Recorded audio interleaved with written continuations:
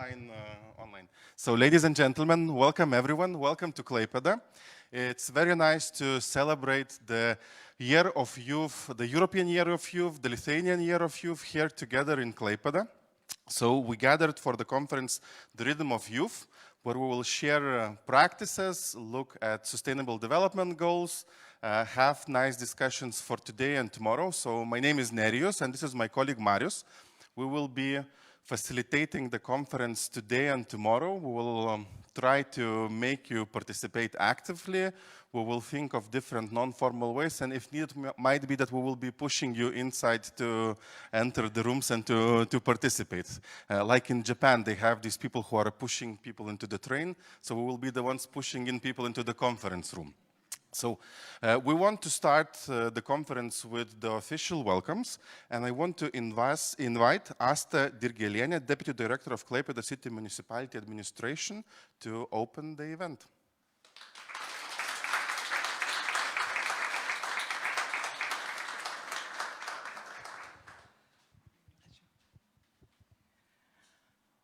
Labą dieną.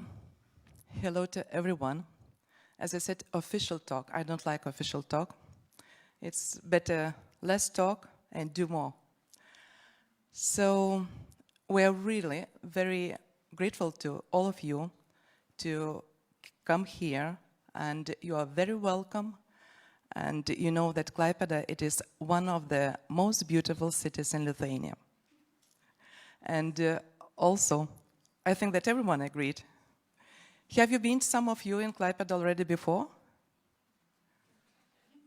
So I do hope that you enjoyed, and the rest who wasn't, you will see that he is a free spirit, he is a democratic youth, and flexible people, because we are wind city, where there's a lot of wind, where is time to time raining, and all the time sun shining between the rains. You will see today how it was already in the morning at 7 o'clock, and then it was rain, so in the afternoon it will be sun shining, I'm promising to you. And of course, we're very proud to host the Rhythm of Youth Conference here, which is intended to celebrate the Year of Lithuanian and European Youth, and also to share the good experience of the implementation of the activities of European Youth Capital. And I wish to everyone to find the best solution to make your cities, our city, sustainable and more, how to say, high level, to put it, the best task what you will find during your workshops. Welcome to Klaipėda and have a nice work. Thank you very much. Thank you very much. For the second speech, I want to invite Aistė Valatkienė, Coordinator of Youth Affairs of Klaipėda City Municipality. Good morning, everyone. It's very nice to see a lot of people here in Klaipėda, international people, also people from the other Lithuanian cities, my colleagues, youth affairs coordinators, youth workers. Last year for us was very challenging, but also very enjoyable. And we wanted to have the final event for our European Youth Capital and wanted to share our results. So today you will heard about the European Youth Capital, and also we wanted to share the good examples from the other cities and also from the abroad. So I hope the program will be interesting for you, and I wish you really good conference, good work, and please make contacts. Maybe after this conference it will be some new projects. So really, I wish you good work. Thank you very much, Aistė. So as we promised, it has to be interactive. So under your chair there is a rope. Please find the rope for yourself. For this exercise, you will have to stand up and find yourself a partner already for the beginning. So, Agne, can I borrow you? Just for a while, I will show and then give Agne back to Aiste. So, what you have to do, you have to put the rope like this. Handcuffs. And to make it a bit more challenging, you have to put it like this. So you cuff yourself to the other person, like this. So there are very simple rules. You cannot take the handcuffs from your hands, so it has to stay on your wrists. And you have to find a way how to unfold yourself, how to escape the person. Without taking it off from the wrists. Let's do it.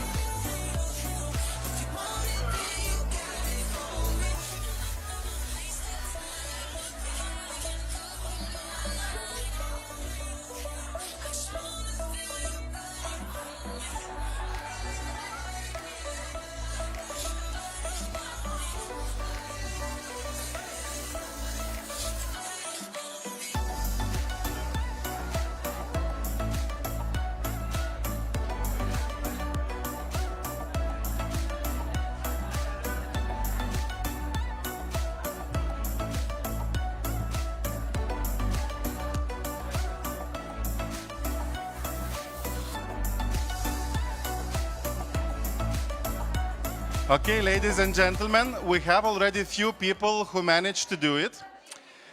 Maybe we can invite them in front of the stage to show the secret how it works. Who can show to the rest how to unfold, how to escape the knot?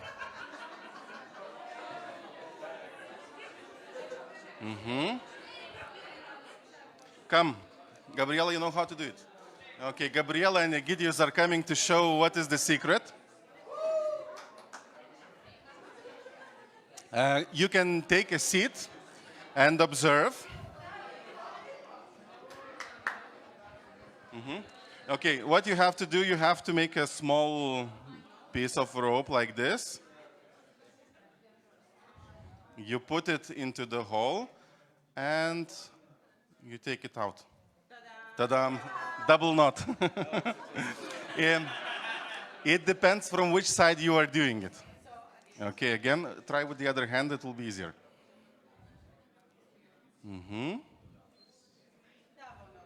Double knot. One more time. You know, when you have to show in front of the audience, it's not so easy. Like this. Up, up. Here you go. So, if you didn't manage to do it now, we have the lunch break, we have the coffee breaks, and we have a day tomorrow. So, for you to learn how to do it.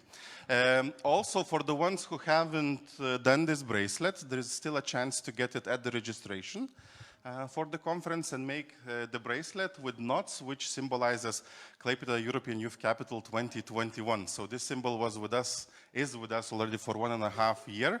So we also wanted to start the conference with something linked to knots and, unbonding yourself from the other person.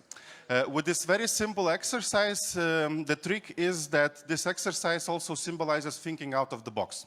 Because when you make the two people are standing, it's 2 circles, and then you don't see that there is the 2 more on each hand, so in total there are 6 circles. So with this exercise, it's also a bit thinking out of the box. Like this event will invite you to also think out of the box, gather ideas, and also motivate you to move on and initiate things. So what we will do next, we want to find out who is in the room. So we will soon change the Slido presentation. And you will have to take your smart device, and there are 2 ways how you can sign in for the Slido. So one is to, people know it. You open your camera, there is a QR code, and you are directed straight to the Slido questionnaire. So we'll ask you several questions to know where you are from, what you are doing in your life. If your camera doesn't work and doesn't open the Slido.com, you can go to the browser, type in Slido.com and enter the passcode Klaipėda, and you will be directed to the Slido page. So we will give you some questions, take your time. The viewers online, you can also register and answer to the same questions if you're watching us through the live stream. So slido.com, password Klaipėda, or scanning the QR code. And I want to give you the first question. So this question is also to help you to connect. Still, the QR code in the corner is working, slido.com page you see and the password you see. So what is your level of energy today? 1 is the smallest one, smallest choice, 10 is the biggest choice. So 20 people have connected. Already 40 people have connected. The average is 7, so I think people still need to get a bit of coffee and more energizers. Okay, 55 people connected, and more people have connected, and the energy is dropping. 6.8. 7 is dominant. Okay, now we have people with 10%, 10 choice maximum energy level. 63, okay. I think we are more people in the room here than 63, so we still should be connecting. 64, I was right. Okay, we wait for 3 more seconds and we will continue to the next question. So me and Marius, we will have some work to do today to push you a bit with the energy level. You still need a bit to motivate you. Okay, 65 people have connected. Let's continue with the next question. Where did you come from? What is your city? Where did you travel from? So this is an international event, so for sure there will be cities not in Lithuania. Also municipal youth affairs coordinators are here, youth workers are here. So let's see, what do we have? Vilnius, Klaipėda, Kaunas, Mažeikiai, Bulgaria. Didn't know that Bulgaria is a city. Burgas, okay. Torso, Sweden. Craiova from Romania. Bucharest. Shumen from Bulgaria. Kielce, Poland. Minsk, Belarus. Milan. Trinidad and Tobago. Some has traveled very far away. Kyiv.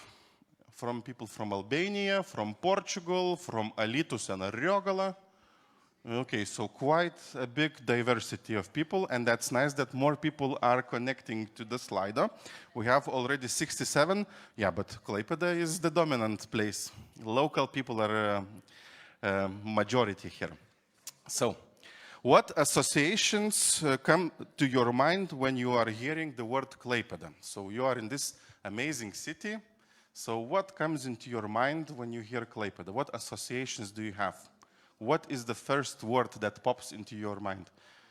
Sea, active citizens, home, beach, sea and love, dolphins, European Youth Capital 2021, active citizens.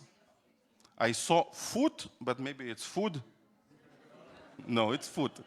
Freedom, McDonald's. Yeah, there is a McDonald's in Klaipėda, very important. Rain, wind.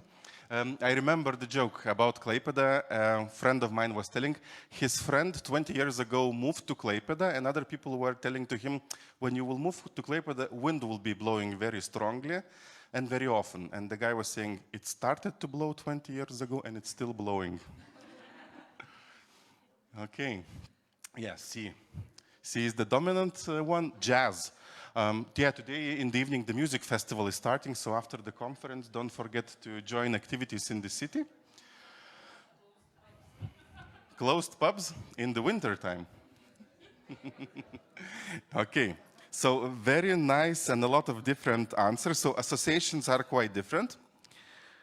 Let's go to the next question. How are you linked to youth?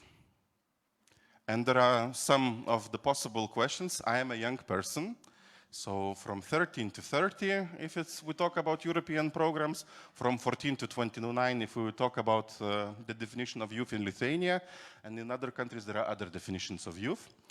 I work with youth, so I'm a youth worker. I'm a member or a worker of an NGO that works in the field related to youth. I'm a civil servant responsible for youth issues, or I'm a politician who is interested in youth issues. Also, it can be several roles which you have. You can be a young person and a politician, for example. 43% we have young people here. We have 38% of people working with youth and representatives of NGOs. And 1/4 is civil servants working with young people. And at the bottom, we also have politicians. It's also great to have the diversity of roles in our event. Very good. So 2 more slides left.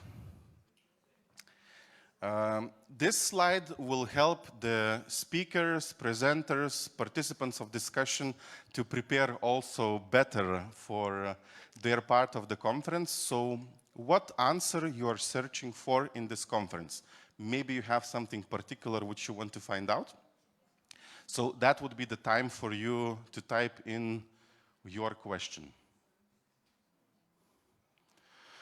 How to attract youth?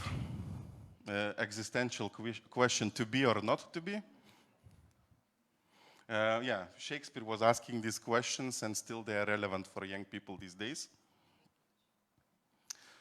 To find connections for new projects.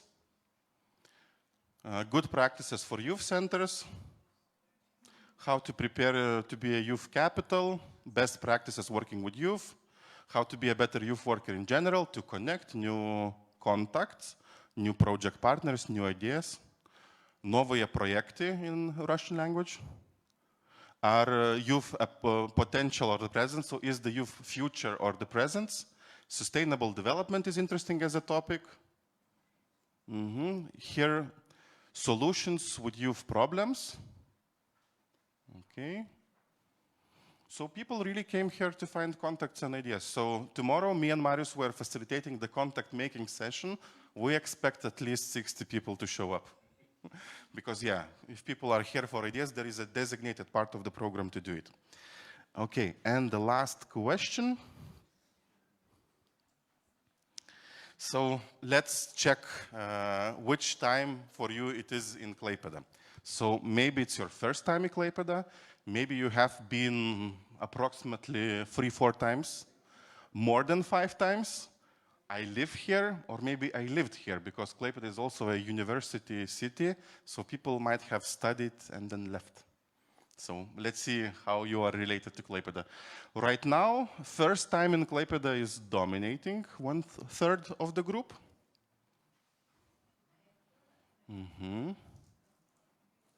So 20% live here. Okay. 62 people, 63 people have answered. Very good. So for the ones who are first time here, I hope it's not your last time that you are here. So it is really nice to know who is in our room. And I think we will soon start with the first presentation. So I want to invite Greta Meškauskienė, the project manager of Klaipėda European Youth Capital 2021, to present the results, what the Youth Capital managed to achieve during 2021, also during the preparation period. We will continue with Slido, so there will be other Slido program used. It's already connected, so you will have a chance to scan the QR code and also give questions to Greta and also other presenters during the conference today. So Greta, I'm inviting you, and good luck with the presentation.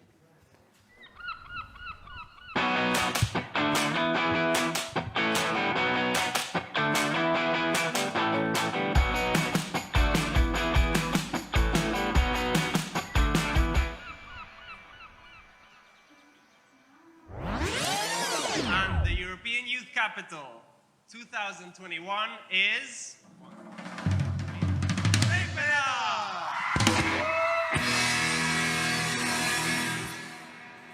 The next morning, we understood that neither the city nor us would ever be the same. New opportunities to act when you are heard, seen, appreciated. Opportunity to create, make mistakes, and learn from them.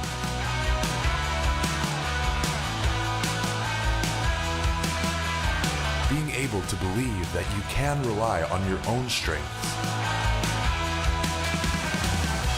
Opportunity to reveal what the city has best and create what was lacking.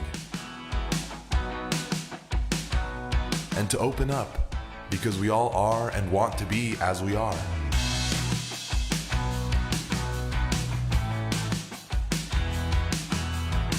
Did we face challenges?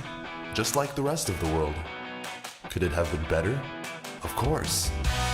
But it's good to know that the journey towards an open, cooperative, and youth-friendly city in the Baltic region continues, and we are prepared for it much better.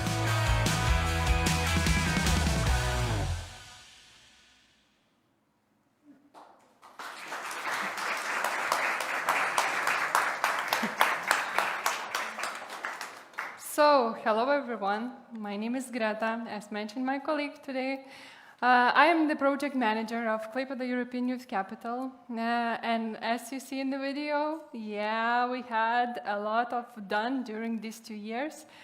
And today, in this conference, we wanted to share the good experience, not only in the European Youth Capital project, but to share experiences with the other good examples in Lithuania and in the Europe too. So I hope you will be happy to be here today and work with us together. Without further ado, I wanted to start from that this title is for changes.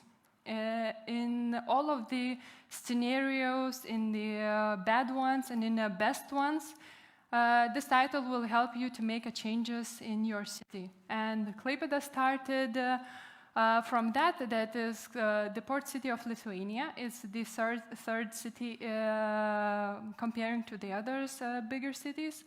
We have a population over more than 150, and young people is 22,000 of this population, and it takes 15% of the whole city's community. So that's why we care about it, because young people actually, with the help of the young people, we see the opportunity to becoming a European Youth Capital, to recreate ourselves, to change our mindset and create new way of working with the young people, because we started from that young people was the engine of the whole preparation for the title processes, and during all the years of title and preparation year,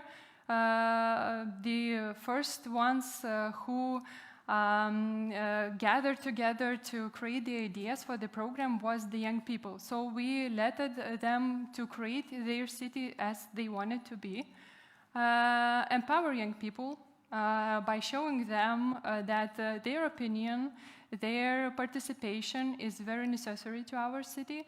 So every time when we included young people, we wanted to show that they can be the main ideas makers, the decision makers, and we were open in our team and in the platform coordinators too, letting them feel free and safe, sharing their opinion and ideas during the whole project. And it really helps to boost youth participation, because everyone knows that when you feel appreciated, you wanted to do more. So we started from these two parts, and we have a result, a boosted youth participation during the whole European Youth Capital title year. And yeah, it was challenging. If you have this question in your mind during the COVID, work with the youth online, but these two things, like recreate and empower, helps us to boost it. And of course, strengthen European identity, because we wanted to call everyone from the whole of the Europe, come to Klaipėda. COVID don't let us, but with the help with the online events, we created a nice and I think affordable and very powerful events together with the partners from all over the Europe and European Forum too. So yeah, it really helped us to become a city in the European Union and not only Union map. As I mentioned earlier, the whole program was based on the challenges that young people of Klaipėda faced in our city. I can say that now we feel better about these challenges, but they are not solved, because decreasing population, selective solidarity, low social civic participation, lost identity and relation with the city, lack of proper environment for creativity and entrepreneurship, a boring and unattractive city, and avoidance of taboo themes and peoples. Yes, these are challenges that they need a lot of more time. They need a lot of more time to be solved, but we started, and we make our passes towards to solve these challenges. So we created a program in two different directions, calling young people to act, create, and reveal. The direction ACT calls young people to use their social and political rights, becoming a part of the city life. Create, we, together with the young people, we created a more youth-friendly environment for creativity and entrepreneurship. And reveal, we wanted our city to be open to everyone. So we started from the taboo themes and people and talk about it more, showing that solidarity is the main thing and a key to becoming an open and cooperative city. I don't want to going deep in our program, but I have to mention that these three directions are sustained from the 9 different platforms. So each platform, and I will mention in these 9 platforms, each of them has their main thing to do in our city when we implemented the program. I wanted to show you the numbers because numbers is the measurement who will help you maybe to understand the how big this project is. So we had more than 500 volunteers during 2020 and 2021. 2020 was the preparation year, I have to mention. We have more than 150,000 participants. This helped us a lot to have a broadcasts in a national television, in news pages, in social media with the partners' help, because we worked creatively in how to reach the young people. So with the help of the partners and our informational partners in national television, we created a lot of places where to spread our broadcasts event who were broadcasted. We have more than 280 partners from the local, national, and international level. Yeah, with the help of these partners, we reach these numbers of participants. So to have a partners is really necessary when you are organizing and implementing the project. So use this conference. Capacity building activities, more than 150, events more than 100. We informed more than 7 million persons all over the Europe, Lithuania, and our city. And we had a budget more than 1,252,000 euros. At the beginning, when we win the title, the plan was to have more than 5 million euros. And we were planning to implement more than 600 events. We make it in a smaller scale because of pandemic and everything what were going on in all the world. But we managed to have more than 200,000 euros from different sources to help our program evolve. Choose Klaipėda, you heard a lot of times, I think, during this video and in my slides. So at first it was just a young youth movement. We wanted to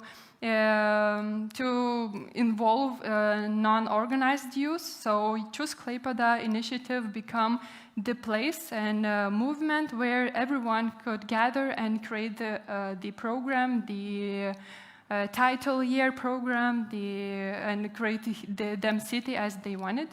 Now it is a motto. We say Choose Klaipėda, and I hope everyone in Klaipėda knows that, yeah, Choose Klaipėda, the youth initiatives projects, yeah, I know, if they don't know the real title, Klaipėda European Youth Capital. And identity. In the future, we wanted to spread Choose Klaipėda and shows that it will stay after the title year, and it will become a youth informational program which will be launched in Klaipėda City Municipality to ensure the marketing and communication about different youth projects and initiatives in our city. So, platforms, 9 of them. The first one is dialogues to assure youth social and political rights. We have more than 25 different activities. And what was the good examples of that? We created a youth policy strategy and integrated it to Klaipėda City's strategic development plan. Who, with the help of this, that it is involved in this strategic, we will be sure that all of these numbers will be implemented. And in the whole preparation processes, we gather together with the young people of Klaipėda. They say their opinion, their questions about what is going on in the city and how can they be a part of that. So they created their whole strategy, and now it is integrated, and I think in the future it will help a sustainability of this project ideas. And one more thing, what Dialogue platform created is Klaipėda City Youth Forum. It is a new initiative that, in which everyone from the Klaipėda city, it not depends you are from youth organizations or not, could gather together. We created a safe space for their opinion, ideas, help them feel freely about what they are saying without the judgment. And everything what will be done in this forum will be given to the Youth Affairs Coordinator of Klaipėda City and the Youth and Association of Youth Organization Roundtable. And with this, with the help of these two institutions, the proposals will be prepared to the Youth Affairs Council, and Youth Affairs Council agree with them or not. I think agree. I hope agree. And the last thing is to confirm the proposals, and the proposals will be sent to administration of Klaipėda Youth of Klaipėda City Municipality, and that's how it works. It will take time, but it is the easiest, and as we have a practice, I can say it is a most efficient way to include young people, to hear their voice, to ensure that they are they have a rights. We are listening for them, like a city are listening for them, and we know that it works because we launched 2 pilot events, and the result of them is this structure. Solidarity is the second one, who is calling to act. We wanted to change the view to the volunteering, of showing that volunteer is not only for the physical help, but for the for creativity or becoming a masterminds in your projects too. So all over our title year program, we were included young people not only in not only as a participants, but as a organizers too. So with this, with the help of this platform of its various events, we created new strategy and new ways of volunteering, and show young people that they are important, and they can show their experiences too, without a judgment that they are young and do not know anything. And one of the good examples is one of our events. It's a trilogy of ecological event, because we live nearby the Baltic Sea and it's kind of murky. So we have one task.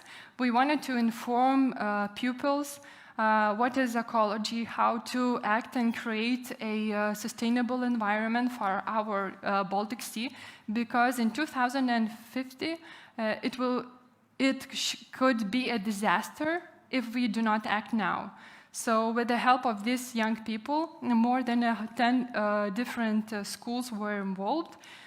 We implemented the forum, the Sustainable Future Creators Laboratory, where they created different solutions for the sustainable environment.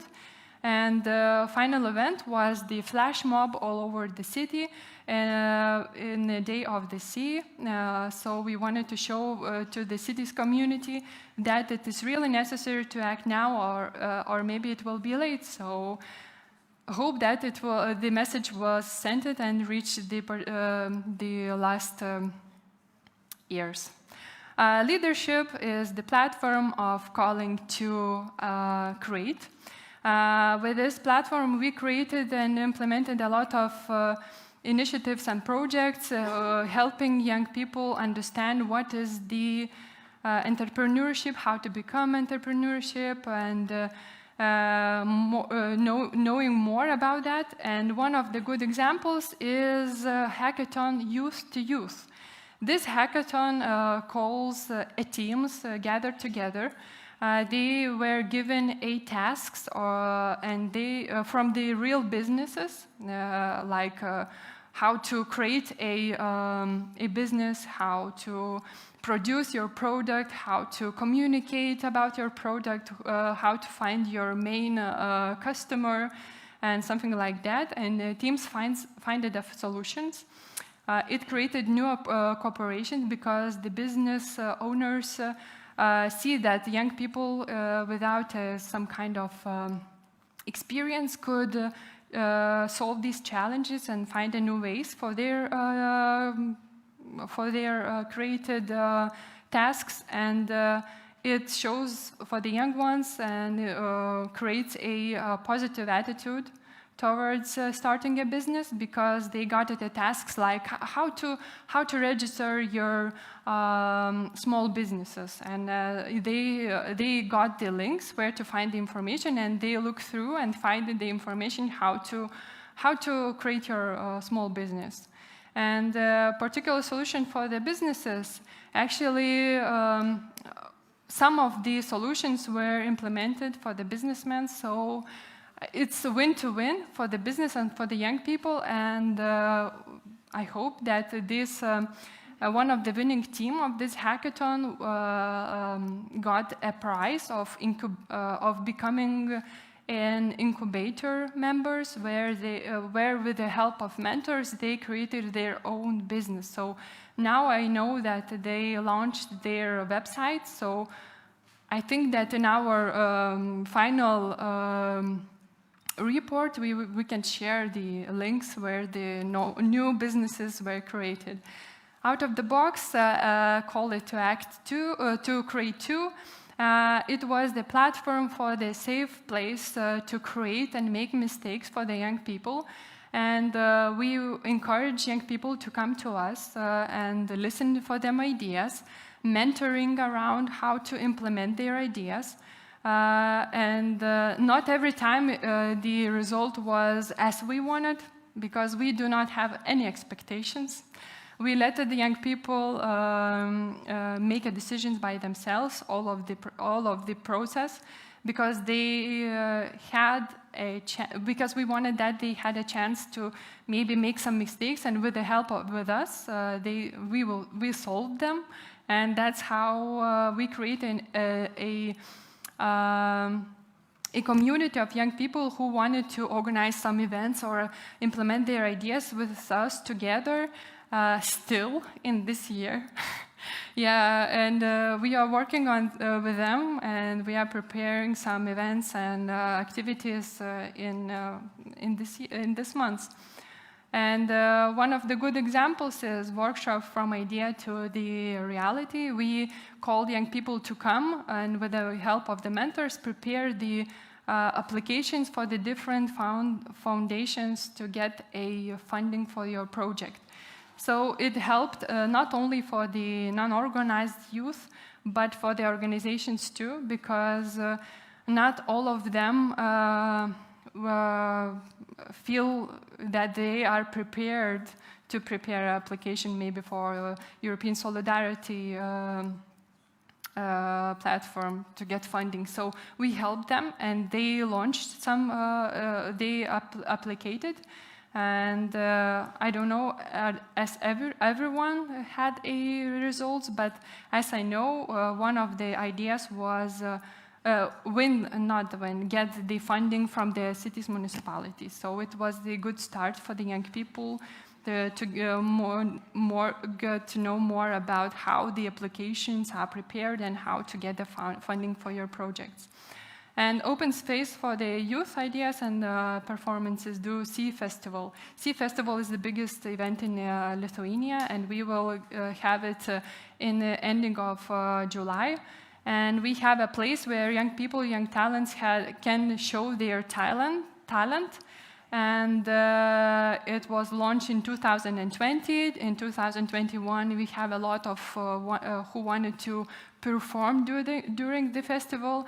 And now we have we have a lot of registrations, and we are considering where to put everyone that they have a chance to perform. So it gets popular, and I assure that in the future this initiative will be continued. Spaces is the platform who calls to reveal yourself. So the city was boring, not attractive to the youth, and we created a new places to gather, like a new graffiti paintings in the city, and we were lack of that. So we put more street culture in our city, and it becomes more colorful. We launched the walls.lt, the platform where the young artists could share their ideas, what they wanted to paint, and the walls owners who wanted their walls to be painted. So each other can find themselves and create new graffiti in our city. And this walls.lt was created by one of the students of of the college from Klaipėda, and it was awarded as a good and new initiative in Klaipėda city. And of course, pop-up space, it was in our main square of Klaipėda city. I think that you walk through it. It's kind of, we are preparing it for the reconstruction, so last year there was more youthful with our mobile pop-up space, where we implemented and organized a lot of events that the youth wanted to organize, like with the out-of-the-box platform. So it helps young people without any funding have a chance to implement their events, because we are providing the scene, the chairs, the sound and light infrastructure, and actually it works, and we continue this initiative in this year too. And I hope that we will have a chance to go to meet and see how the pop-up space looks like, because it was dislocated to the different site, but nearby the city center. There are a few examples of space, what we painted on the walls in the city. The first one, the girl, is my favorite. I'm just melting looking at it, because she's dreamy. And the other one is in our shopping center made on the wall, and we use it to spread more information about the program, about the project, and show that graffiti could be done everywhere. North-South was the platform to change the location of events, because until our title year, a lot of events was just organized in the city center, and we wanted to spread it to the different parts of the city. So when we organized the events, we wanted to plan our places like different places that we are used to organize events. So we created new practices to just go by the seaside and organize a youth picnic or event in the seaside, or using the south part of the city in open youth spaces, and some kind of new places to organize the events. And this platform has done a lot with the festivals, because it helped to create a new youth traditions, because youth was a lack of events who were prepared and organized to attract young people. Klaipėda is a cozy city with a lot of events, but they are for the whole city community and not always reflect the youth needs. So North-South helps to create new festivals and new events where the main participant should be young people. And colors, with the platform of colors, we wanted to show that there is no taboo themes or people in our city. It was challenging because I don't know what are your experience, but in our city we have a lot to do still because LGBTIQ plus group is not feel safe in our city. So we organized a symposium and with the sharing and spreading the new initiatives, ideas and practices, how to inform city's community about that. These young people from this group are not just wanted something new, they wanted to be the same as we are in our city. So with the audience from the politician part, from the city municipality part, from the national level politician part, we gathered together, have a discussion and signed the memorandum, who was the main thing after this symposium by showing the points to the city, what have to be done, that everyone feels safe and free in our city. Of course, ethnic minorities, we wanted to communicate in our events and in communication channels in 2 languages too, in Lithuanian and in English too, to involve ethnic minorities of our city and welcoming them and showing that they are a part of us. And young people with disabilities too, we wanted to ensure that everyone with a moving or hearing or seeing disabilities have a chance to feel in the same level as everyone who was participating in our events. And we launch and implement brand new thing to translate a concert, a well-known group of Lithuania concert, to the sign language. And this practices was mainstream, I think. And I can say because the community of youth who were participated in this concert was astonished how they feel like they are the same as everyone in the area, like they feel the vibrations and the vibe of the concert. So we continue to organize these kind of concerts with the translation and during the closing ceremony. And I hope that in this year's Sea Festival we will have a sign language translated concert too.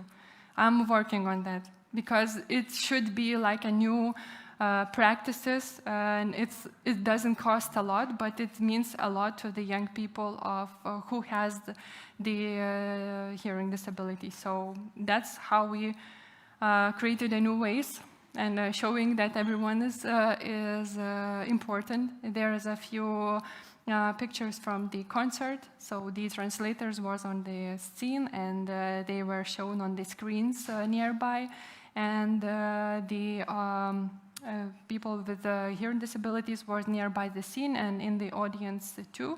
So everyone can see the translated text of the song, so they feel the vibe. And one of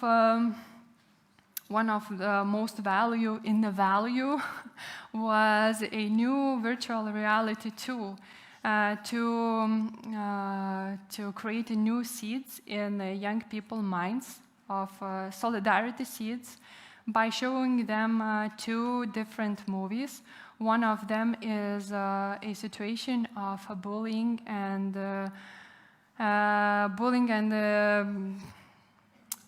gender stereotypes. And the second one is the daily life of young people with disabilities, different disabilities, hearing, moving, and seeing. So everyone can feel like what they are feeling inside. For now, we have a translation for these 2 films, only Lithuanian. Sorry for our international audience. But we are working on preparing the translation to the English language, so I hope in the future we can share this experience with you too, because without the translation it will be kind of hard to understand what is going on. And the horizontal platforms, connections, put us on the map as a youth-friendly city and a city who wanted to work on the youth issues. And we attracted a lot of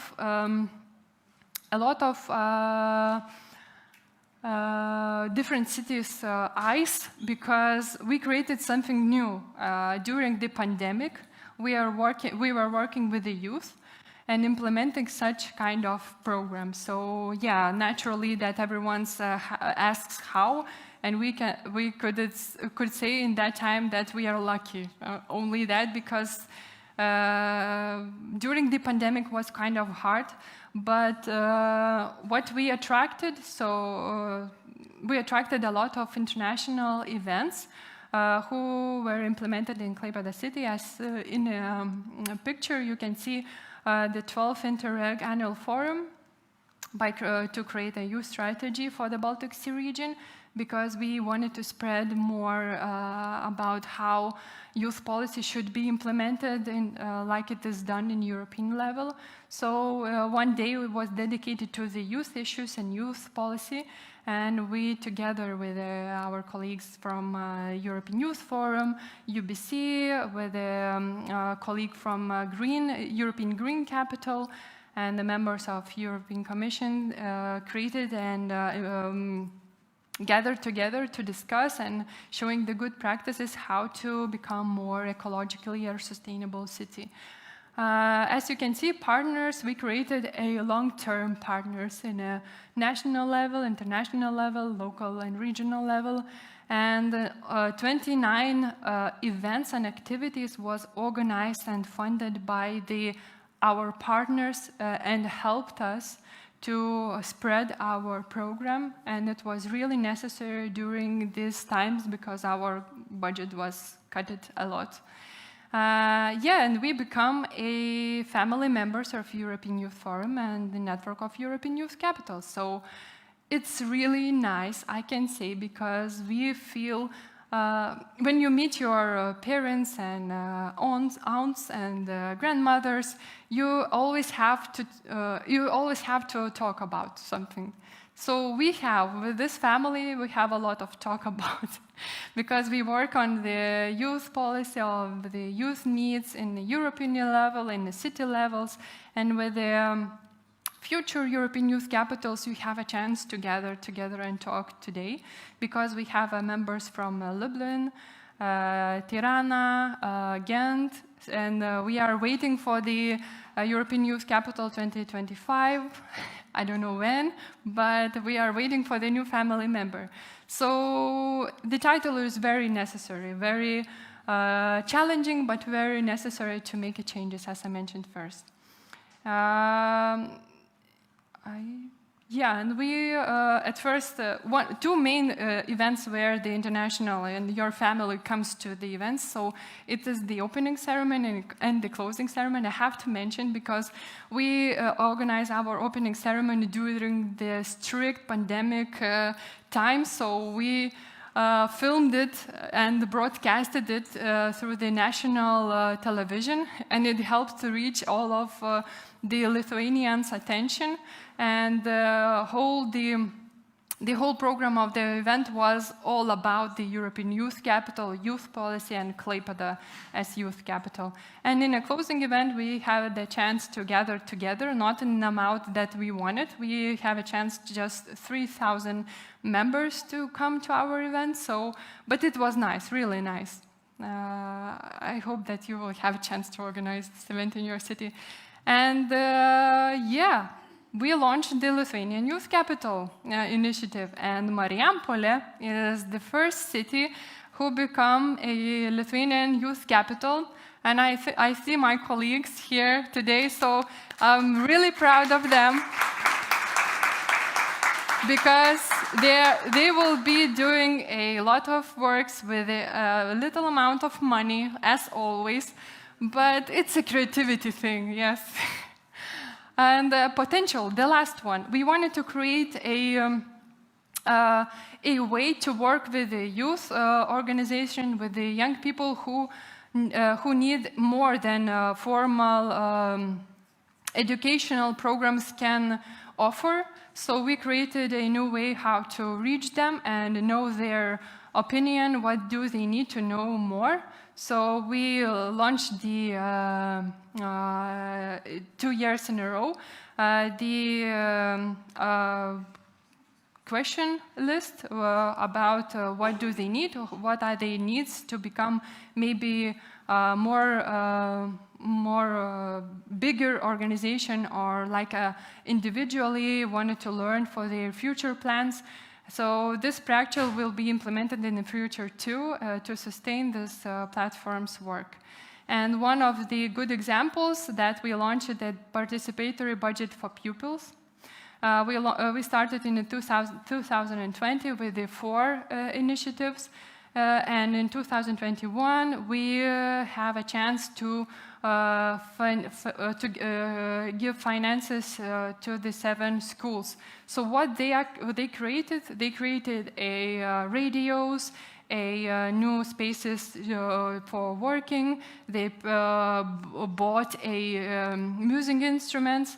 And what is the most important, that they become more aware and protective about what they created. And everyone in schools said that this was a miracle, because everyone knows that in a school it's not everything is not yours, so you can just act like you are crazy. But when they talk about their spaces that they created, they are kind of protective every time. So don't mess with them and their new spaces and their schools.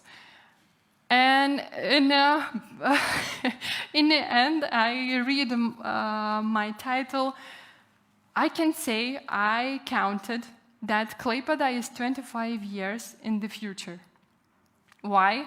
Because approximately the budget for the youth initiatives and projects was 50,000 euros. We got a budget more than 1,250,000 euros. So if European Youth Capital title won't come to Klaipėda and the budget won't become bigger, we would take 25 years to implement what we've done during this year. I wanted to finish with a really big thank you, because I'm really happy that you are here today, that you listened, and feel free to connect with us, because we are open to every information that you need, every practices that we have, and what we've done during this title year, because that is our main thing this year, to share and spread about the title, about the opportunities and our good practices. So thank you very much and have a good time here. Greta, thank you very much for your detailed, amazing presentation. My watch, it's smart, it says there is the time to stand up, so please stand up. So we'll do a drawing energizer. You will need to put your right hand in front, and you can put both of your hands in front, and with the pointing fingers, I'm showing with one because I need to hold the microphone, so we will write Klaipėda together with you in the air. So let's do the K. K, L, A, P, D, I missed something, and A. I missed E. So let's do E all together at the end. Thank you very much. So now I want to invite Sophie and Annika from Torso, Sweden, who will present our 7 goals for sustainable development. Thank you. Welcome. Thank you. Welcome to Torsos. I am Sophie Nyström, and I am the development manager here in our municipality. Torsos is a small community with about 7,100 inhabitants. But we have a lot of companies here, about 1,000, mainly in agriculture and forestry, but also in tourism and in innovative industries. So welcome to us.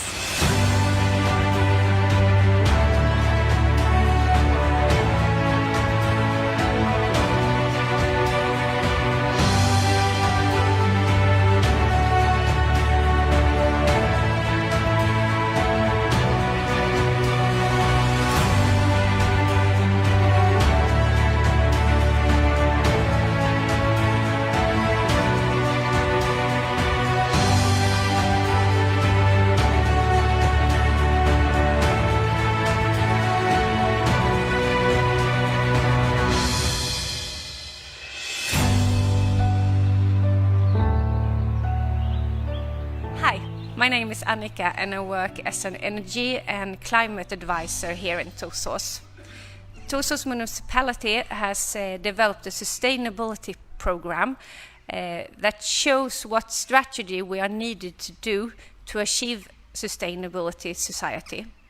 And the whole program is based on the global goals. We have identified 7 goals that we need to work with to achieve sustainable future. And these goals are number 3, good health and well-being. Number 4, quality education. Number 5, gender equality. Number 9, industry, innovation and infrastructure. Number 11, sustainable cities and communities. Number 12, responsible consumption and production. And number 13, climate action. We need to work on a broad front to get everyone involved in the work of SDGs. And now you will meet some of my colleagues who will tell you about how we in Torsås work with these issues.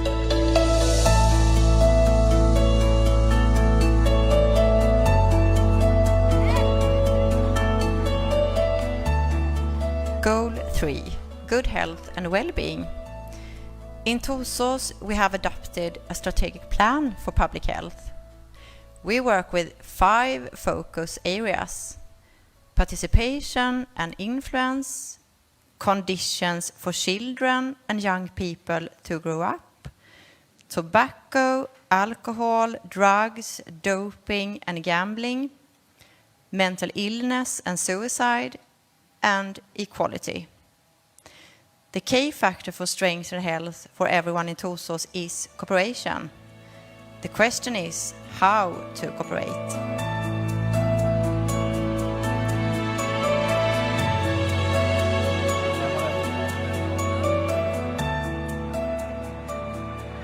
Hi, I work with goal number 4, quality education. Now we have to make sure that our teachers work with the national guidelines that are in our curriculum. And to do that, we give them possibilities to work together with the guidelines, and we also make sure that they follow them by measuring the children's results and by giving service to the children and the parents to find out that we have good quality. And we have very good professional teachers, and we are so keen to keep them. So we work very hard by making sure that they have good working conditions, because otherwise we might lose them, and it is hard to find good qualified teachers today in Sweden. And another challenge is to find the right way to educate children with special needs, because quality education is for all children.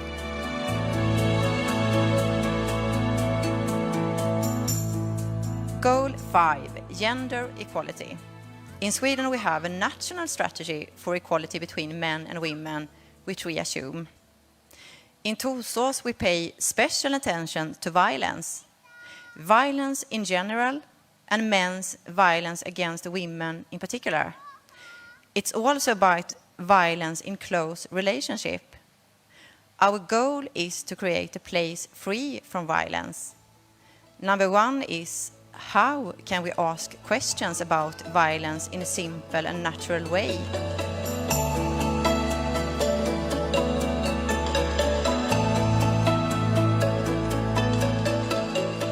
Hello, my name is Henrik Nilsson Bokor and I'm the mayor of Torsås municipality. And I'm supposed to talk about the Millennium Goal number 9. It's about build resilient infrastructure. It's about resilient and inclusive infrastructure and modern industries, and to promote sustainable industrialization. And in Torsås we're very proud of our modern industries. We have several of them, and as I see the answers for many of the problems we're facing with the global development is coming through the modern industry, and there we can find the new green jobs for growth and future for our societies. In order to have an inclusive infrastructure in a modern digital world, the fiber network is very important for us, and therefore we're building it to all citizens of Torsås. That's why you can live, work and study wherever you live in our municipality.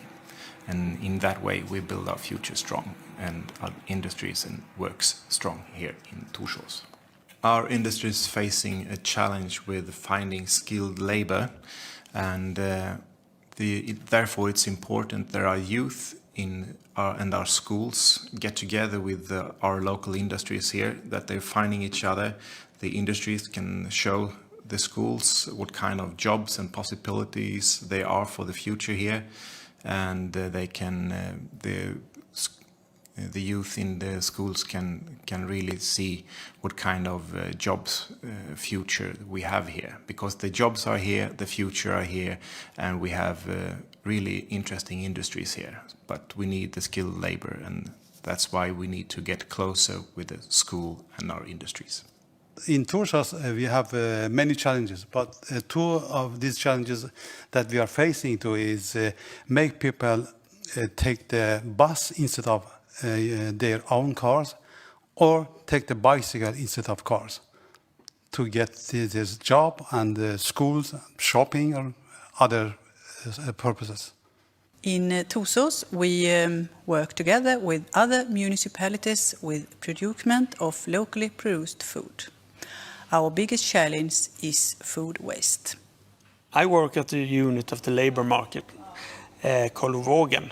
Here people can leave things like furniture and clothes and things. One of the challenges is overconsumption. We have a goal in Torsås municipality that we will be fossil free to 2030. That means that we are changing our cars to fossil free, and we work with our buildings to make them more energy effective.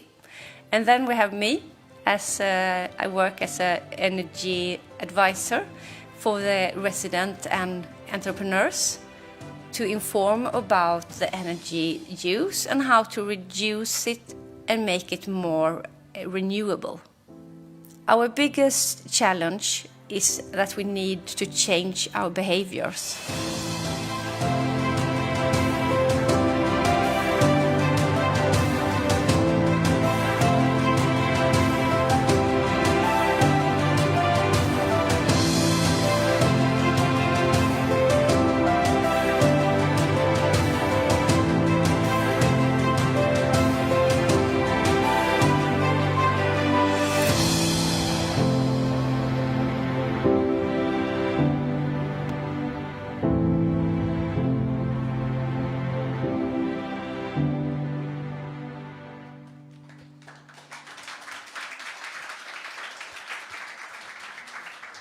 Thank you.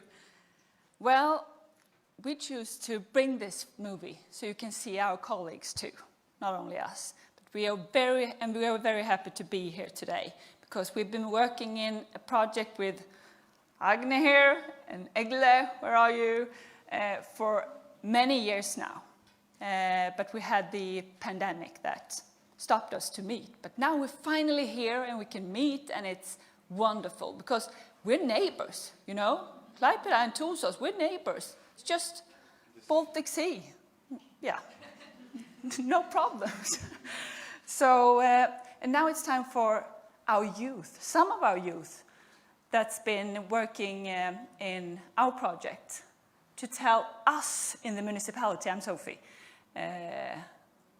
the developer manager in Torsås, how we should work and what we need to do as a municipality in the future. So, let's start.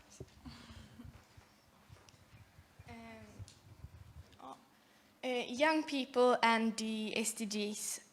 For us young people, there is a lot of difficulties when it comes to work with the SDGs.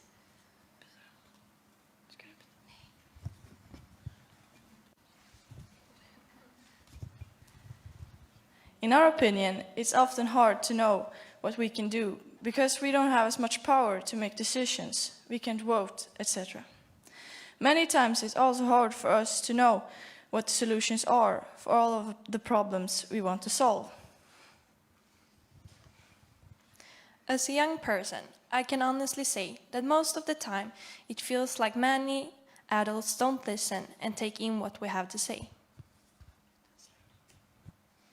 Another thing that makes our work much harder is that we don't have any resources, like you adults have, in the form of money, power, and knowledge.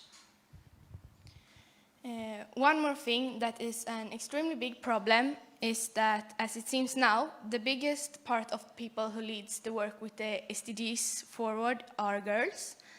Despite that, the men being the people with the most power in most parts of the world. This is not only a challenge for us young people, it becomes a problem for all the people who want to make a change for a better future. And how should our municipality work with the SDGs if we young people have the right to decide? We think that the politicians and the people who work in our municipality should talk more to both us youth and the population of the municipality about the SDGs, the problems we have, and the small things everybody can do on a daily basis to solve this.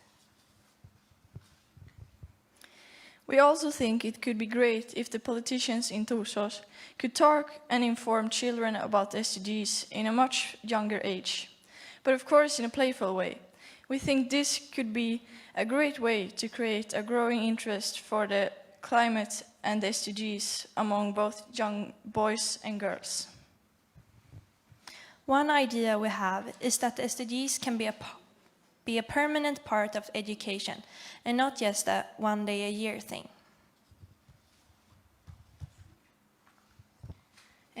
When we talked with the politicians in Torsås, a few of them didn't know about the SDGs and what they were about. How are they supposed to make decisions and reach the SDGs when they don't know what they are? This is of course a huge problem, but a solution could be that all the politicians in the municipality have to do research about the SDGs, or that they're offered to go a crash course that is about the SDGs. As a result of that, the politicians would be more aware of the SDGs and can have them in mind when they work and make decisions. Thank you.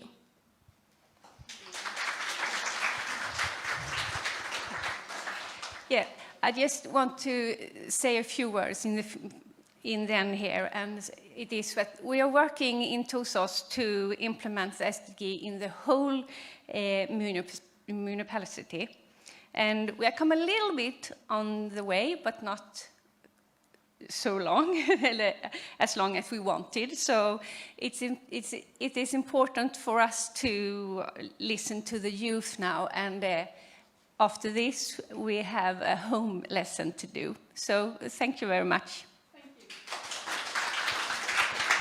Thank you very much. Don't run away. So thank you, girls, for being very brave, and I will use you now for an energizer. So come to me. Again, people, stand up. Soon we will continue with the discussion. So also chairs need to be brought and prepared, but for us it's a good time to exercise. So with your right hand you have to do like this. And with the other right hand or the left, you'll do like that. On the neighbor's hand. Okay. And I will be counting to 3, and then you have to escape with the finger and with the hand to catch the finger of the neighbor. So let's try. 1, 2, 3. Very good. One more time. One more time, okay. 1, 1.5, 2, 2.5. Okay, wait a bit. 3. Okay, one more time. Are you ready? 3. Okay, to be inclusive, we have to change the hands because people are left-handed, right-handed. So now with the left hand like this, with the right hand up. Very good. Are you ready? 1, 2, Free. Thank you very much. Thank you.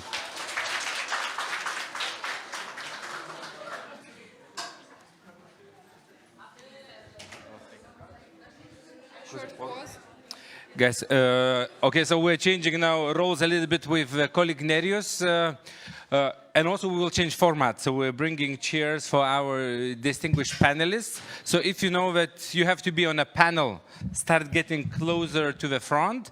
And also we will have a couple of minutes hygienic break. So if you need to run to toilet, go. Coffee break is not served yet. So if you want to sneak out for coffee, it will not work out. But you can have a small hygienic break.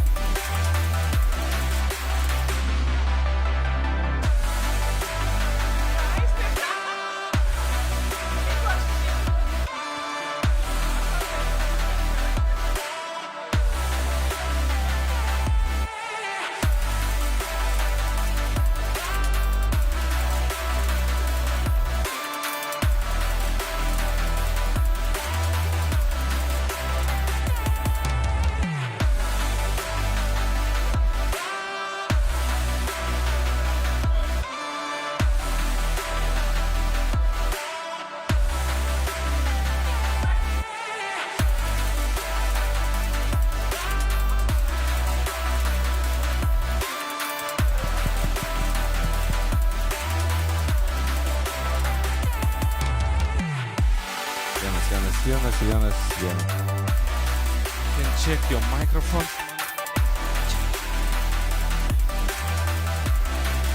Aló. Šitas veikia?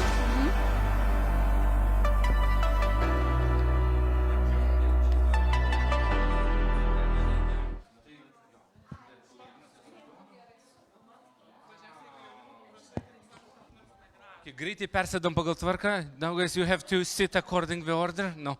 Nah.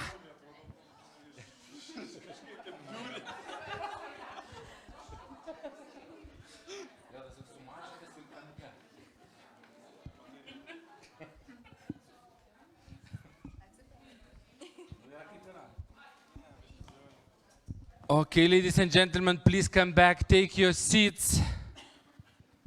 Because it's really crazy when we have more people on the panel than on the other side. This is not how you do it. So yes, please come back, take your seats. We have really nice panel. We have people from diverse organizations, institutions, and backgrounds. So I hope we'll have some useful and inspiring thoughts for you. Because also, as you know, youth policies, everything and sometimes nothing, not something very, very concrete. So when you need to explain to your grandmother, to politician, and to random youngster on the street, it's not always easy. So you always have to know to whom you are talking, and then you pick, what you are saying. And also we have a bunch of new priorities in European youth policy field. So also we will touch quite a lot on green topics, on sustainability topics. And it was really nice to see, Swedish example where people are really trying to change ways how municipality is working, how institution is working. And I think it's really the case what we will have to do in the near future to change the ways how we live, how we work together. So sometimes examples can really, really inspire us to move on. And we will start a discussion from a short presentation. And I will kindly ask you to tell in a few words who you are and how you are connected to youth policy, to the youth work field, and in general, maybe you are still young.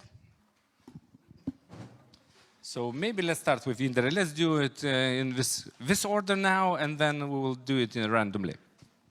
So hello everyone, my name is Indra. I'm coming from Kaunas, which is this year the European Capital of Culture. I represent an organization, an NGO, which is called Global Citizens Academy. And the organization was founded 8 years ago with a strong belief that any young person can make a difference, not only in their personal lives, not only in their local communities, but also on a global level. So we deal with the issues of sustainability and try to mainstream the sustainable development goals in youth work through our activities. Hello, my name is Jonas. I represent Agency of Youth Affairs, so I'm head of this agency, and the agency is responsible for national and European policy implementation in Lithuania. Hello everyone, my name is Aiste. I'm directly working in Klaipėda City Municipality as Youth Affairs Coordinator, and I'm still young. Hello everyone, good morning. I'm honored and thrilled at the same time to be on a panel with just Lithuanian speakers, but I will do my best to not speak Lithuanian because I can speak Lithuanian.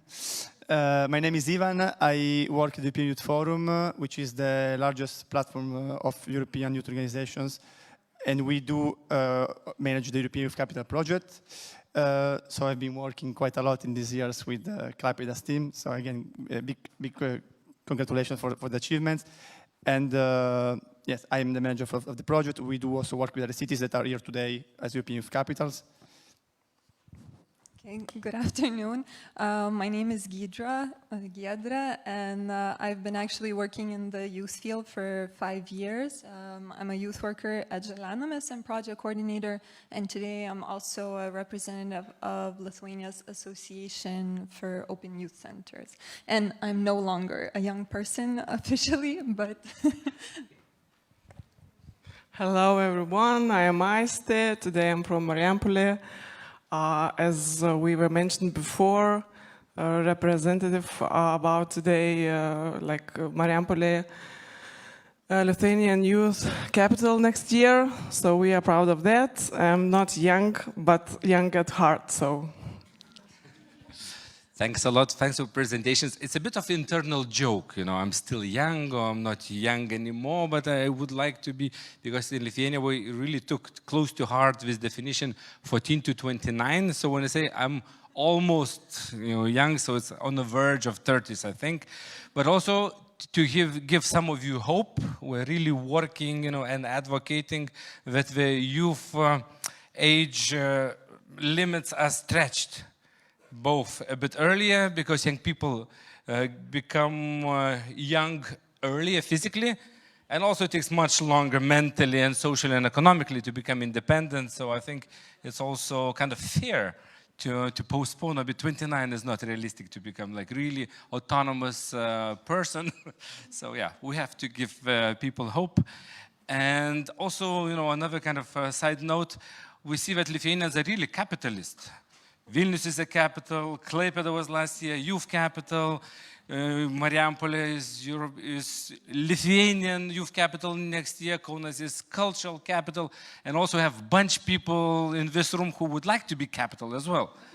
So I think on this positive note, which also means that we want to have more spotlight, we have to have more importance. So I think it's really nice opportunity, and we will also touch this topic in this discussion.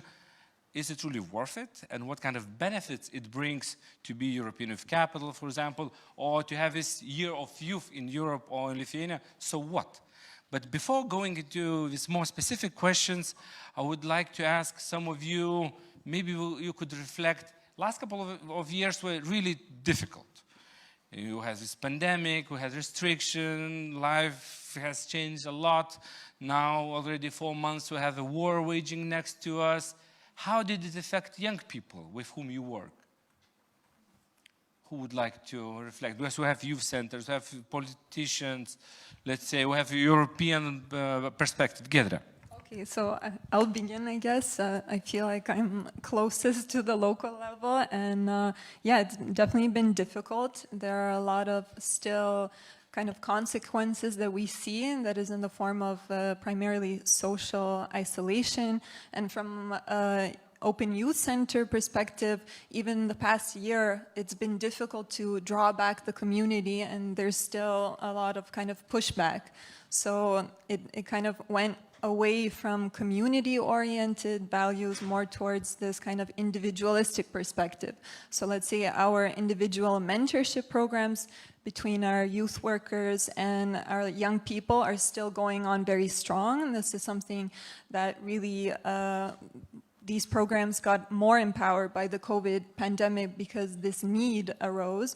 But in terms of the community perspective, that really has suffered. So, I mean, even in our youth center, emotional well-being has always been one of our goals, but we see that after the COVID pandemic, it became a global and kind of national goal as well. So.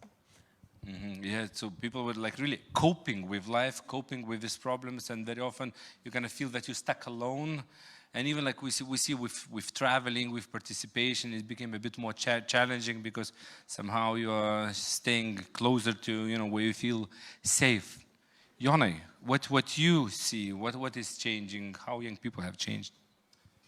From our side, from agency side, what we saw that first of all, of course, if we speak about youth organization and about NGO, so during last 2 years, we saw that organizations were very passive.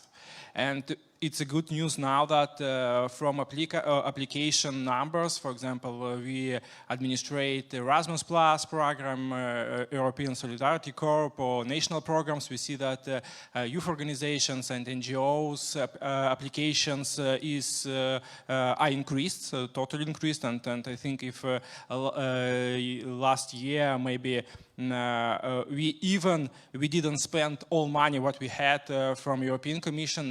This year we see that we will fill all budget from a European Commission. So we see that the situation is getting better. Much better than it was 1 year before. From young people, we see that it's coming better. But of course, for example, last year we had a lot of tools. For example, we bought a lot of services of psychological services for youth workers, for supervision services for our youth organizations and for NGOs. And I think we will continue these tools and this year, because we see that maybe pandemic is going to the end. No, of course, we don't know what will be in autumn. So it's a big question. But I think that we will feel this effect maybe this year and next year too. Mm-hmm. And also, as you mentioned, kind of financial aspects. Really, a lot of youth work and youth organization work is funded through kind of covering meeting costs, traveling costs, and then you couldn't travel, you were locked, you couldn't meet. So of course we had to reinvent a little bit how we're working, and we're still kind of hoping to come back to normal, even if we don't know what is this normal, if it really exists. And especially when we work with youngsters, they don't know what was normal back a few years ago. So we really have to reinvent and recreate new things. Ivan, maybe you could reflect how you feel European youth organizations, or in general youth sector, how is affected? Did it change? Yes, totally.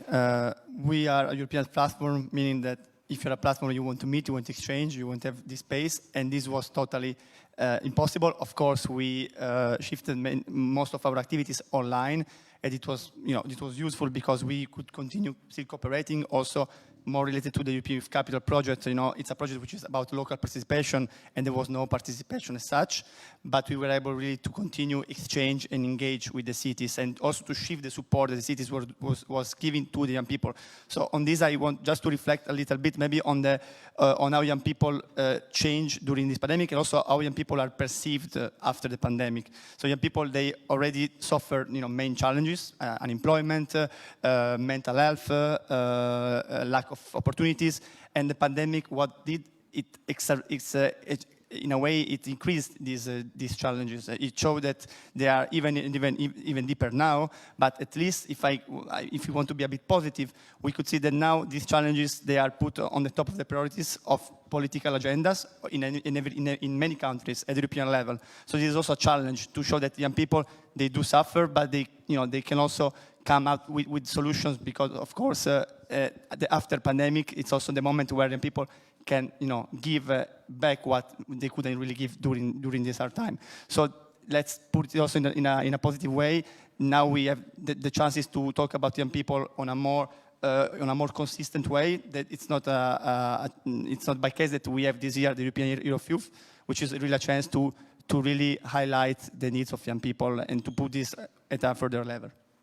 Thank you, Ivan, for also kind of positive aspects. We also saw a lot of solidarity among people and also among young people.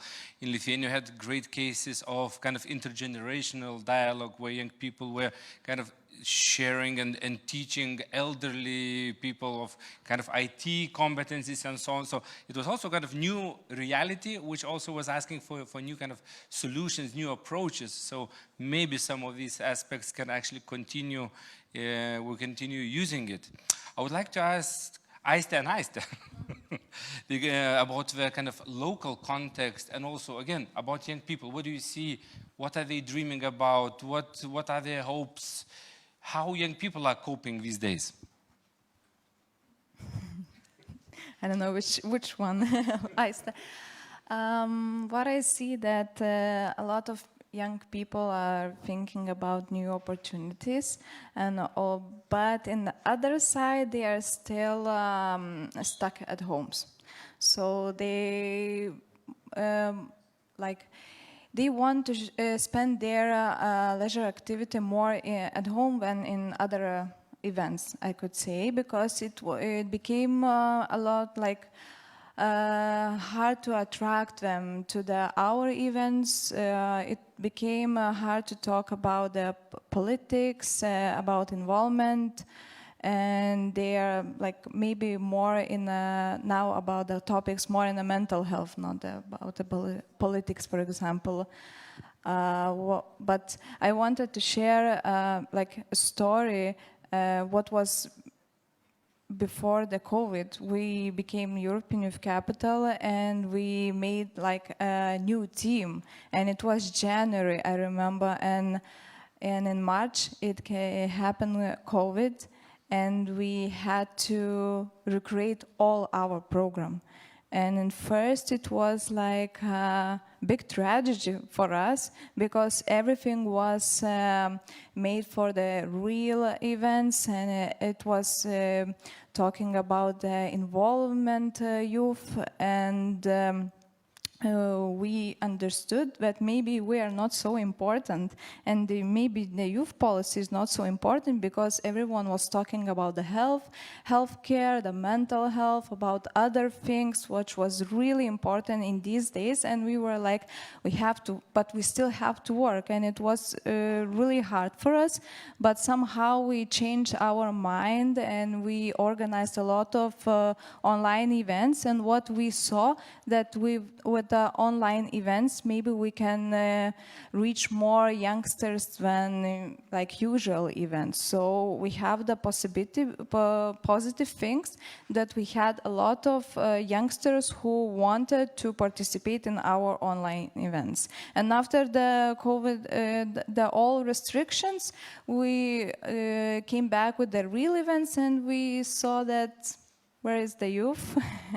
Yeah, no one wants to go out from their homes. So we're still challenging what is attracting them, what is interesting for them, and we're searching the possibilities, the solutions.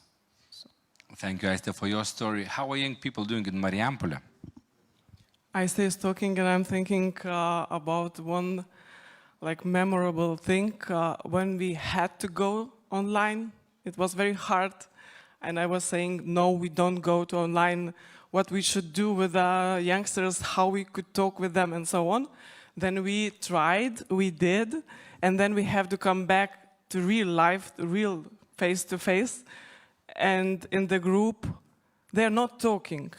And we are saying, unmute yourself, please. Because it was like this, they're sitting and do not say anything.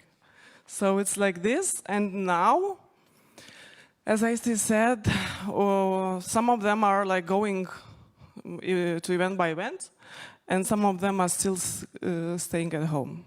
So we are trying to share opportunities to show what they have to choose, what opportunities are outside their room, and so on. So basically the same. And can I say one more point? And what I saw, that a lot of young people now, they are lost in communication, because we had a lot of events, we had a lot of commercials in our city and everywhere, like, and there is, I think, more like 10 or 15 students who can ask, Klaipėda was the European Youth Capital? What? So we saw that there is so much information, and it's still very hard to reach them. I would say what is important is really not to blame anyone, because it was really strange times, because I still hear very often from adults saying, oh, young people are now passive, or they are afraid. So instead of blaming, try to understand. It had a really high toll on society, on organizations, and also on each individual. So yes, we need to recreate, we have to normalize again these meetings. I just want to correct Aiste, you cannot distinguish between real meetings and online meetings. Online meetings are also quite real. And also you need quite a lot of effort. Yeah, but it's face-to-face. Digital is real, but also how to balance, what are the added values and so on. So yesterday in our event also we're using a Jamboard, because even in the face-to-face meeting, because it's just so easy to work with it. So like really how to use this different aspect. Indra, I would like to ask you, because I mean we're talking about cities, we're talking about Europe as a larger continent, and also, Ivan was reflecting a bit on kind of European youth realities. You're working, I mean, across the continents. And then what's the situation there?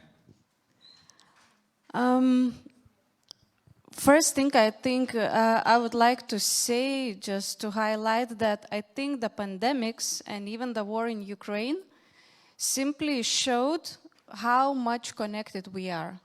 Could we even imagine more than 2 years ago, that a virus that started somewhere in a small city in China will spread globally and will affect the lives of us here in local communities in Lithuania? So first of all, I mean, the pandemics and even the Ukraine, the consequences that we are feeling every day now, you know, in terms of increase of prices and many other things, I think it simply reflects on the necessity and importance of being global citizens, but not only the citizens of our countries and our communities. So that's first thing. And yeah, coming back, Marius, to your question, yes, it was even more difficult because, yeah, we work with the partners from very, very different countries, even outside European Union, outside European continent. And what was happening really, that, yeah, we had to suspend the activities for at least a year or even a year and a half. And we are restarting even now, even today, just because the possibilities, the digital possibilities, digital divide between the countries, between young people in different countries is completely different. It's, I mean, this divide is really high. And what we have noticed that, especially from in some cultures and some countries, digital doesn't work. I mean, live, real contact, real human contact only makes sense and makes a difference. So these are the challenges that we are facing, but we are dealing with them. Thanks a lot. Yeah, we're also involved in one cooperation, which is cross continents. So we said, let's meet online, and then you understand that you really operate in different time zones. Yes. So like really different time zones, and there is no perfect time for anyone to meet because it's like really, you know, for somebody's in the middle of the night and so on. European Youth Capital, Year of Youth. Do you think these projects, these flagship initiatives, do they bring positive changes? Aiste. For us, I could say yes. I think we already showed that our results, that we had a lot of new opportunities for youngsters. We changed politicians' view to the youth policy. We have now a much bigger budget for youngsters for the youth policy. It never was before like this. So I think this title gave us changes and really positive changes. Yeah. So it gives you more arguments, and as we were saying always, like, look, if you have to do something for youth, do it this year because it's kind of, you know, capital year. Yes. So the politicians cannot say no. So exactly. It empowers, let's say, youth workers, youth policy actors, and it gives more spotlight, right? So again, you get more visibility. Spotlight, we got a lot. So I was joking that after this year, in 2023, Klaipėda will be on vacation. And that's one of the biggest risks with capital, to say, okay, this year we try hard, and then for 5 years we can go on vacations. I hope it's not the case. And I also encourage everyone who is here maybe for the first time, or you've cooperated with organizations in Klaipėda before, follow up, continue working with them, get their energy and good kind of emotions, use it to push your politicians back home, and don't let Klaipėda go in vacation mode for 5 years, huh? No, for 5 years, no, but maybe for the half of year, maybe we will give the spotlight for the Marijampolė. Okay, thank you. Jonai, what about you? You know, it's already middle of the year. I mean, half of the youth year has already passed. How you could reflect, why it is important? Maybe I will start from Klaipėda, because I think that we have a beautiful result of joint work. But next year we will have Marijampolė, like Lithuanian Youth Capital, and Marijampolė, in general, Lithuanian Youth Capital title, it's a result of Klaipėda, European Youth Capital, because it was a Klaipėda suggestion to create such initiative in Lithuania. So I think it's a good result, and of course to evaluate capital can only the capital. So, and I think we had a lot of discussions even about Lithuanian youth capital. So it's like a pilot project. So we will see what will be the results. If we speak about European Youth Year, so for us, like for agency, it's a good possibility to try new things. So, for example, now we try to create several initiatives which I hope will continue next year. Because for me, the most important thing in European Youth Year, how we ensure continuity of all these initiatives. Because, you know, what we will do something this year, it doesn't have any guarantee now what we will have to do it next year. And for example, now I think that last week we were in Visaginas, where we will open civic spaces, the first in Lithuania civic spaces. We will see the results of it, and I hope that we will continue this initiative next year, and so on and so forth. So for me, it's a possibility to create pilot projects, to understand what can work, and to continue it next year. Thank you. Ivan, maybe some thoughts from your side. Why European Youth Forum is kind of pushing this idea of European Youth Capital? Now you already have, what, more than 10 when it started? It's already like more than a decade ago. The first Youth Capital was in 2009. So now with Ghent, we are at the 16th, if I'm calculating well. So yeah, it's more than 15 Youth Capital, so it's a huge number. And do you feel the impact? Yeah. Because I know the previous capitals, they cooperate among themselves. They're also willing to share the results with others. Do you see the positive impact across Europe? So, of course, the project was launched to really show, you know, the benefits that youth involvement at the local level can have on a longer term. So, of course, having a title for 1 year, it's important, it's positive, but this, as we were saying before, you know, it allows really the possibility to really generate long-term changes on a more coherent basis. And if I may also make the link with the European Youth, since it was also in your question, what both the European Youth Capital and the European initiatives like European Youth, they can also support and they can really generate changes are in two elements. One is the mainstreaming. So we also saw before from the presentation from Greta how now youth now has been, you know, mainstreamed in the capital city strategy. So it's really the way that, you know, youth can be present in all the political issues that we do face. And coming back to the European Youth, this year we are advocating as one of the main outcomes for the European Youth to have a youth test in all legislation that is presented, because we want to make sure that youth is taken care in all the different aspects, coming from employment to environment to digital. Young people, they do need, you know, support in all the areas. So mainstreaming, it's really something that, of course, needs time, because as we were saying, you know, these projects, they are there for 1 year, but they you know, if you want to see changes, and in order to change how young people live, you need to see, you need to wait, you need to also evaluate, so you need time for that. So one is really the mainstreaming of youth policies, and the other aspect is also the legacy. And of course, having more and more youth capitals, it really allows to build and to generate, you know, content that it's also then used by other actors. But also in one city, one specific city, or one specific country, the legacy can be very effective when the years would follow. And the example of Mariampole with National Youth Capital is a great, you know, achievement. And also past youth capitals from other countries, they also launched this. So you can also show that, you know, the benefits are not just for the city, for the urban area, but for the regional and national level so far. So I think it's really important to see that these are processes. And I agree that, Klaipėda, you need some holidays because you really work a lot. But of course, I really continue, you know, inviting Klaipėda of being active, because this is also a way to continue showing and building on what has been doing so far at the European level.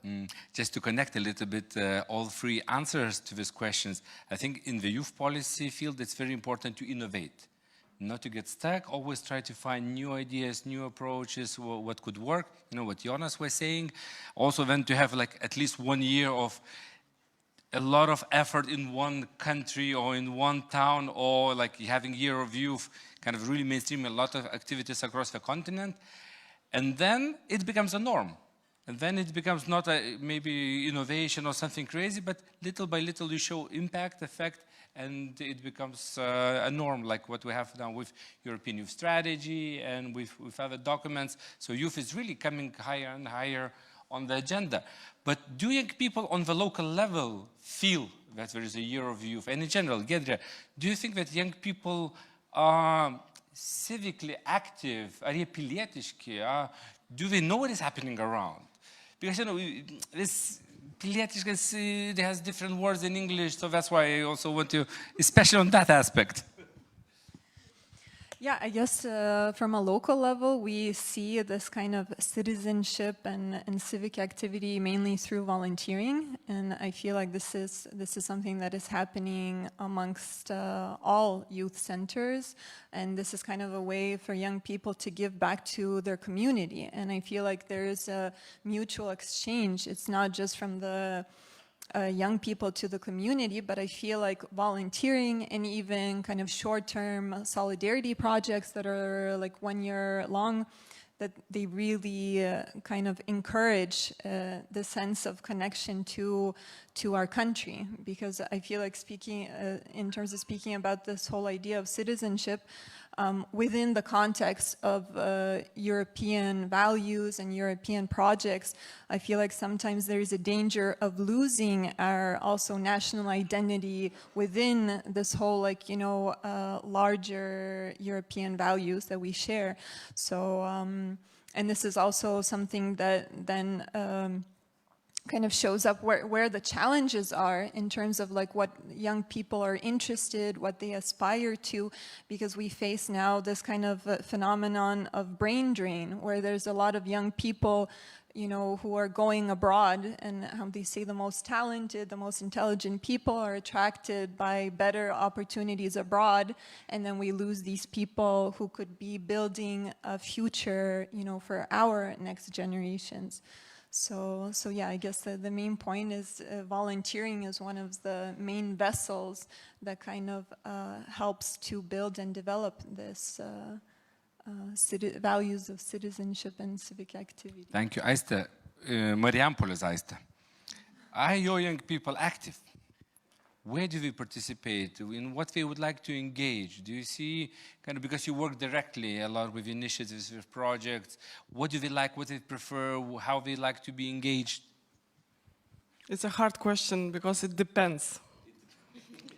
It depends what kind of situation. For example, if it is our city mural paintings, we have a lot of volunteers who wants to be with a group of young people to create something colorful and so on. But if it is like discussion or conference, to be a part of it, come on, it's like 5 persons in this kind of room. So, for example, if you are doing 6-day camp, we have a lot of young people who wants to go to be in the group, but everything should be like hard topic, but everything should be in the, I don't know, playful way. Yeah, playful way. Just not to be like at school. Everything it's not to be so too hard. Just playing games, but then some discussions about what we have, what impact, what after this, what I felt, and so on. So it depends. Depends. Thank you, Aiste. But also, I think what is very important from what you are saying, young people like to do what is cool for them, right? It was always like that. But what is cool is changing. And so for young people nowadays, they want to be healthy, they're drinking water, they like, they are actively engaging in the human rights, but also pet rights activities and initiatives. They're really active. In Lithuania, we have launched several years ago a program for youth, for working during the summer for under 18. And we have a lot of young people who want to work. So again, working is cool. So we, as those who are working with young people, either in organizations or institutions or in the youth centers, we always need to know what is cool, what is interesting, what it attracts them, and then you have to always reinvent yourself. Yeah? Yeah, and young people, they are showing what they want, and if you are letting them to do what they show, so it's okay, it's cool, we're like on this way, on the same way, so that's the good idea. But if you are saying that now you are doing this, no way, they are not doing this. And all to audience, thank you for attending this boring meeting. And now it would be much more cool to do something else from what Aiste was saying. Ladies and gentlemen on the panel, how can we help to build this, as we say, participation muscle of young people? How we can encourage but also give the competencies to participate? What kind of hints you could share? Yeah. Okay, so yeah, from my perspective, what we see while working directly with young people especially, is that first of all, as you have already mentioned, we need to make things cool, but not only in terms of the format, but also in terms of the content. Because we first of all need to show people how their actions, their behaviors, their values, and many other things affect the people around them in their bubbles, in their communities, and even across the world. So building these connections and showing, how you affect the society and how society affects you makes you think that, okay, I have to do something with it. And we can talk about many things, me as a social activist, me as a voter in elections, me even as a consumer. Can I take even a civic note here? These days, of course, I can by boycotting, products that are produced in an unethical or in an unsustainable way, or boycotting, buying the goods from the companies that support the war and so on and so forth. This is already our civic stand, and this is something that we really need to make cool. Thank you, Indra. More? Yes, for me, you mentioned this word competence. So for me, it's a lot about competences. And in Lithuania, if we speak in general about civil activity and about participation level, so for me, it's a lot about how we learned to do it. Because in Lithuania, what we see that only youth policy speaks about civil engagement competence, and it's not enough, because if we speak about youth policy, so it's only about 15% of Lithuanian young people are participating in some youth policy activities. So, and for me, I think we should start from non-formal education, in general from school education, and we should help to grow up this competence from the school. And I think that in Lithuania we should, and of course it's a very traditional approach, but we should work more with intersectional cooperation, especially when we speak about sustainability, when we speak about elections, and so on and so forth. For example, in Sweden we have a program for young people when in every schools until elections we have elections in the schools. So it's under 18. So it's a good way to know more about political parties. It's a good way to know more about electional system, and it's like a playful way to know to know more about something. So I think that the competence is a key thing in participation. Yes. Thank you, Jonas. So yeah, competence, knowing how to participate, knowing where to participate, but also what Indra was saying, understanding that your actions or lack of actions also has effect. And what we also learn in non-formal education, you really know if you have like one person behavior can change, it can encourage others, but it can also destroy the whole process. So actually it helps to understand the connections and how interconnected we are. who would like to add up on ways to increase the citizenship and active participation? Yeah, I just want to refer to the space which is needed at the local level, not just physical space, but also the civic space that needs to be given to young people to express themselves. And this is also why we have the European Capital Title, because this allows the decision makers, the municipalities, to really provide space for young people to gather and show that they can be a useful, component of the local community. And this also, in turn, increases also the participation of young people. That is not just the young people that are usually participating to already youth organizations or to activities which are the usual suspects, as we like to call them. So young people that are mainly not educated, already maybe with employment. But this really allows also to find spaces and opportunities to those young people that are not usually involved, so coming from unfavorized categories, from discriminated groups, and so on. So this is also the factor that can really change how young people is given the voice in the society. So really giving space allows also to enlarge the whole component of participation, and it's an important factor as well to increase the legitimacy also of the decisions that the city is taking towards young people. Thank you for also this reflection, because in Lithuania we're kind of proud of having this one of the best models of youth participation in Europe, because we have structures on local level, on national level, we have co-management structures, but then it's only 10-15% of young people who are involved directly. What about others? Yeah, it's easy to blame they're not motivated. It's not really working, but how can we provide these spaces, how we can invite, and not always we have to say that it's public consultation. We don't always have to say that, it's a structured or youth dialogue or something else. We just need to start asking, and people have to get used to the idea that actually my opinion matters. So I have to figure out what to maybe propose. And also, I think, having this kind of titles or year, it really kind of pushes not only like youth policy stakeholders to think, what do we do, but also all other in municipality on a national level to think, what can we do? For example, in Lithuania also now it's quite popular, many municipalities are doing participatory budget.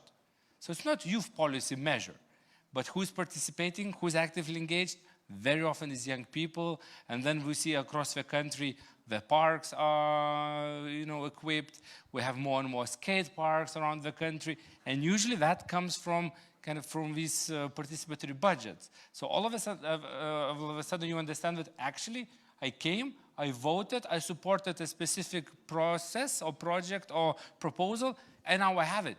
So it really empowers you also to participate in the future. Aista. I would like to add something. I'm thinking about our youngsters. And I think the most important step is the first step to the youth policy.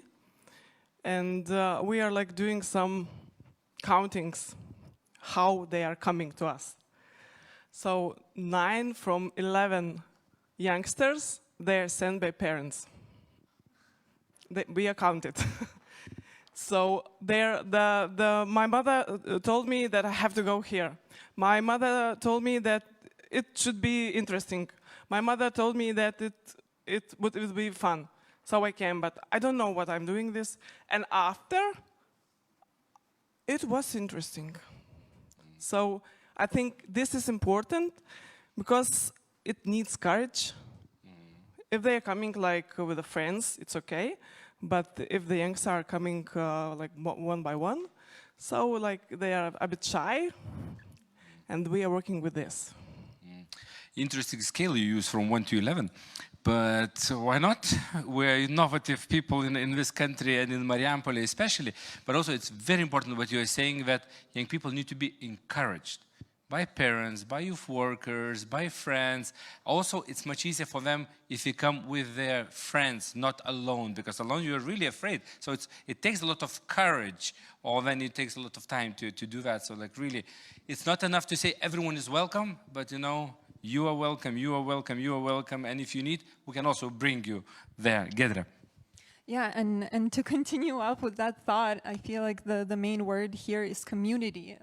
For me, I'm a firm believer in community, and I think this is how all these local youth centers come into play, because we're talking a lot about what, as in the goal that we're searching for, how to increase their civic participation, but the how, I feel, is this community-based thinking, that the people, once they get involved with these real personalities, they become a part of something larger, kind of like a beehive. They're no longer so isolated, and then all these benefits come from it. They start getting encouraged, as you said, by each other. They start feeling empowered and inspired, because another thing that you touched upon, Aiste, is this idea of motivation, right? Like, we're speaking idealistically, we would want, for young people to be motivated internally, and here we're saying also that sometimes, yes, they need a little push to realize that, what they received here was of benefit, but that motivation can also come from this, community as a source. And I would maybe like to clarify or add maybe a little bit that community is not necessarily people who live around you, but people who care about you. But at least there is one or two or several people who actually cares. Because very often young people feel, I am alone, nobody cares about me, nobody loves me. And then when you even just make a list of institutions who are working to take care of young people, you have to see their eyes like, oh, really? And to understand that actually it's Aiste's job to know what young people do in Klaipėda, what are their issues, how we can support them. It also empowers them, and really communities, people around you, and to show that actually, yeah, people care. You would like to add? Yeah, I would like to add that if youngsters are saying that nobody loves me, I'm asking, did you ask everybody?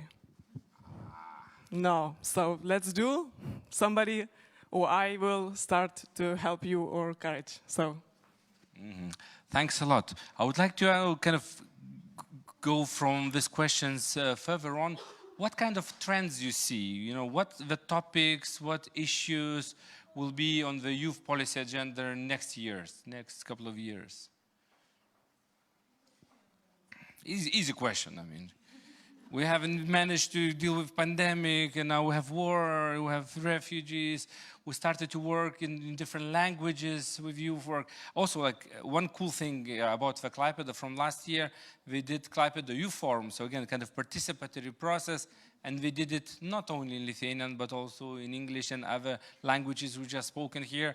We need to realize that we're living in multicultural environment, and if we want to involve everyone, it has to be inclusive, space-wise, language-wise, and so on. Aiste. Yes, we are trying to do that and to try to spread our events in 2 or 3 languages. Maybe last year it was English. Now we're thinking maybe we have to speak Russian as well, because there are a lot of Ukrainian people, and some of them, they don't speak English. So we also searching people who can speak Russian. Of course, maybe I wanted to answer the question who's going to be an agenda. I could say shortly, maybe it's mental health, because a lot of people now are talking about it, young people. And finally it became okay to talk about it. Yeah, exactly. Exactly. Jonai? No, I think that we had an answer here to this question. It's, of course, youth participation. We understand that all challenges, but from our side, we understand that we should go forward with this topic, because we understand that our level of participation in general is very important if we want to go forward with the country. And for us, for agencies, it's very important that people from NGOs go to the civil servant institute. Because we see that you mentioned about this participatory budget. Yes, of course, some municipalities have, but how much? 10th from 60? So we speak about, for example, work in summer. It's only 30 municipalities this year have these programs from 60. So I think that with youth participation and going to professional participation, like a profession, like a civil servant institute, so it should be promoted more. We are doing it now. And of course, health. I agree with Aiste. Mental health, psychological health is very important, and it's also because of the pandemic, which, as I understand, will continue in some way. So yes, I think these two things. And of course, maybe the last, as I said before, traditional intersectoral cooperation. Because if we want to improve youth policy, I feel that we should go to other policies now. Yeah, because youth policy field is quite small. Even if everyone knows what to do. And I like also, please note down what Jonas was saying, that sometimes we don't like, the institutions don't understand us, politicians don't understand us. Go and explain. Or go and become. Work at the institution, work at the municipality. We have perfect example, Agne from round table of Klaipėda youth organizations. So now she is working inside the system. So she is working for municipality. Become politicians and bring this new knowledge, bring this new understanding about youth field, and also get other systems, get other institutions on board, because together with them we can do it. And also the challenges which we see, the youth challenge, mental health, youth field cannot solve it, it can contribute, but we have to reach out to professionals working in the mental health field. When we talk about employment, again, we're forced to work with everyone involved in this topic. So I think youth organizations and youth work structures are one of the most flexible, because we have to always adapt. So again, give me more topics to which we will have to adapt. Okay, so yeah, I completely agree with what has been already said by Jonas and Aiste. And to add one more very important thing. And this is the issue not only of the future, but this is the issue of today, which is climate crisis. So we really need and have to address this in youth policies, since, this is something that will affect, is already affecting the lives of the young people as of today, but it will affect us even worse, in the future generations. So this is something that we really need to think about and make this topic mainstreamed in youth policies. But at the same time, we need to think only not about the environmental aspect of climate change. Because, usually when we talk about environment, about pollution, about climate crisis, yeah, we consider and we take actions only that are, related to environmental aspect. But do we ever think that the same climate crisis is also has a very, very strong social dimension? Like consequences like forced migration, which is already ongoing, shortage of food, shortage of resources, poverty on a global scale, this is something that is already happening. And, building consciousness on young people through different youth work activities, through different youth participation activities, should also address and inform them, make them aware about the complexity of the issue of climate crisis. And also thank you for really raising it up. We're not using anymore climate change, global warming. It's really climate crisis or climate disaster. That's how it's being called nowadays. And also we see in all European programs now, sustainability, Green Europe became a very important and prominent topic. So today we'll have a couple of workshops and presentations. So please, if you're interested to understand more, participate in those workshops. Who would like to add more topics on the agenda? Ivan, please. No, maybe not to add on topics, because we all agree that all these topics will be more and more relevant. What I want to stress on this is that the young people's awareness is high now, is higher than before of the issues that we're facing, and also mention that the fact that we are more connected than ever, talking about the war in Ukraine, talking about the climate change, talking about also the COVID pandemic. So young people are aware of the future, and the future is more and more uncertain for them. So they are also ready to really show what are their needs and their challenges that they want to face. The problem here is how to ensure democratic participation, to ensure that all of these voices are really voiced out and let them, expressed. So I think in the future, we will see more and more ways that will be innovative on how young people will be involved in the decision-making process. And that is why it's very interesting to see examples from the local level where young people can really provide, their own ideas, their own thoughts. And I think at the European level, really giving the space to young people will be crucial. We will have the European elections in 2 years. And in some of the European countries, still, the turnout of young people of the elections is not that high as we would assume. But the problem is not that young people, they don't have concerns and they don't have votes, but it's that their needs, they are not in a way channeled. But we do think that young people are ready to be listened. For instance, we are campaigning for the vote at 16 for the next European elections. Some of the cities we work with, for instance, Ghent, they already proposed this kind of voting, and it worked very well. So I think that if young people are given the space, as I was saying before, also in more electoral terms, this will also be a factor that will also better include young people in all the issues that we will have to face in the future. So thank you. Young people really care, from what we see from researches, from discussions, but just sometimes the ways how to participate, how to voice your concerns is not working. So I would also like to kind of follow up on what you were saying. We need to have many more and diverse venues, platforms where you can raise your concerns and proposals. Last message from you to the group of participants here and also those who are watching us online. My last message is that young people are different, very different, and it's a big possibility and it's a big challenge, because now we are speaking about some target groups, but we have a lot of target groups, and the needs of this target group are not the same. So it is very important to understand. Young people are diverse. Mm-hmm. I would say that be brave to create, to use your imagination. If you can think it, you can do it. Be crazy and be brave. Giedrė? Yeah, my thoughts are still spinning about this whole idea of citizenship. So I guess my last message is more kind of like a rhetoric question for ourselves, like how to find a way to help young people reconnect with their roots.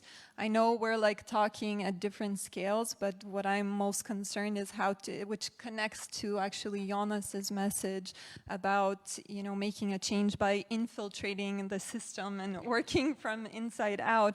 But I see that the challenge is that young people, don't find meaning staying in our country a lot of the times. And for me, it's like, okay, how to reconnect them back and help them find a purpose here in building a future that they may never see the benefit of in terms of, the various educational systems, but how to make them believe that it's a meaningful cause to stay and build a future for the next generations. Thank you. And also, it's okay to be active in different ways. There's not one way to be a good citizen, active citizen. There are many ways. Choose what is good for you. Mm-hmm.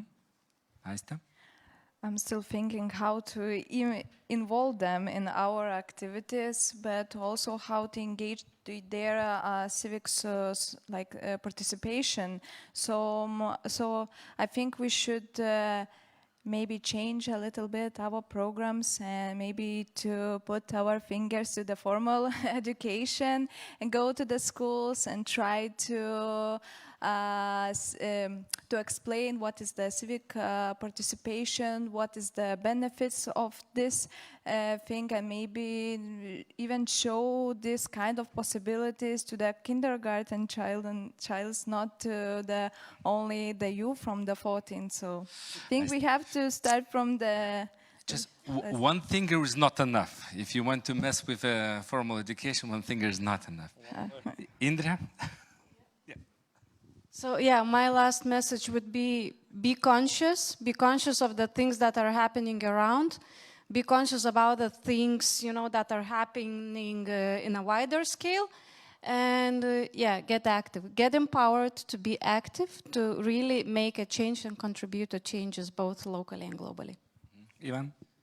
Yeah, so if I can move a bit more on the international level, so we're talking about participation, and I think that's the best way to grow and to strengthen the way you also participate in your community is also to experience life in another community abroad. So I'm really inviting, now that we can move again, to be mobile, to move. There are many youth organizations that they really support young people in that. And also young people that have less resources, they can of course find ways, and we always advocate for more and more support also for young people that have less means to travel, because I personally believe that traveling is the best way to learn. And as Jonas was saying, young people are diverse, but you don't experience diversity until you don't live it. And also talk about what is a community. A community is not just people that look like you, people that have lived where you live forever, but it's like people that feel that have something in common with you, and you just grow this through exchanges. So I think that moving around, it's the best way to really grow and then take this also back to your own local community. So that is my invitation. So the message is we have to move around, and also that resources are limited. So Nerijus, tell us what to do now with it. So my last message will be about lunch. So the time has come for a longer break, so we'll now have a lunch break. So on the first level, so you take the elevator, you go till the first level, or you climb down the stairs, and there will be volunteers meeting you and helping you to find the hall where everyone will have the lunch. So you go out of the elevator and should be straight to the lunch. And at 1:30, we are coming back to the level number 5 of the hotel. So half of you will be attending a workshop which will be happening here, and another half of you will be attending a workshop on the other side of the hall, behind the registration desk where you were signing up for the workshops. So we will have now 2 workshops, Act and Create, with 3-4 presentations. So you will meet part of the panelists presenting their work and making their inputs, and also guests from other countries and also from Lithuania. So you have to make a decision between Act and Create. Yeah, so enjoy your lunch. If you don't have the program, you can scan the QR code, download it, and make a choice where you will be attending after the lunch break. See you at 1:30.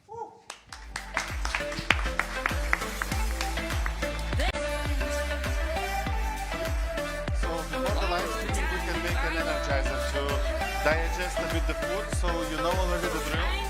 You have to stand up.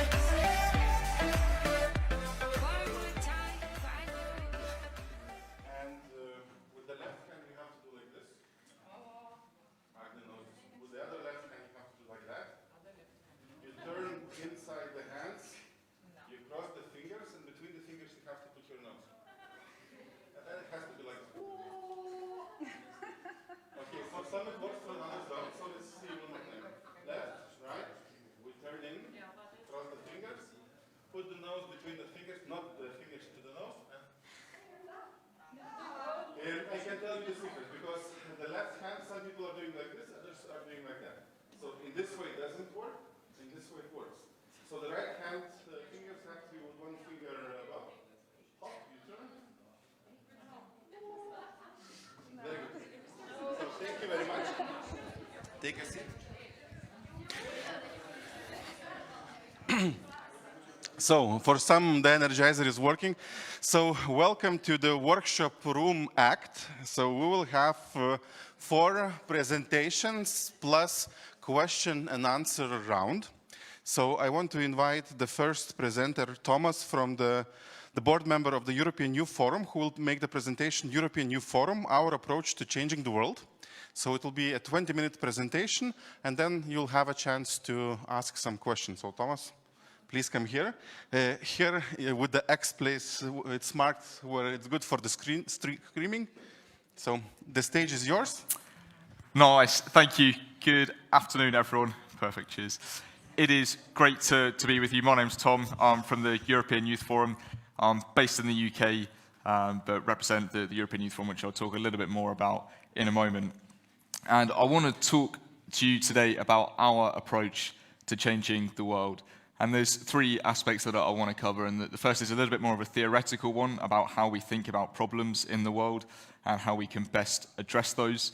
The second point will be a brief look at youth organisations, which are at the heart of what the European Youth Forum does. They are the thing which enable us to influence institutions in Brussels, around the world, and to influence national governments too. And then finally, youth leadership, which is a bit of a central pillar, which I think ties all of it together. So I want to talk a little bit about the needs-based approach and the rights-based approach. There are three main sorts of schools of thought in terms of how you can go about improving the world. There are loads of different schools of thoughts, but there are three sort of main ones. One of them is a charity-based approach where you do what you want out of the kindness of your heart. You do things free of charge, and it's a bigger approach in different countries, but it's something which I think is becoming less common, partly because the world is becoming a more competitive place, and it is more difficult for you to be able to do things sort of freely. But then there's the needs-based approach, which is dominated for a long period of time now, and this is a lot about cost-based analysis. Where can the resources that I have be put to get the most impact? There's a load of text on there, you don't need to look at it all, but hopefully it gives a bit of an idea about the character of a needs-based approach. And then there's a rights-based approach. And this is the one that the European Youth Forum subscribes to. It's the one that we think best enables us to improve the situation for young people in Europe. And one of the reasons is, with a needs-based approach, young people are often at the bottom of the ladder. They're often the last group to be looked at. A lot of the things that the youth sector provides for young people, theoretically, they don't need. Young people can survive without a useful forum for them to be able to talk about their ideas and participate in decision-making. But it's critical for them to be able to engage in society and for them to be able to reach their potential. But through a needs-based approach at looking at the world, it's possible that these sorts of things get missed off the agenda. And particularly when there are crises, which there are a lot of at the moment, and it feels like there's more or less been constant crises for the past few decades, it is often young people who are the ones to shoulder a lot of the burden of these crises. And a lot of the reason for that is because governments tend to take a needs-based approach to policy making. And there is a place for a needs-based approach. There's a place for all approaches. But we think when it comes to improving the situation for young people in Europe, we need to have more of a rights-based approach. And this is about having a legislative framework and putting more emphasis onto states. With a needs-based approach, there's a lot of emphasis put on civil society organisations and non-governmental organisations to do a lot of the work, improving humanitarian situations, enabling people to have access to their rights. But with a rights-based approach, there is more emphasis put on states and institutions to guarantee the rights that they are legally obliged to guarantee to people, but which they often are not able to access. So that's a little bit of the difference between the needs-based approach and the rights-based approach. These are three of the core principles of the rights-based approach. They interlock quite heavily, particularly the first and the third. But we believe for a rights-based approach to improve the situation for young people in Europe, participation and inclusion are at the heart of it. And this ties in with equality and non-discrimination. Young people need to be able to participate in democratic processes, participate in their communities, in their societies, in their towns. They also need to have inclusive opportunities for work and to be able to get income. And this is based on equality and non-discrimination between different age groups. As soon as inequality starts to rise up, or there is inequality in inclusive access to democratic processes or to employment opportunities, then inequality starts to increase even further. So at the fundamental basis, it's really important that there is equality of access, there is non-discrimination, and then participation and inclusion stems from that. And then accountability and transparency are critical too, and I'll talk a little bit about this with this sort of diagram. So there are two main stakeholders when we look at a rights-based approach. There are rights holders, which are everyone, but in our case we focus on young people, and there are duty bearers who have a responsibility to ensure that young people's rights are respected and young people are able to access them and make the most of them. And there's a bit of a cycle here. So duty bearers, we need to make sure they are held to account and that they are ensuring that young people's rights are protected.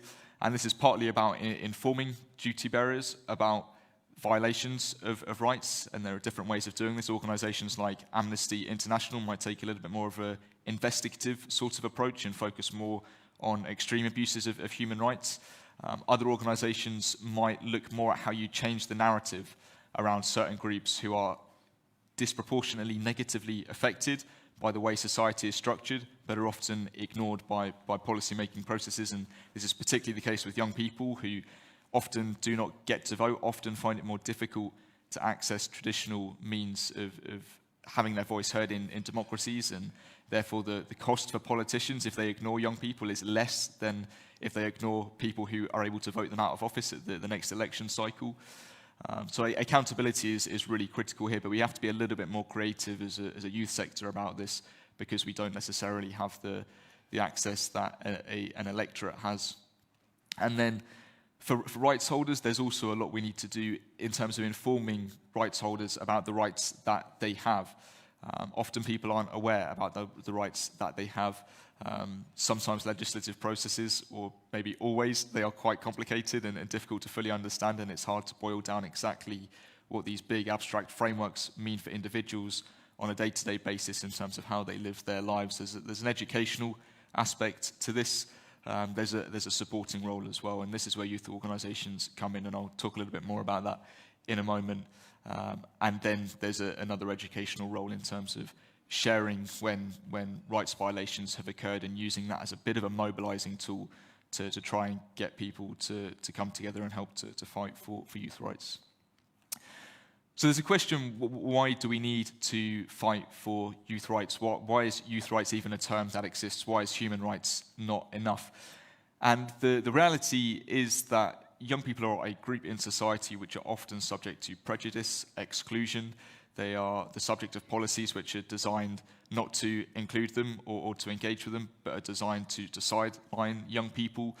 And a lot of the statistics you can see on the screen here are a result of a needs-based approach to trying to address problems in the world. I think the statistic which is it comes from the United States and it's a little bit outdated, but nonetheless I think captures this nicely for me, is the second one about poverty reducing by 300% for the elderly between 1950 and 2000, but increasing by 50% among young people. And globally, twice as many children live in extreme poverty compared to adults. Half of those living in conditions of slavery are children.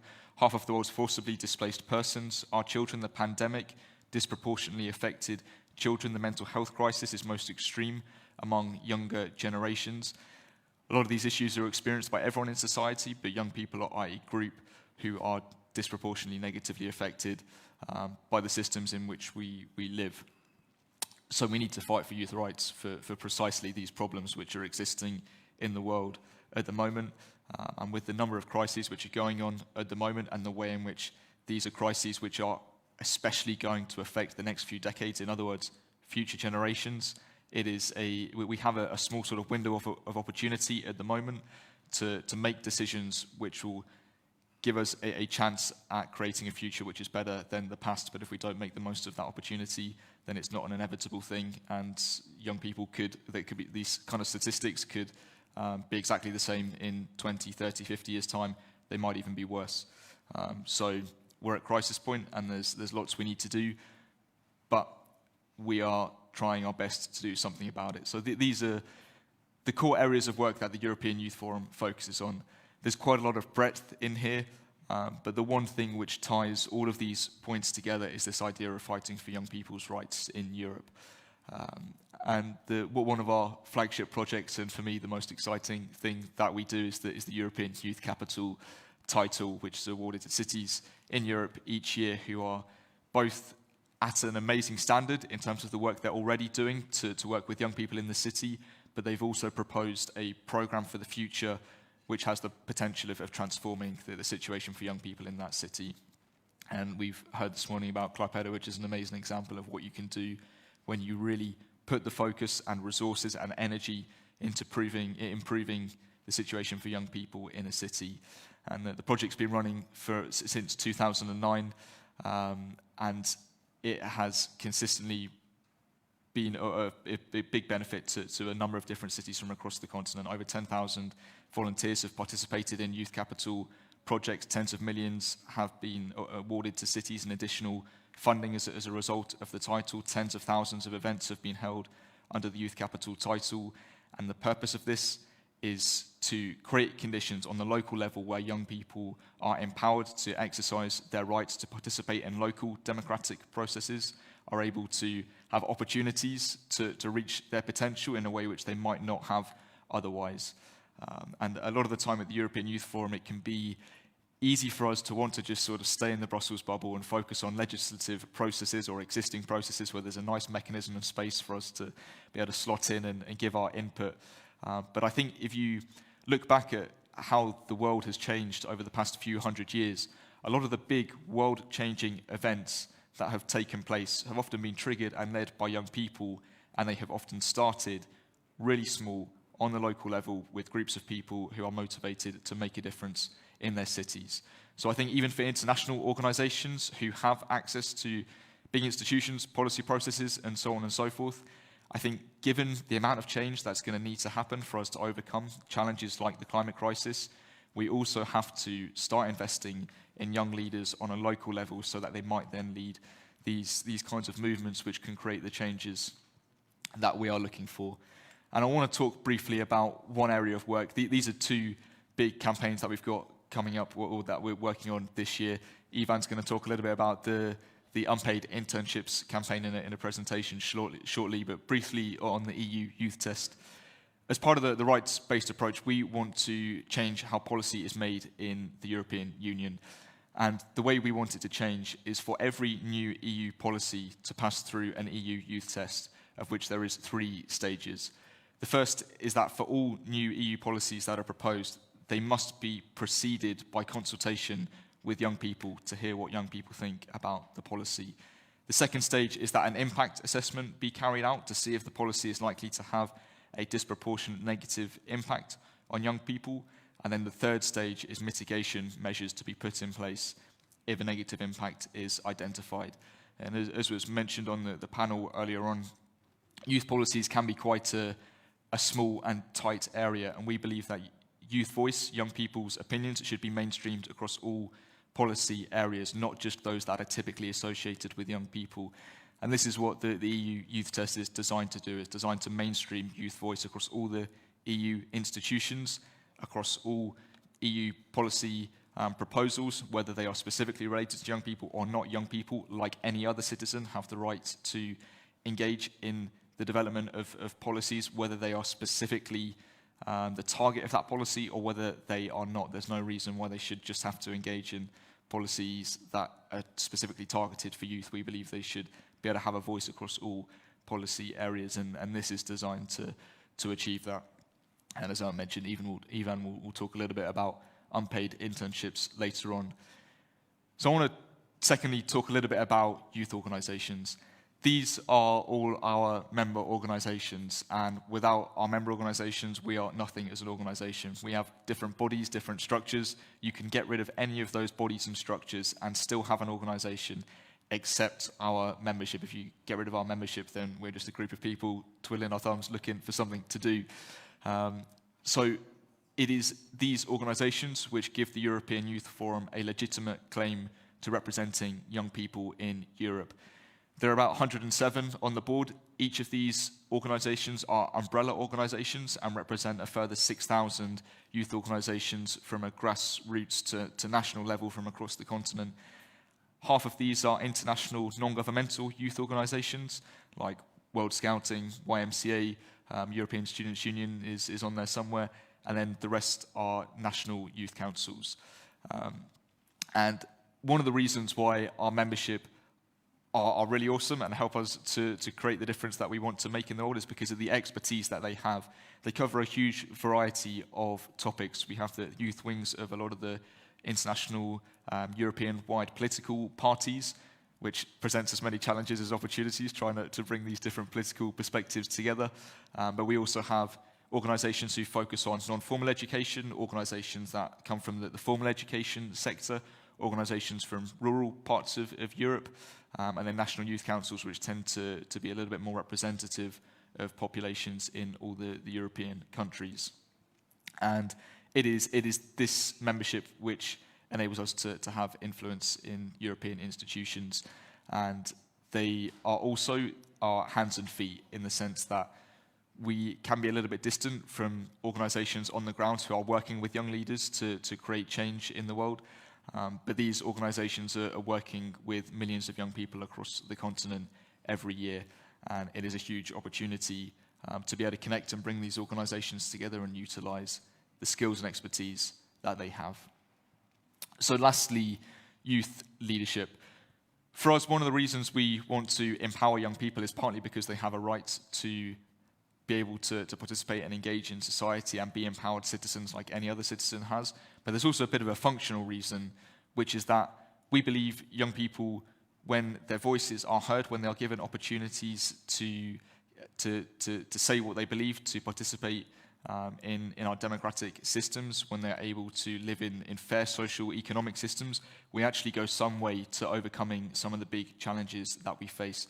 I think there is something intrinsically valuable about empowering people, no matter what group it is. There are a number of different groups in society who are disproportionately penalized, who are subject to bias and exclusion. And young people are one of those groups, and we believe that if you empower young people, you are unlocking a pot of power which will help us to overcome some of the challenges that we face. I think if you think about the climate crisis, imagine where we would be if there wasn't the climate movement, which has been disproportionately and overwhelmingly led by young people. And I think if you think about some of the other big movements that have occurred across history, whether it's civil rights in the States or apartheid in South Africa, a lot of these movements were led by young people who organized, and youth organizations are sort of central here. They may be less common terms back then, but that's essentially how a lot of these movements started. And because of young leadership, we were able to turn the tide on issues which are sort of reprehensible by any standards. But we also all need to be leaders. This is not just a young people thing. We all, I think, are leaders in the sense that if you define leadership as influencing other people towards a defined sort of outcome or place that you want to go to, we're all leaders, whether we sort of realize it or not, in the sense that we influence those around us to go to a certain place. We might not realize what that place is, but the way we engage with other people affects how they feel, how they see the world, and shapes their worldview. And so we have a responsibility to acknowledge the influence that we have with the people around us, and to use the positions that we are in to try to lead our colleagues, our workplaces, the young people in our schools and education systems towards a direction which will help us to mobilize and tackle some of the challenges that we face. And I think we can be the difference. I think we have been in the past. I think we are at the moment with the climate crisis. And I think if we keep doing what we're doing, there is reason to be optimistic. But it does depend on a sector which is well funded, which is in a situation which is able to not be under so much pressure and stress financially, mentally, and for other reasons that mean we just have to short-term plan. We need to be able to have reliable structural funding to be able to be more strategic in the way in which we approach our work. But ultimately, if these conditions are in place, then I think it can be the youth sector which makes the difference as we enter a century of what feels like constant crises and massive challenges. So that's everything from me. If anyone has any questions, I would love to take them in the next 49 seconds. So please, questions, reactions, comments.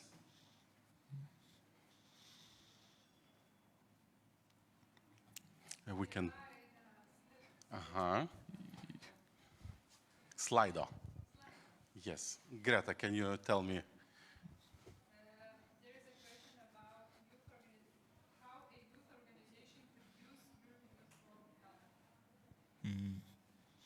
How can youth organizations use the European Youth Forum? Was that the question? Yes. How can help youth organizations? Great. So there's a few different ways. There are things that the European Youth Forum provides directly from the Youth Forum which can help youth organizations, and these are mostly in the form of publications and trainings. So we publish a number of different documents across the year that outline the positions of the youth sector of all our member organizations on some of the big key issues. And these can be useful documents from a sort of educational standpoint, in that a lot of them are quite detailed and jump into issues in quite a bit of depth, and tight issues which are not necessarily always seen as youth issues, with with young people, and so these can be a useful source of information.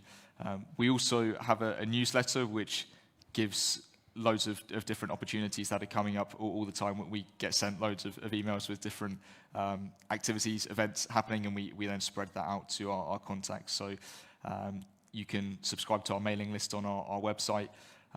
One publication that I'll flag, which I think is of general interest to a lot of people, is our advocacy handbook. And this is, I think it's about a 70-page PDF that is written really sort of accessibly and outlines some of the ways in which we think about advocacy and how advocacy can be done in the most impactful way possible. So I think that would be a useful place to go to. But follow us on social media, and there'll be opportunities popping up all the time. Thank you, Thomas. Really great to hear sharing your experience. Myself, I was 12 years ago part of the European Youth Forum in the Facilitators Network, so it's great to see that the work is continuing. And now we want to invite Alexander for his presentation. So Thomas, thank you. Thank you.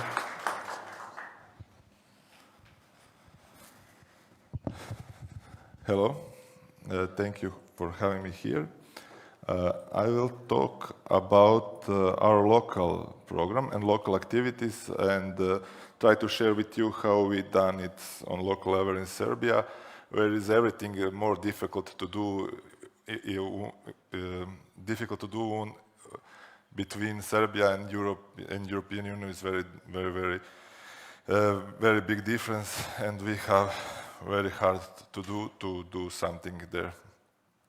I will briefly give you background of our organization, because that is very important to understand what we do and how we do it. Our organization, Bečej Youth Association, is a non-profit organization, and we respond to needs and concerns of youth and all other citizens from the municipality of Bečej through organization of various activities: humanitarian, educational, environmental, sporting, anti-corruption, cultural, and etc. We are founded in 2010, and until then to now we have 270 members. We are a member-based organization, and that is our local strength. Our members are between 15 and 30 years old, and that is a very large number on our local level, because our city have only 25,000 people there. We are also a founder of local media called Portal Moj Bečej since 2012, and we act in field of public information and freedom of speech. We choose to create local media because we do research before in 2012 about local corruption in local government, and we discovered some contracts and some money laundering at local level, about 70,000 euros. We are in that days too young and too stupid, and we think that when we publish these documents to the people that police will come and arrest our mayor. And of course that's never happened. And when we do conference about that research, our local media wrote there was conference about anti-corruption. There was few speakers, and that's it. No one says anything about these contracts and these problems with money. After that, we decided to create local media, and our focus is just public finances and public procurements about what we wrote since then. After that, response for local government was that they also create their own media through another local organization, and they try to focus citizens to check that another media, but because they won't write about the local corruption, the citizens like to read what we wrote in that days. Like I said, we have a large number of activities on local level, also on national. We are in 4 main programs active, that's youth policy and youth work, anti-corruption and rule of law, public information and freedom of speech, what is a very big problem in Serbia. Also development of local community. We have per year over 80 activities, and I think that we have over 4,000 direct users per year. and that is without consumers of our local media content. And last year we have 1.7 million visits on our media website. Our key mission is to build proactive and responsible community through empowering citizens, especially young people, as an initiator of change that lead to a better quality of life for everyone. We want on local level to motivate and engage young people, and like we heard today, we are also in last 4 or 5 years in a program of participatory budgeting process. We have strong local campaign through our members and through our media, and we forced our local government that half of local investments, 50% in local budget, go to participatory budgeting process. And every year, at the end of summer until the winter, we have process in every village in our municipality where we go and collect proposals from the citizens for next year budget.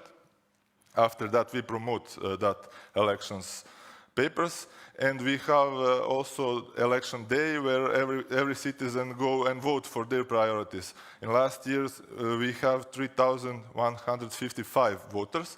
That is more than 10% of population in our municipality. We think that is a small number, but it's also a big number because in Serbia people are very people think that they cannot change anything because we have situation like we have, and also we think that our first goal is not to young people go to vote for their priorities. Yes, that is very important, but we think that is more important that everyone start talk about local budget, and that is the way to create more transparent local budget, because before we do this, no one talk about budget.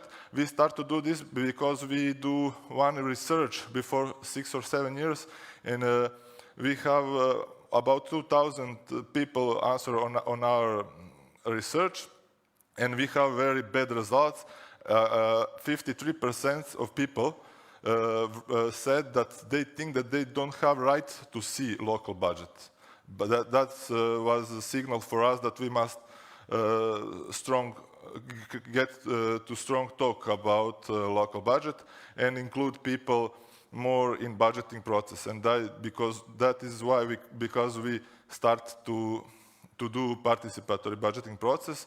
Also, we do local analysis of budget, and we put all transactions from local budget on our website, because that's also important to people see how is money spent on local level.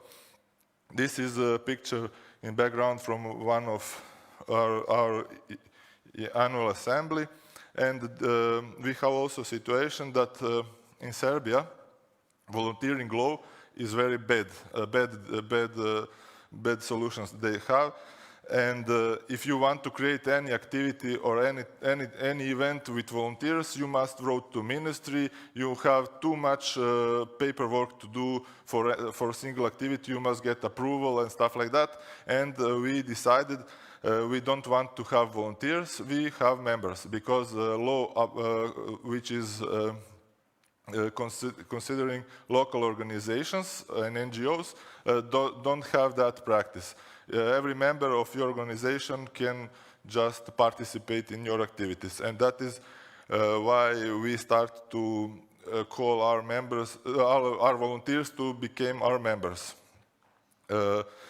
And that's what I said. Everyone who wants to join the organization fills out the application form in accordance with our statute, and each member has the right to vote and is part of our assembly of organization. This is one picture from assembly before a few years. And also, every member of our organization has a member card, and I have my here, if you want to check it. It's like personal ID with pictures and the stuff when you are join us and stuff like that. It's important that with our standards, what we work on our local level, we have accepted standards that related to youth work in Serbia with National Association of Youth Work, And with that, our youth worker monitor the development of each young person through a personal portfolio, and on that member cards we have serial number, and also that is the way to check progress of every young person. This is when we create some member cards and display them. Also, member card, this is important, member card is valid between 2 annual assemblies. And in order to extend it, the member is obliged to participate in any 6 activities during the year. Like I said, we have over 80 per year, and any member can choose any activity that we do on local level. And in addition to this basic function, member cards provide also additional benefits for our members. And that is why we think that this kind of work is really important. And when I said additional means that these cards activate young people, they motivate young people, also reward them, and promote and also create cooperation on local level. I will explain this a little bit. On one of the workshops with our members, we mapped all services and products that young people use or are interested in at our local level. And when we collect these results, we find services from both private companies such as beauty salons, restaurants, taxis, transport services, language schools, etc. And also with public sector on our local level, public sector run a local theater, swimming pool, library, and stuff like that. And our team start two-way negotiations with public sector on one way and also with private sector about their involvement in our social responsibility program in another way. This is one picture of one of our members. He is going with the bus, and we have discount for all our members, 30% on all tickets for this local bus service. And this is like example also in local theater, we have 20% discount on all tickets. And you can see in the bottom, you can see this discount sticker. We have it sticked on every firm that we have agreement with, and it says that this is discount, and this social responsible company offers a discount to active BOOM members. And this is also one discount. We have 20% on this solarium and another beauty activities. And key results of these activities are that we have for now 40 contracts with local firms, and we have discounts from 10 to 50%. And I just wrote some what they fell me on the mind. This is some what our young people mapped on local level, and you can see we have almost everything that they need on local level. And we have also on our website, this is our map of our city, and you can find every firm that give us a discount. Up says that driving school gives 30% discount for any new students. And what is the key result of all this talking? In this way, we mobilize a large number of young people, and they are active on our local level, and they supported for active participation in our local community, which is a small community. Also, with large number of active youth, we have large number of activities. Like I said, we have over 80 activities per year, and we have a small budget as an organization, and that's because of that we have large number of active youth, and we can create many different programs. Also, it's a two-way benefit.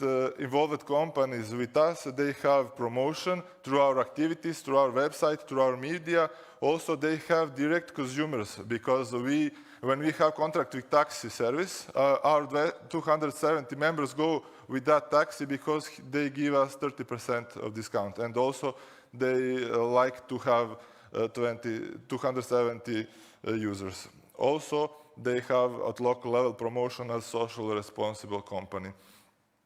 This is a few more pictures from our year activities. This is our biggest activity. Maybe this is the Old Sports Olympics manifestation. We collect about 20 disciplines that was in area of Vojvodina before internet and before 200-300 years. And we have, in August every year, we have competition and we have a few thousand. This is our staff, and we have also a few thousand participants.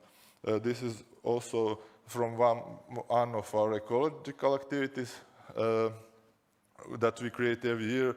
This is educational fair. This is from our anti-corruptional activities presentations.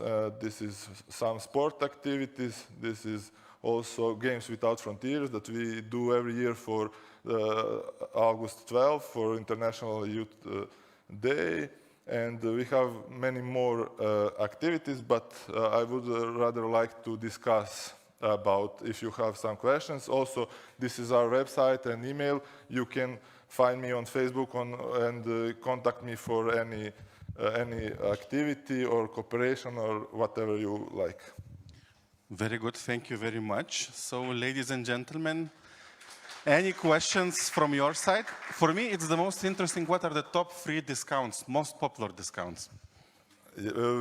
Sorry? What are the top 3 discounts? Where young people are going? What kind of discount do you want to I get? didn't put it on the presentation. We have entrance for nightclubs and cafe shops and pizzerias and stuff like that. Okay, so this is food and dancing. Yeah. And I also have a suggestion, a petrol discount these days We would be don't very, have that, sorry. very popular. Okay, reactions, questions? Yes, so what is your budget? We have support from Open Society Foundation, Olof Palme from Sweden, some local ministry, and it's about maybe 100,000 euros per year for media and for organization, because our media is too much consuming tool. Because we have to compete with local other media to be on every event and do everything what commercial stations do. Mm-hmm. It's quite rare that an NGO has its own media channel, quite a rare practice. Mm-hmm. In Klaipėda, we were doing research together with ISTA, I think 4 years ago, and one of the ideas was also to have a Klaipėda youth card with discounts for the active young people who would be able to do it. So still the idea is in the air, but now we have a very good example. Exactly what, that's why I wanted to present this, because it's a very good idea. I think we have some kind of like volunteer. Maybe we'll use it. Yeah. So after ISTA, we'll get half a year of free vacation next year. So the aim is to have Klaipėda youth cards starting to work. Mm-hmm. Final chance to comment and react. Peter? Do you cooperate with the municipality? And if you cooperate, how you can do it when you have anti-corruption? That's a very interesting question. Because we start anti-corruptional program before, I think, 2011. We joined to National Network for Curbing Corruption. And in that first few years, we have situation that mayor go to our members and talk with them. You must change your president, governing board, and stuff like that, and stuff for you will be better. And after that, we have 3 more mayors. And we have also same situation that every day we ask for some papers through the law that we can use and collect these papers. And we send about, I think in last year we sent about 2,000 requests, not just in local level, but on national also. And on local level we have situation that they tried to expel us from youth center and stuff like that. They tried to shut down our media, and after a few years, they just know that they can't do it because we have very large support on local level. We have a very large number of our members, and that's our strength, also the media. Because our media is most read on local level. We really have, in some ways, good cooperation. Even if we press charges, in the last 5 or 6 years, we had 6 or 7 local officials, how to say, we press charges and they go out from their work. Like a director of some public companies, touristic organization, local and stuff like that. And also we have good cooperation in the way that when we send them some request, they give us the answer. Also, when we propose to do some policies, some stuff, they don't like to argue. And we also, in last few years, we press them really hard. And our municipality is on local transparency index that do Transparency International, and Transparency Serbia is 2 years in a row first most transparent local government in Serbia. Very good, thank you very much.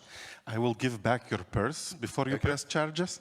So thank you very much, Alexander, for your presentation.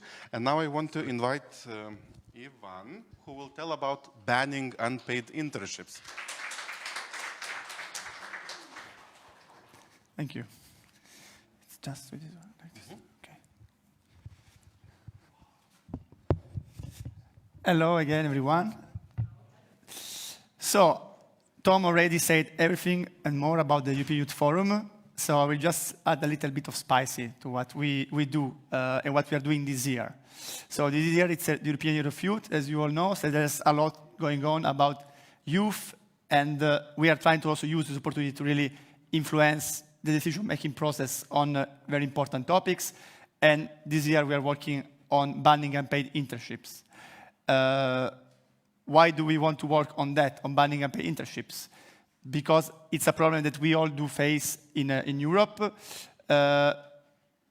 Maybe just let's start with me asking a question to you. Can you please raise your hand if any one of you has ever worked for free? I did it, yeah? So I'm not hiding it. So we have some people that were in the condition of working for free. And the question we are now asking to legislators, to decision makers, is can you afford to work for free? This is our campaign motto. And of course, working for free, it's not easy. It really prevents a lot of people to really be able to work and really take important steps in their career. So we have a short video that we are presenting with the motto of our campaign, which is, can you afford to work for free? Can we play the video? It's very short. Kannst du es dir erlauben, umsonst zu arbeiten? Da li možeš da priuštiš da radiš besplatno? I tu te podrías permitir el trabajo gratuito? Kun je het veroorloven om gratis te werken? Est-ce que vous pouvez vous permettre de travailler gratuitement? Kannst du es dir leisten, umsonst zu arbeiten? أنت تفضل تخدم شيء. Możesz si dovoliť pracovať zadarmo? Kon jij het je veroorloven om gratis te werken?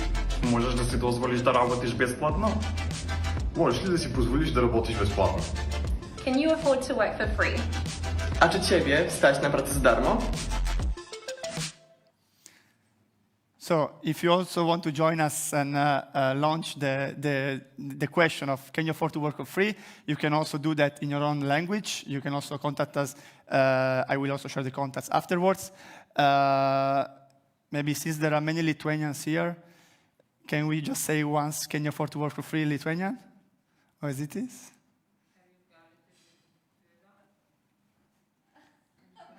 Well, very well. So record it and send it to us.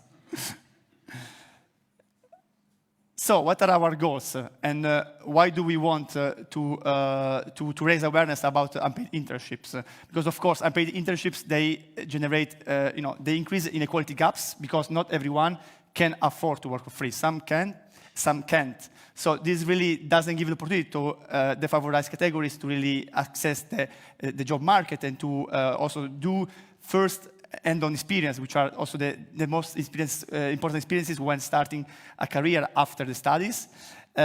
So we do believe that they really, they're really a big hurdle to youth rights and to what Tom was mentioning before about the basic needs approach.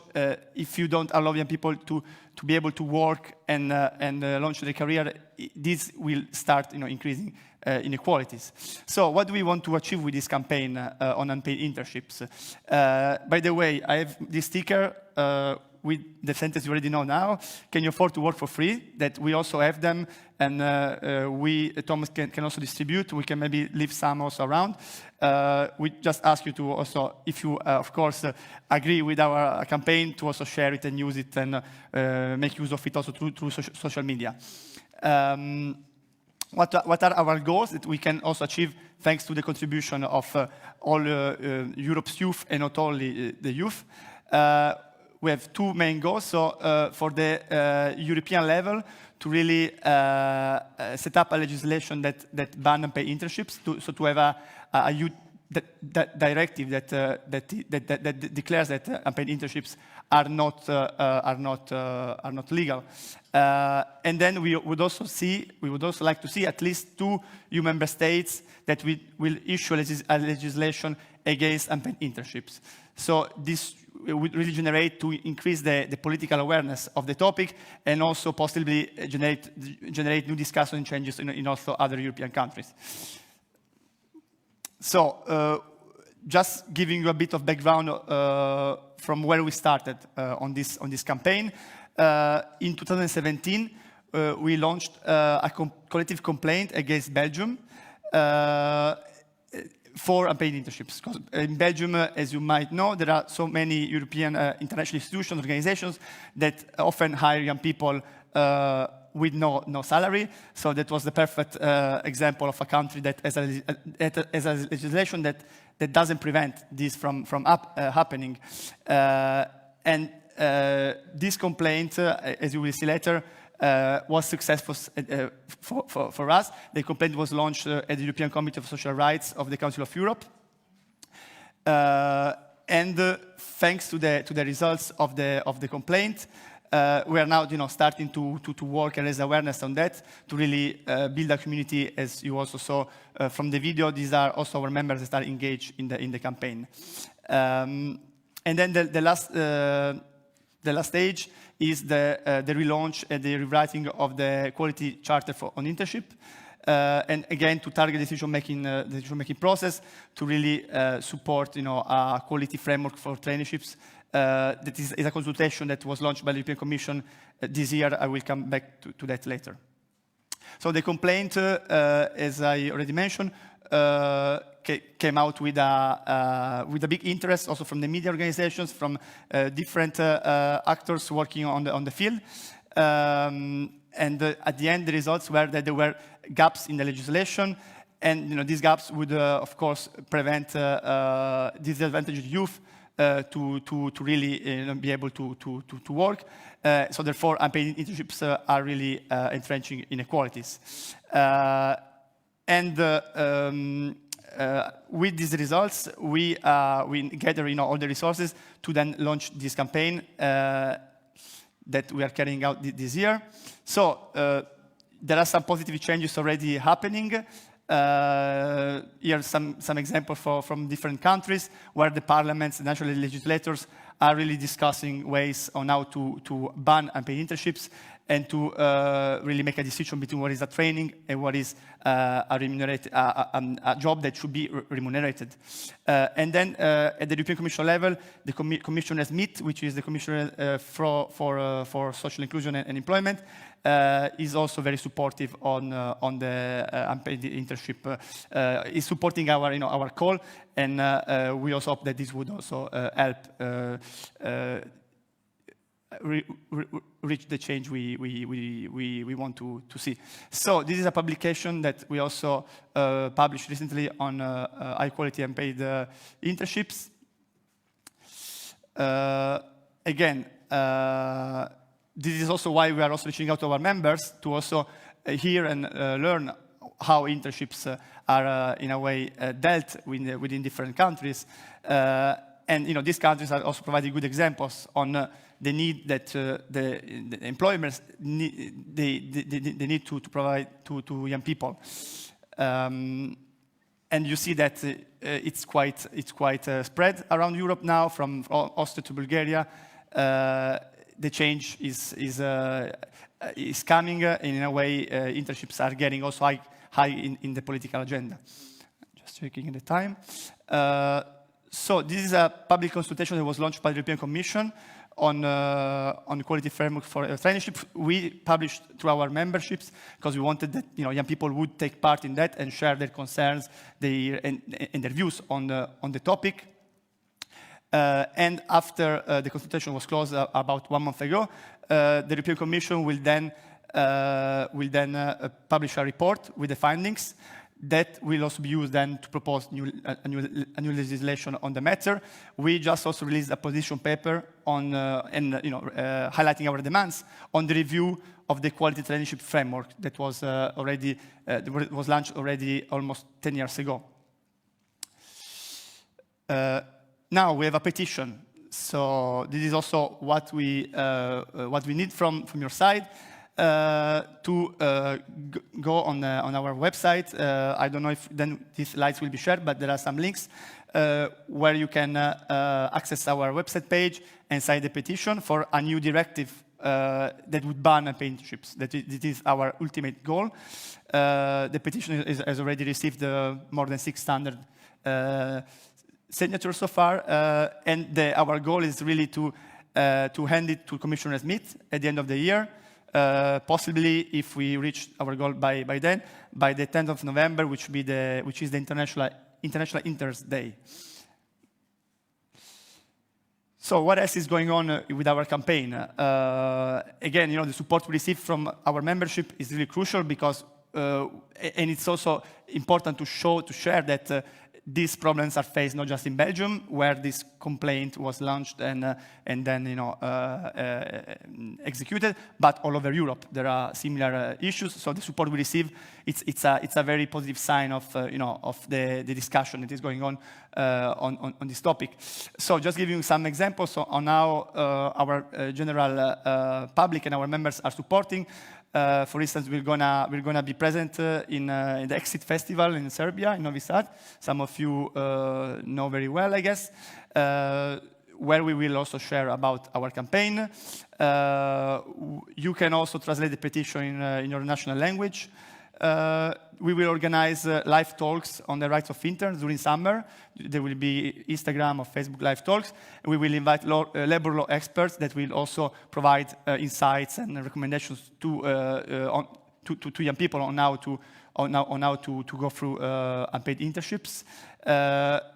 We will let you know, it's TBC, but we will start probably on the 18th of July. Then we will also screen a film, a documentary on the topic around September, October. We will probably screen it online. And then we're also planning a stunt again for the International Interns Day. So what are the main messages that they were also bringing forward with this campaign, and what are the main key elements that we can present to legislators when talking about unpaid internships? Unpaid internships, of course, they bring a high financial cost because, of course, these are some quotes from people that join us in our campaign. That without the salary, it's not possible for young people to really become independent and to fulfill their rights, their needs. And so this is also a way. It's a way to prevent young people to really grow and really fulfill what they deserve to have. Then, of course, long-term opportunities, because if you miss out at the beginning of your career, you risk of falling in this loop, in this circle. You never get out of that. So at the end, what you studied during your university career, which was also costly because it also costs money and efforts, is not at the end taking as a profit, because you start maybe working on something else in a bar, in a shop, and you really don't make use of what was your educational background. Then the cost to mental health. We mentioned also this morning that mental health is growing more and more as a need, as an important topic when talking about youth. And the fact of not being paid, for some people it is perceived like not really being rewarded for what you're doing, and not really being shown that you are bringing in a contribution to the company, to the organization where you're working. So this really also decreases also motivation in continuing working in the sector. Then, of course, again, this really increases divisions. As we already mentioned this morning, we have to be inclusive. We want to include all the youth categories when we talk about young people. That's what we do with the youth capital, to really include all the different parts of the society. And with taking out possibilities from some parts of the society, you of course also grow the distance, the bar of who can access and who can't access. So of course this also is not a good sign for the society itself. And if you don't start from young people, this then will always grow and grow more in the years to come. Again, some good resources for you to check it out. We have a website on the campaign. There is a report which is very well detailed and very well explained on the high quality or unpaid internships. We can also dig a bit more on the collective complaint that we had against Belgium. We have some frameworks, some guidance documents on how to have your say. And then this is the video I showed you. And if you want to jump in and also share it in your language, please reach out to us. Any questions? Yes, I have a question. Please. One question from two parts. So the first part is your campaign... Sorry, wait, maybe we need the microphone. Okay, it's one question from two parts. One part of the question is your campaign based on some scientific research, and the second part of the question would be, is that research, maybe you counted, will the number of young people participating in internships after your campaign, for example, you fulfill your campaign, you reach your goal, will the number of young people participating increase or decrease? Okay, so on the first question, we do have a publication that I mentioned before in the presentation. So this publication was created with a study with some researchers that we work with the European Youth Forum. Our position paper as well is also based on the replies that are also given through the consultation to the European Commission. So we also have, we were contacted by young people that were taking part in the consultation to really feed also our position paper with concrete examples that I also showed in the slides. And regarding your question about the results of the campaign, well, we will be able to tell you after the campaign is over, so at the end of this year. And the results that we want to achieve, these are more like systemic results. So the changes we want to see, like in the European level with the European directive on banning unpaid internships, and also with the national level changes in the legislation. So the results are not about the figures that we want to see a decrease in internships that are not paid, but of course through the legislation change, we are sure that less and less countries and companies within their countries will have unpaid internships. I don't know if I may reply to your questions, but this is the goal we want to achieve. Hello, I'm Arturas from Lithuania. It was a very interesting presentation, thank you. And I have a question about how the member organizations help you in a way to present this idea, because I haven't heard from national organization from Lithuania anything. Even, for example, our organization implemented a project on this topic 2 years ago, like awareness project about this issue, but it would be very nice to hear from the national organization, member organization of forum. Yeah. So how are they involved? This is your question. We presented the campaign, for instance, at our last Council of Members meeting we had in May in Brussels, where we wanted to share about it because we need to have youth organizations that are involved on the ground, on board, to share experiences, to also have more figures and more support. Talking specifically about Lithuania, I can tell you, I don't know if they were in touch with my colleagues in some way. For instance, in the presentation here, I also had a video that is just in Lithuanian. So given that the public is quite international, I didn't show it. It's 3.5 minutes long. I can share it to you personally if you want. And it's also in the presentation, which is about a young guy from Lithuania telling about his experience of going through an unpaid internship. So this, I assume it was also shared by our Lithuanian member, but personally I haven't had any contacts, but if you want, we can also discuss also later on how you can get involved. Ivan, 30 seconds. 30, I Extra think. time. Thank you very much. It was very productive. You managed to do it in time, so thank you very much. Applause for Ivan. Thank you very much. And we have the fourth presentation by Andris from Latvia about future of youth work.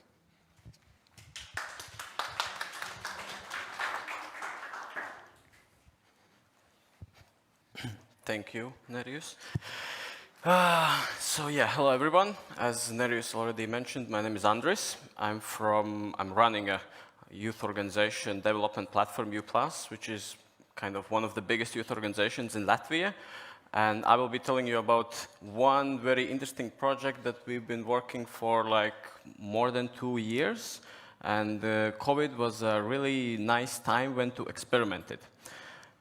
It's horrible to be the last speaker because everyone is sleeping already, especially after the lunch. I know because I usually do that when I'm listening. So maybe you can stand up a bit. Is anyone doing yoga? No? I'm not doing yoga, don't worry.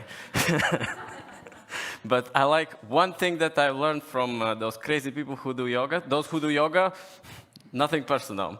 So there's this one task that I like to do sometimes for youngsters. It's called disgusting breathing.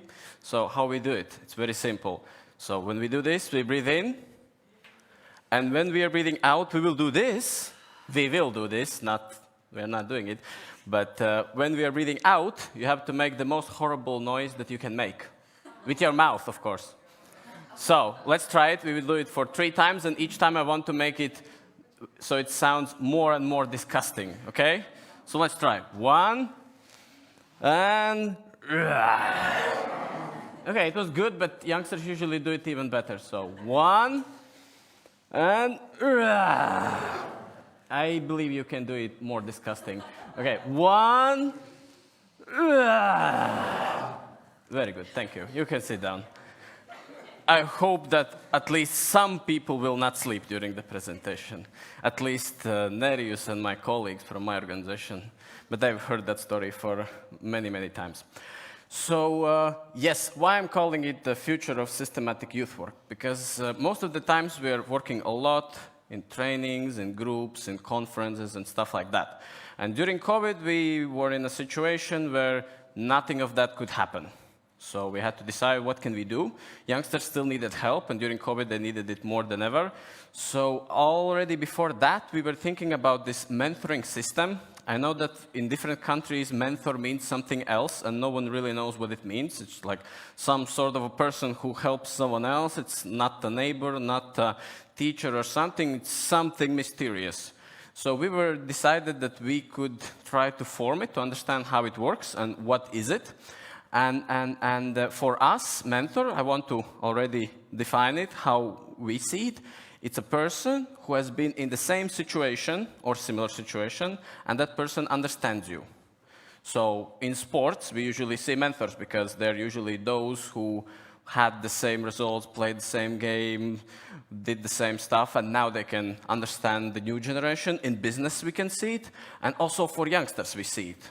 So our mentors, they're usually adults who were youngsters, troubled youngsters with some sort of problems. For example, me, myself, I was the same. And when you're speaking to that youngster, you understand that youngster because you've been in the same situation. You don't know what to do in your life, you have some mental problems, you don't know what to study, you don't have motivation, you've done something wrong. Who has done something wrong when they were youngsters? Raise your hands up. Okay, those who didn't do anything wrong, I want to talk to you. You were youngsters or not? You skipped that age, you were 13 and then suddenly you were 30. But yes, so we created a program. Yeah, it works. So we created a program where we were providing individual support for youngsters. Any youngster in the age from 13 to 25, that is official age defined in the law in Latvia, that is the youngster. And any youngster, if you feel that you have some sort of problems and you want some support, you can approach to us and you can get the support for up to 6 months. I will also later describe the structure, how it works. And last year we supported more than 200 youngsters. It was individual support for most of the time, more than 3 and 4 or 5 months.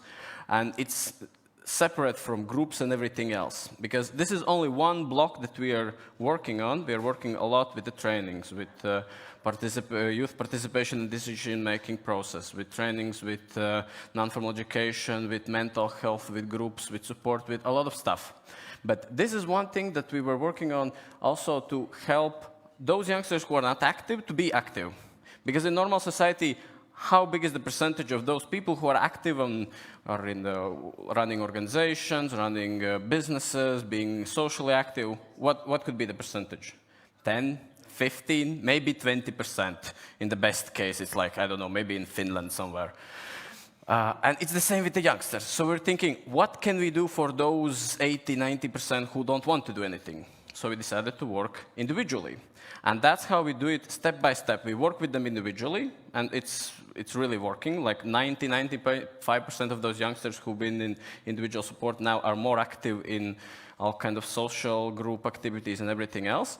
And it's like step by step, because we cannot provide, for example, this kind of conference for those youngsters. They will just not come.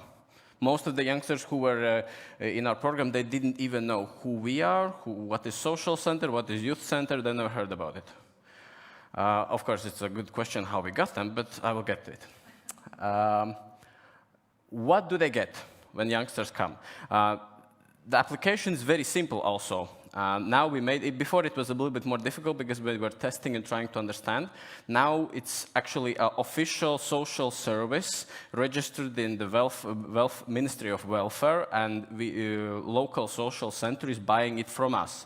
So it's also not some charity like we pay those mentors, we pay ourselves because that's the way how we can make it sustainable. If everyone is working for free, like previous speaker said, then it goes down, it doesn't work in the long term. And right now it's very simple. Youngsters have to fill 2 forms, 2 papers, and they don't even have to meet any person. They can just throw it in the mailbox of social center. And then they will get a call that they have to come to the first meeting and get a mentor. So it's very simple because youngsters usually don't want to go to call and write and everything. And yes, so they apply, they get a mentor who is working with them for up to 20 hours per month, individually. What they're doing everything. They're going to run, they're going to visit activities together, they're talking, they're walking around, they're playing games, doing activities, whatever that youngster needs. How it's different from psychology? Of course, you can go to a psychologist and get a professional consultation from psychologist, but how do you think how many youngsters want to go to the psychologist? I don't want to go, for example. I'm not sick. Why should I go to a psychologist? I'm a normal person. That's what we hear from 99% of youngsters. Who thinks that you need to visit a psychologist right now? Raise your hand. Not that many, okay. So sometimes it's a link for those youngsters who need psychologist support, but they don't want to go there. I've worked with some youngsters for 6-7 months, and I get their trust, and then after 6 months, our big result is that that youngster finally decides that he will see the psychologist, and that's a big win for me. So they're doing everything that youngster needs, because in the beginning they define their goals, youngster's problems and goals, what that youngster wants to achieve, and then they start working on. Some youngsters want to understand what they want to do in the future. Some youngsters want to quit smoking. Some youngsters want to get motivation. Some youngsters want to find the studies or just want someone to talk with. Then they have a possibility to flexibly receive support from other mentors, so we can quickly change it. We've had situations where I work for 1 month, and then I see that that youngster needs another mentor who is like doing more something else, and we can switch it very quickly. We can get also extra support because we can pay for their trainings, maybe buy them something, maybe pay for some activities or something. Sometimes we pay for their gym membership or something like that, because youngsters on the streets, they want to do sports, and if they cannot do it, they just break some stuff on the streets. And also a chance to meet other youngsters, because we usually organize groups so they can meet other youngsters and they can understand that they're not the only ones who have problems, that there are a lot of them. And it sometimes gives some extra support to them. Yeah, so that's the system, how it works. They can get the support for up to 6 months. It's divided officially, so it's easier to understand how it works, but we've had situations where we work with youngsters for more than a year. One of the best cases that I usually am talking about is one guy who came to us. Actually, he didn't come to us, we just found him on the street, kind of. He was a street youngster. He was 16 years old, I think. He was a regular youngster. He wanted to be strong, do some sports, be cool in front of the girls and everything, but at the same time he was drinking, smoking, doing drugs, doing nothing. Couldn't do even one pull-up. But he was willing to come to the trainings, at least, best case. Now, a few weeks ago, he got first place in National Calisthenics Championship in junior group. Now he's 17. In 1 year, working with his mentor, who is also a sports trainer, who was also a crazy youngster, he got to this result. 1 year. All other institutions, social centers, schools, everything, they already thrown him away because they thought that there's nothing you can do with that youngster. He wasn't going to school. Now next year he will be 18, and he will. Now this year he finally finished 7th grade, finally. But he did it. You know, he's been there for like 3 or 4 years, and now he wants to be a mentor, a sports trainer, and he wants to finish school. First time I saw him, I was like, also thinking, who will work with that youngster? And of course, it takes a lot of time and a lot of resources, but we see a long-term result. He's now even picking up other 13, 12-year-old guys who want to leave school, and he's like, okay, if you leave school, you're not coming to trainings. He kicks their asses and they come to school. Yes, and of course, they go through this 6-month program, then they evaluate the whole program with the mentor. Only result that how you can understand if they have results, they have to understand it by themselves. Like I said, in the beginning, they set the problems and the goals, and in the end, they evaluate if they have achieved these goals. And those goals don't have to be very big. It doesn't have to be like, I will get this super degree or super education or something. Some youngsters have a goal to start waking up at 7 a.m. in the mornings, or start eating breakfast regularly, or quit smoking, or at least, if even not quitting smoking, maybe going from 10 cigarettes a day to 1 cigarette a day. It's already better. At least you save some money. So those results can be small, but it leads them in the right direction. Yeah, there's some statistics to what kind of youngsters we had this support. The range of youngsters and those problems is huge. We had some youngsters that were just having some problems during COVID and they needed support for 2-3 months maybe to talk to someone and to talk about problems, and then they felt better. And then we had also very criminal youngsters. For example, my personal record was a guy who was 16 and he had, in the last 3 years, he had 86 criminal records. His daily life was going to the shop, stealing a bottle of some drink, selling it for 10-15 euros and buying a pill. It was his normal day. Of course, now he was in prison, now he's back from prison. He's coming back, actually, to mentoring. It's good news. I found it out a few days ago, actually. So we have also this kind of youngsters. It's huge range, and we also have huge range of mentors. So it's easy for us to understand how, where to put those youngsters. Yeah, this is average age. Boys and girls, it's not that different. Only difference we see that girls, most of the time, they're willing to come by themselves, and the boys were the ones who were sent by the social center, because we have a contract with social center, and we also get those youngsters who are sent by the social center when they already are creating some problems. So that's the difference. The girls are more willing to receive and ask the support. And yeah, usually, like, we can give them up to 20 hours, but usually it's up to 14 hours, what is like average amount what they use. So yeah, a lot of positive results.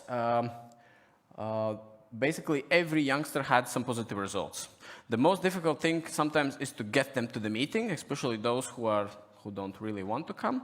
But when they start working with the mentor, they always have a result.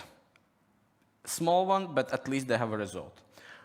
We supported them a lot with the mental health, because we also provided extra specialist psychologists, trainers, these dietary specialists, something. They make your dietary plan or something. All kind of different, also psychologists for parents, because most of the times there's also problems in the family with the parents. So we were providing also different kind of specialists. A mentor is the one who is gaining the trust and trying to convince the youngster, hey, you see you have a problem, I will help you to get to that specialist and maybe sometimes go with you and you will get to it, you will work with it, and you will get to the result. Sports, most of the mentors were also doing sports. Me, myself, sometimes I had meetings in the gym, and only thing we were doing at 6 a.m. in the morning, just being in the gym, maybe in the break moments, just talking about some problems and stuff. You can also do it in that way. Young mentors were going outside, running, especially when there was COVID, you couldn't go inside, so you were doing outside some stuff, and for youngsters it was really, really nice. Problems with the family. A lot of problems with the family, because sometimes you work with the youngster for several months, you cannot understand why there's no result, you meet the parents, and bam, you understand why there's no result.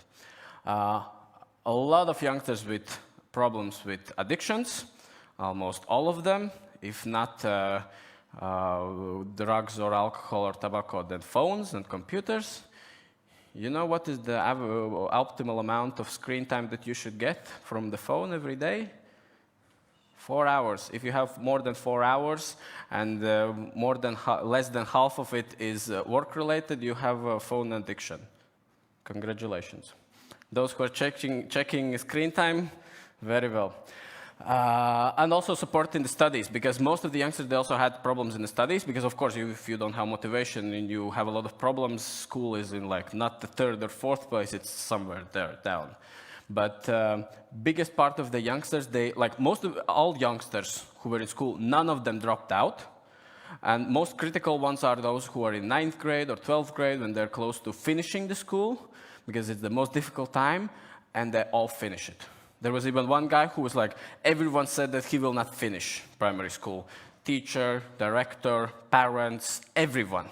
But he finished it. Like, I don't know how he did it, but he did it. And he invited the mentor, had a picture, and he posted it on Instagram. It was the only picture from the graduation with the mentor.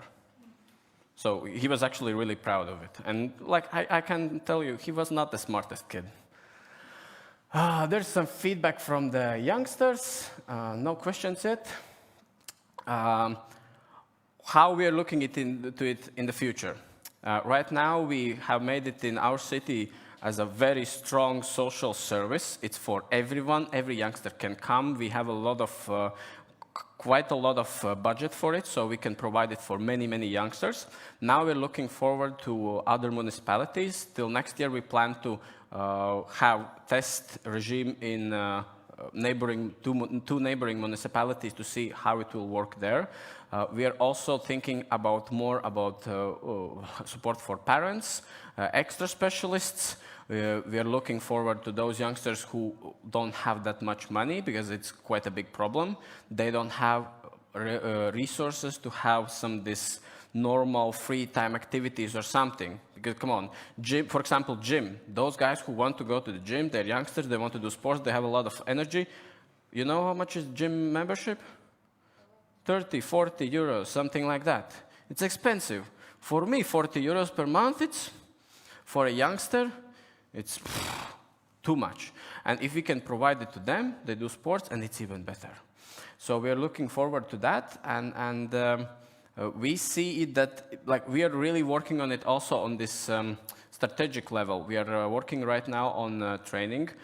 We just graduated 20 new mentors a few weeks ago in our own training course, because we're trying to define what is a mentor, because nowhere you can learn how to be a mentor. First mentors that we had, they were just people who were with some psychology background a little bit, ex-teachers, sports trainers, youth workers, and we just gave them the first youngster and we're like, let's do it. And now they're very good mentors, of course, but we're working on this training so we can also help other specialists to be trained. We're thinking about putting mentors in the schools, because, of course, in schools you have psychologists. It's very good. But what's the problem? The problem is that most of the time they're super busy, so they can provide it only for several students. Oh, damn. Give me more, 1 minute more. And also the problem is that when psychologist approaches to the youngster and they have a talk in the office or something, everyone knows it. And everyone knows that you're the one who went to psychologist, so you have a problem, you're sick, something wrong is with you, and everyone is on you. But if there's a mentor who is there on a daily basis, who looks a little bit more like a youngster, and he's talking to everyone, when he invites you in the office, no one cares, because everyone knows that that specialist is inviting everyone once in a while, and it means nothing. So you get their trust a little bit more. So we're thinking about that. Oh, thank you. We're thinking about that, and we're working on the material with the methods, so you can train those specialists, and they also have material that they can work on. And our future goal would be to get mentoring in the whole country, because yes, that's the way we should work on. I talked with one of my colleagues, and he was complaining that we are having less and less youngsters every year. I believe in your countries it's the same problem. And I was saying, it's good. It's very good, because now we have resources to work more on this individual level. We've been talking a lot about it, but we cannot do it, because I don't really trust in these conferences and trainings and stuff. They're nice.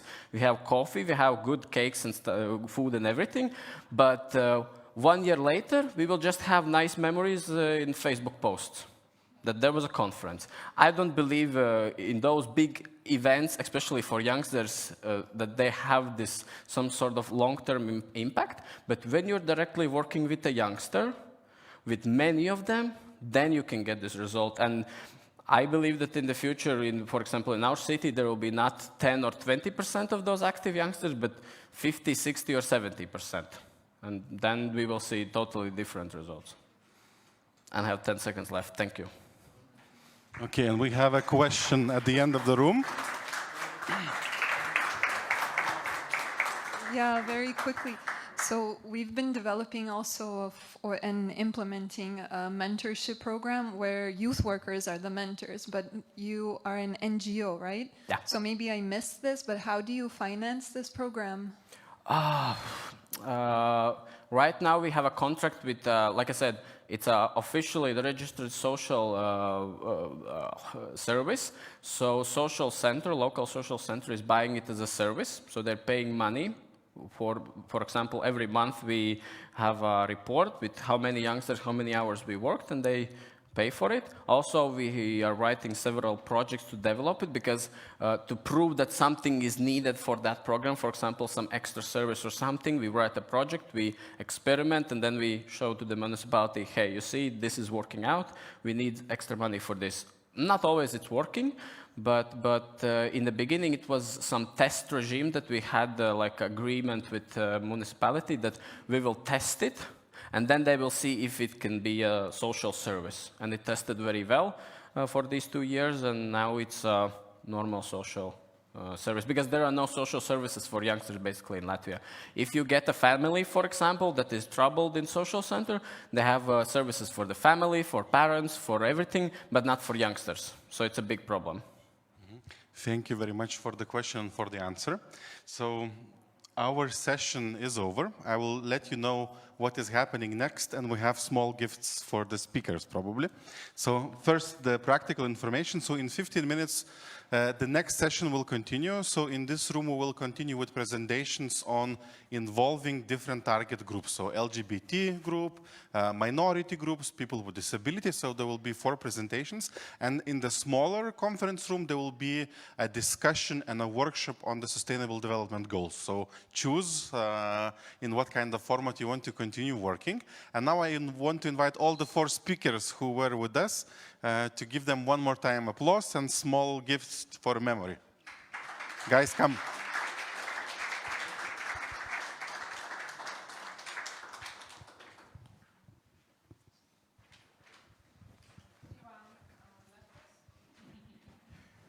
Thank you very much for your time, from our team.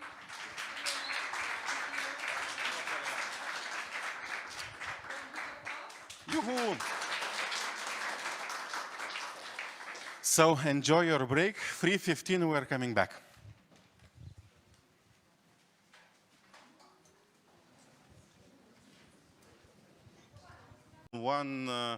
Two non-recorded. So we'll start with video, then 2 live people, and then video. So this integrated learning, digital and real. So, but for the Energizer, please stand up. We will do a bit of counting and a bit of body part movement. So first of all, we will start with the right hand. We will count to 5 and move the hand like this. 1, 2, 3, 4, 5. Then with the head, 1, 2, 3, 4, 5. Then with the other hand, 1, 2, 3, 4, 5. And then the numbers will decrease. 4, then 3, then 2. But it has to be faster and faster, okay? Are you ready? So we start with the right hand. 1, 2, 3, 4, 5. With the head. 1, 2, 3, 4, 5. 1, 2, 3, 4, 5. 1, 2, 3, 4. 1, 2, 3, 4. 1, 2, 3, 4. 1, 2, 3.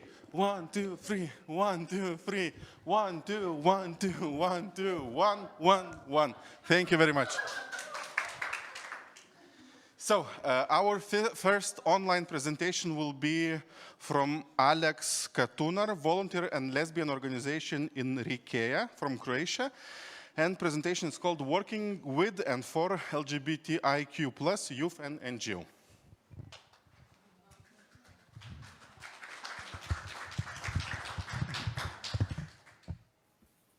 Hello, everyone. This Energizer was an excellent introduction to my presentation. I was not doing it with you because it is so hot here in Croatia, and I didn't want to be out of breath, but you did amazing. So yes, it is a pleasure to be here and represent Lori. We are a Croatian organization fighting for LGBTIQ rights. And today we will talk about ways of engaging youth, main activities and projects Lori has been implementing over the years, and wonderful partners that make a big part of our work possible. So to begin with a brief introduction, we are here today because we recognize the importance of youth, the immense impact that they have and they can have on our local, national, and international community. Their voices need to be heard, and the first step to enable them to do that is to create a safe space for them to thrive. So today, I will tell you about different ways Lori continuously aims to achieve that and more. First, We will talk about youth engagement. How do we at Lori engage and involve young people? So we can summarize the focuses of Lori's youth work into these 4 parts. So educating and sensitizing youth in general, supporting and empowering LGBTIQ youth, informing and sensitizing the general public while including youth to empower them to engage in protecting LGBTIQ rights, and lastly, empowering LGBTIQ plus youth through their engagement in Lori activities. The many activities and projects that you see here are, of course, and as I'm sure most of you, if not all of you, can relate to, only part of what we do at Lori. And while I would love to talk to you about all of them, I can only mention some. So let me present you 5 programs that aim to educate, engage, involve, and empower youth, but also the general public. So the first one is combating homophobia, biphobia, and transphobia in the educational system. Lori is actually the only LGBTIQ organization in Croatia that continuously holds lectures and workshops for high school students on LGBTIQ topics.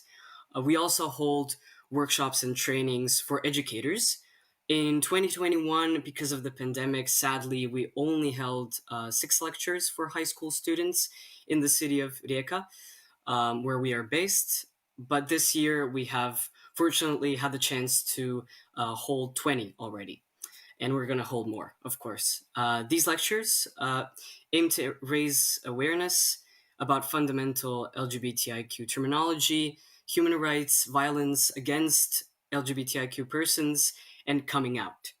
They will continue throughout next year, expanding to 3 other major cities in Croatia, which will strengthen cooperation with other NGOs, schools, and youth. In addition, we have published, there it is. In addition, we have published several publications for teachers and youth on the topic of combating bullying in schools based on sexual orientation and gender identity, and we advocate for changes in the education system with the goal of including and protecting the rights of LGBTIQ plus youth. And this is the cover of one of our publications, translated in means Pay It Forward. So it's about embracing diversity and combating violence against queer youth in schools. In terms of supporting and empowering LGBTIQ persons with an emphasis on youth, we offer free psychosocial support, which comprises psychological counseling, peer-to-peer support, support group for LGBTIQ youth, and free legal aid. We also organize a lot of social events for the queer community, such as queer party, karaoke, movie nights, queer poetry evenings, queer walks, etc. We make sure to inform our community, so the LGBTIQ community, on all our activities and projects through our webpage, social media, and mailing lists. We also educate on LGBTIQ topics and gender equality in higher education, namely through our university course, Gender, Sexuality, and Identities from Oppression to Equality, that started in 2019. And it is one of a kind in Croatia, with this topic to be based on the service learning method. In addition to that, we also hold lectures for university students at the Department of Psychology and Pedagogy.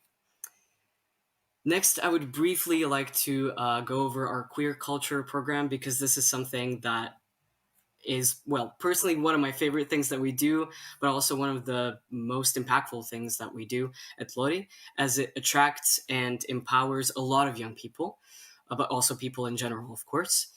So our biggest annual event is the Festival of Queer and Feminist Culture, Smokwa, where our Lori youth group, which I'm proud to be a member of, held their first interactive workshop on online hate speech. This group exists to offer space and opportunities for youth empowerment and active engagement in achieving societal changes and involvement in the work of Lori. This is an aspect that we want to keep improving on and developing in the future. So far, the group has organized 3 public events and is working on more. And we also organize at Smokwa, but also in general, a lot of cultural content such as forum theater plays, exhibitions, literary evenings, and performances. The last program that I would like to talk to you about today is combating discrimination and advancing the rights of LGBTIQ persons. So here, this includes marking international days of importance, such for women's rights and rights of LGBTIQ persons, public actions, campaigns, and so on. We also organize and participate in various public events about youth work, youth educational activities, and challenges that LGBTIQ youth face. So now we'll talk about the partners that make a lot of our work possible. Here is your inspirational quote of the day. Alone we can do so little, together we can do so much, said by Helen Keller. So this is true because, as I said before, a lot of what we have managed to do over the years and continue to do would not be possible without our invaluable partners and collaborators. For example, okay, there we go. So for example, the Lottie Youth Group that I mentioned, the free counseling, the free legal aid for youth, as well as the seminars for employees in schools, lectures and the workshops, and actually the first study conducted among LGBTIQ youth in Croatia are part of the Support Inclusive Education Build a Safe Future project, which Lottie is conducting with 2 partners. One of them is an association called Rainbow Families, and the other is a nonprofit media association in Norway called Norsensus Media Forum. So this project, it does 2 things.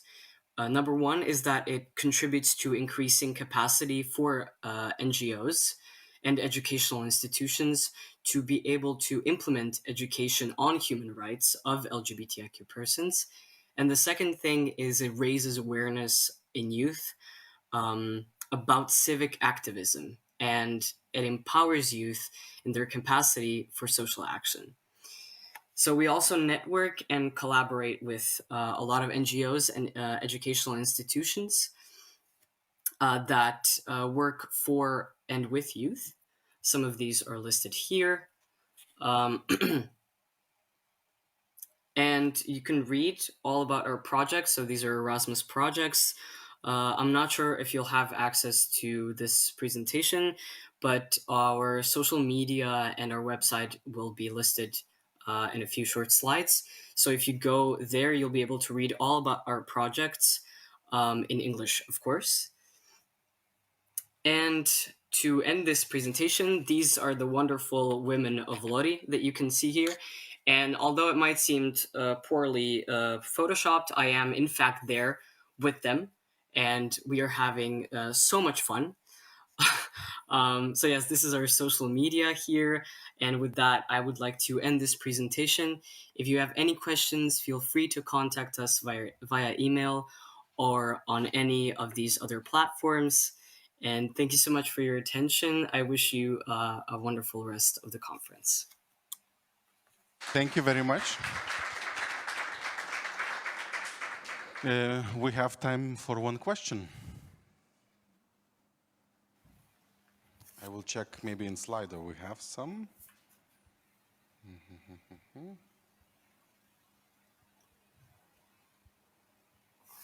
Nope, no question. Oh. How do you measure success? Alex, there is a question. How do we measure success? Thank you for your question. That's a really good question. Well, I will say that I am a volunteer at Lottie. So the 5 women that you saw in the picture are the ones who are actually employed there, and they do most of the work when it comes to the projects, the activities, the cooperation with schools. And I participate mostly in, holding presentations like these participating in human libraries and such. So I'm afraid that I can't give you that much information on this question, but I can tell you that we do conduct questionnaires and surveys. How your organization usually attract young people to participate in your activities? Thank you for that question.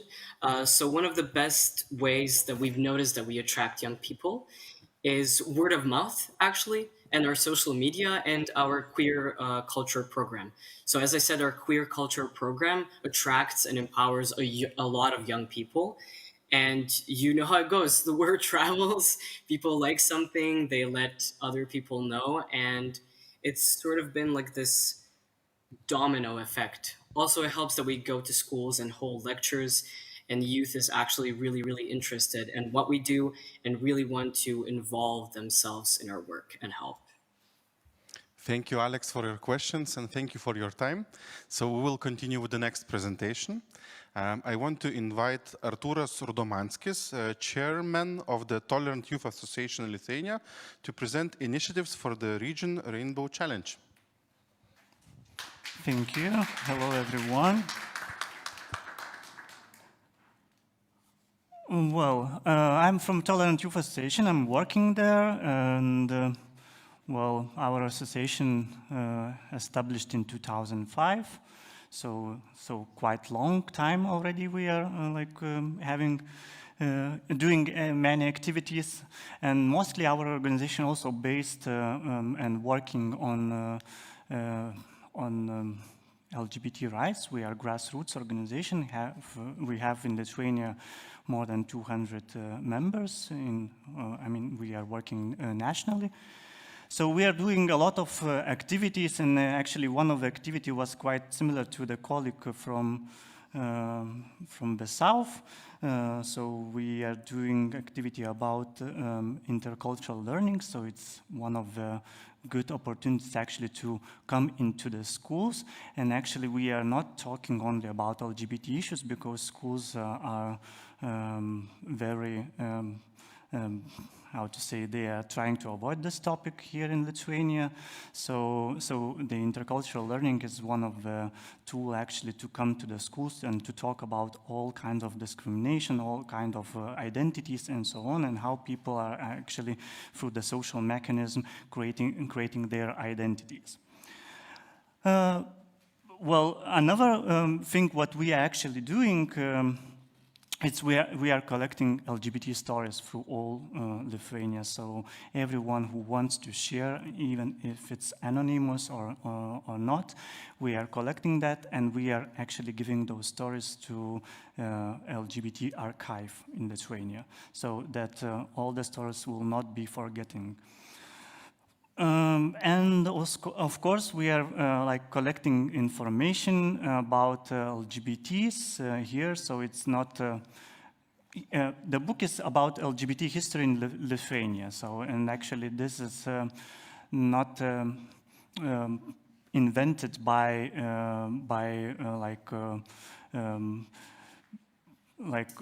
professors or something from scientists, but it's that book is created by activists. So an activists are giving information, collecting information about LGBT history in Lithuania that people could not.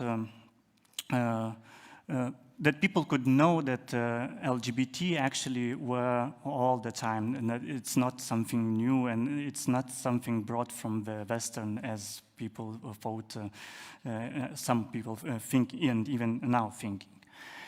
And actually, I picked 3 activities we are implementing here in the region, and even in the Klaipėda region, and not only in Klaipėda, but and those activities we actually called Rainbow Challenge. So one of it is a Rainbow Challenge. So we are making comics, if you see. So I brought some of them. So later, if you would like, they are in Lithuanian, sorry, but it's for Lithuanian community. So that's why it's in Lithuanian. But one of the interesting things that we are getting people from different regions, and we are asking them to participate and to create them. So we are picking specific topics in LGBT issues, like for example, LGBT and military.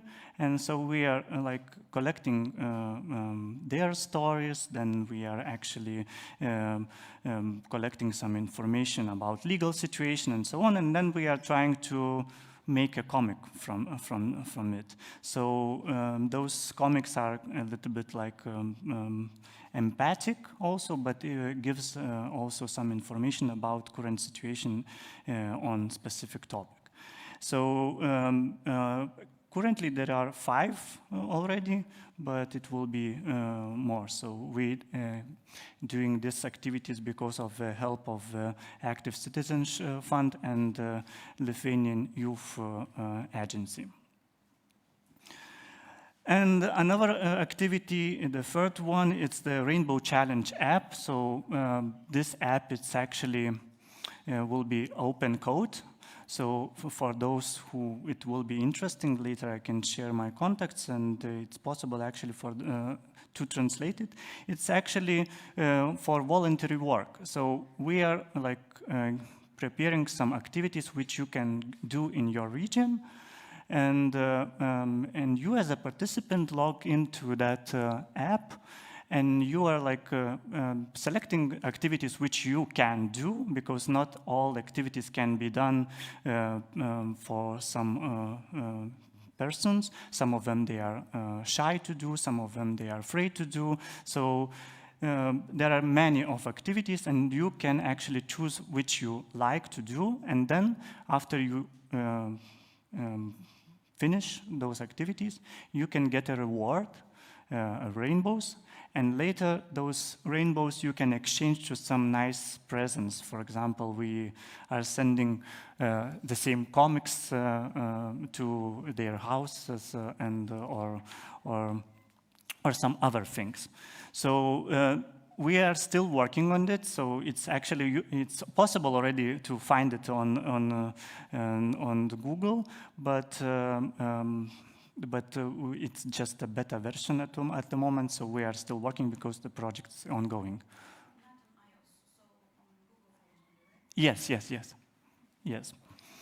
But it's in Lithuanian language because it's quite hard and it takes time to do that. But in case if somebody will be interested in the code, so there would be possible actually to give it for non-commercial use, of course. And the third activity is the Rainbow Challenge groups at schools, because when we started this activity, we thought that most of students at the schools, they are in a gray shadow, and they are facing the greater stigma and discrimination, especially if they are living in the smaller towns. And well, in Klaipėda, the situation is a little bit better, of course, comparing with some smaller towns, but still it's quite high homophobia here. So we are coming to the schools and we are helping to create the support groups within the schools. So currently we have 6 groups in the different towns. And some of them, they are very successful. Some of them, they are still struggling with possibilities. But what we actually giving them, we are giving possibility to for the student leadership. So those who are actually want to support LGBTs and want to support human rights issues, they can actually try to create such a group, like support group within the school. Actually, it's also like proactive pursuit of change, and its possibility to educate within the school other peoples and to learn by themselves. And we as association, we are providing possibility to invite lecturers, for example. So if some of the school groups, they are asking that we would like to talk about feminism. So we are helping them to find some lecturers who could actually bring the topic to the school and to talk about specific issues. Then it's also mutual support, because especially in those schools where some people they came out, for them it's a little bit hard actually to live, and it's very important actually to have someone who could help them to be themselves, and of course support from like bullying and any kind of discrimination.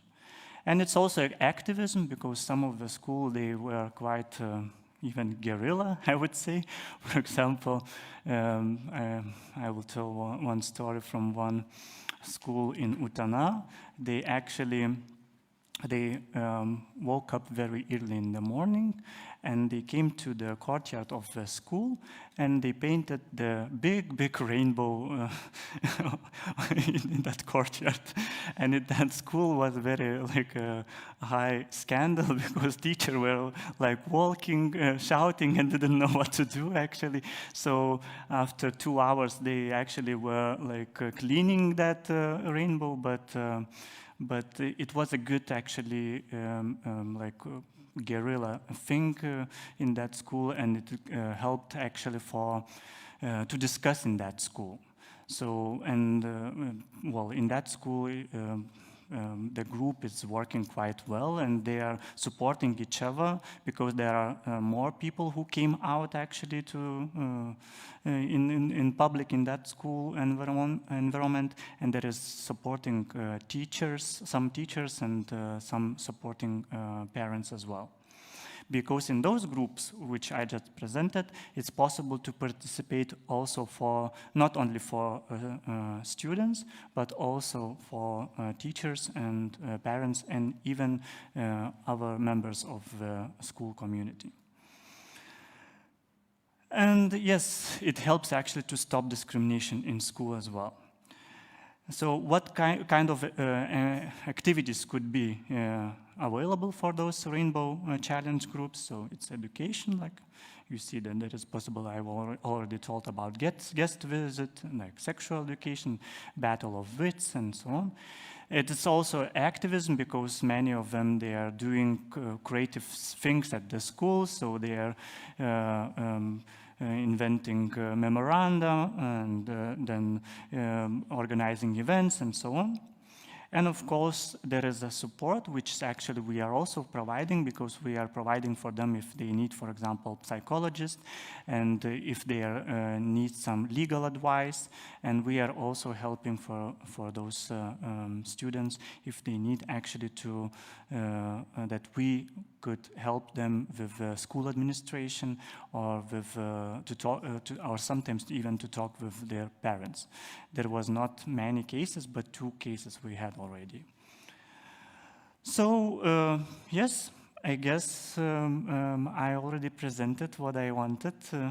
I thought that one of the guerrilla thing, which is the most popular in Lithuania, I would say, on LGBT topic, it's those stickers.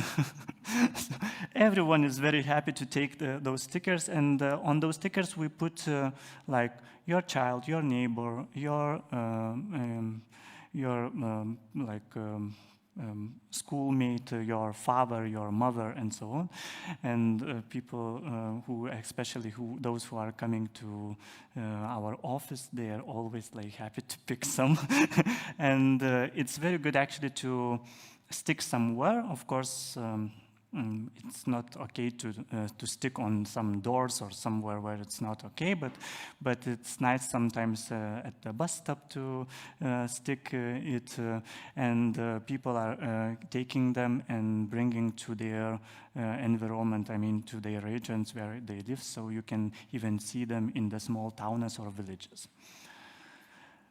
That's it. Thank you.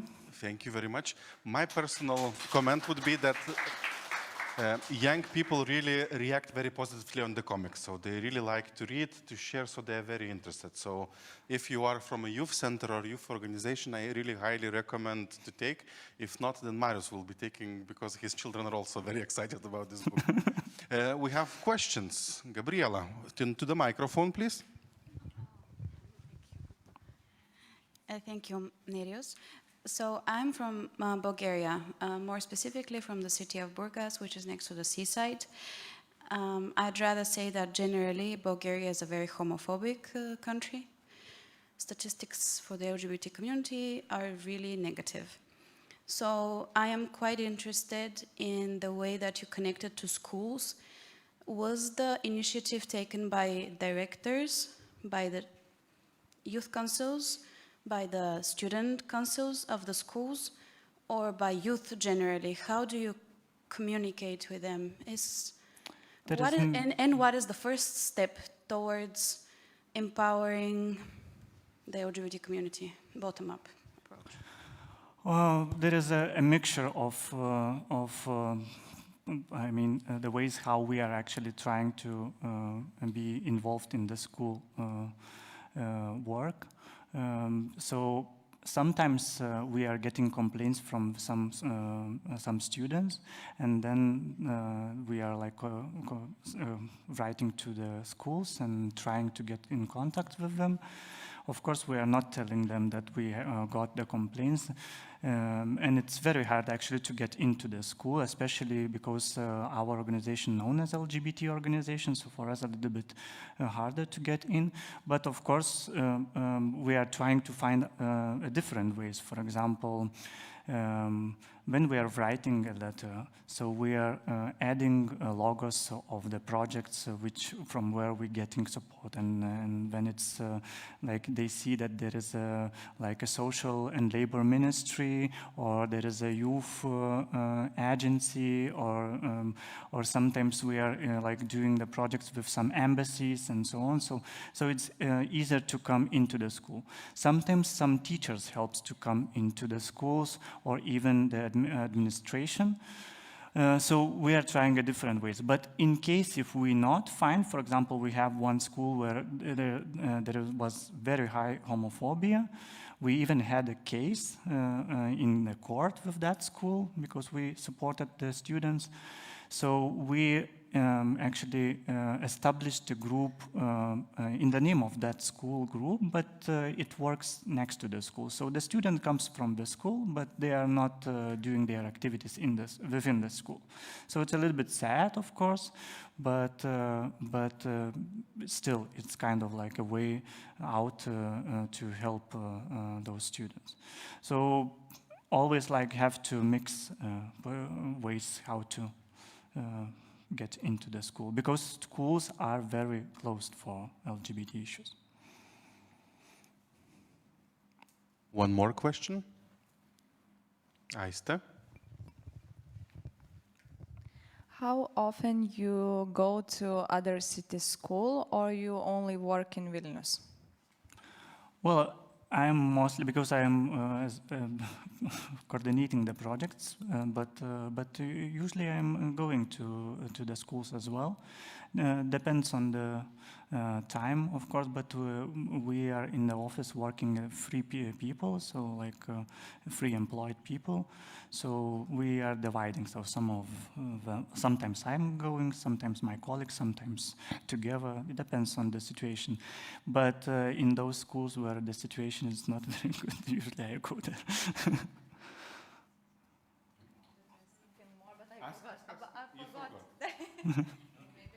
So you can always ask during the coffee break when you will remember. So Arturas, thank you. One more question. Yes, we can have still. It's a small question. So I'm curious. So do you go to schools in big cities, or did you went to the small cities, villages, where I think homophobia is much more bigger than in the cities? It's very depend on the situation. For example, in Klaipėda, when I was in one of the school, So after the school, I received the call from the media, and they were like asking, "Oh, we heard you were at the school. What you were doing? What you presenting?" And that media is very homophobic, and it's actually based here in Klaipėda, Vakarų Expressas. But I answered them that I will not give any comment because this media was accused as not taking the journalist ethics already. So,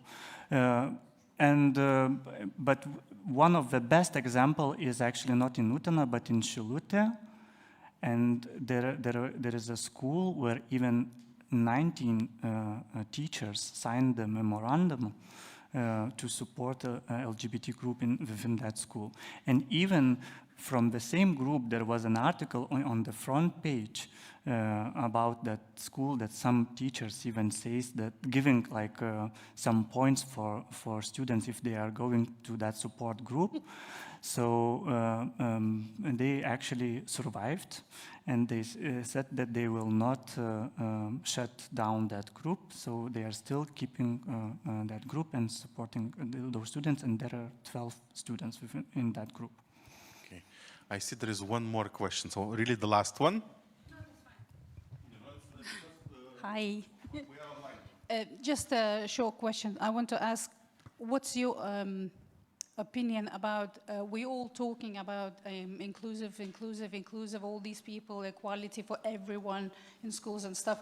Do you feel, or do you think that you guys are not included as much into sort of inclusion into schools as the other kids are? You know what I mean? Like all these kids, like with all the disabilities and everything, and it's all about them now, you know, like everything is how to include them, and they can't see, they can't hear, they're with wheelchairs and everything. And do you think that it feels like government doesn't do enough to get everyone as equals, if that makes sense? I think that it's changing by little, but I wouldn't say that it's still like youth are included with different identities and. But the situation is getting better, I would say. But it's still there is a lot to do.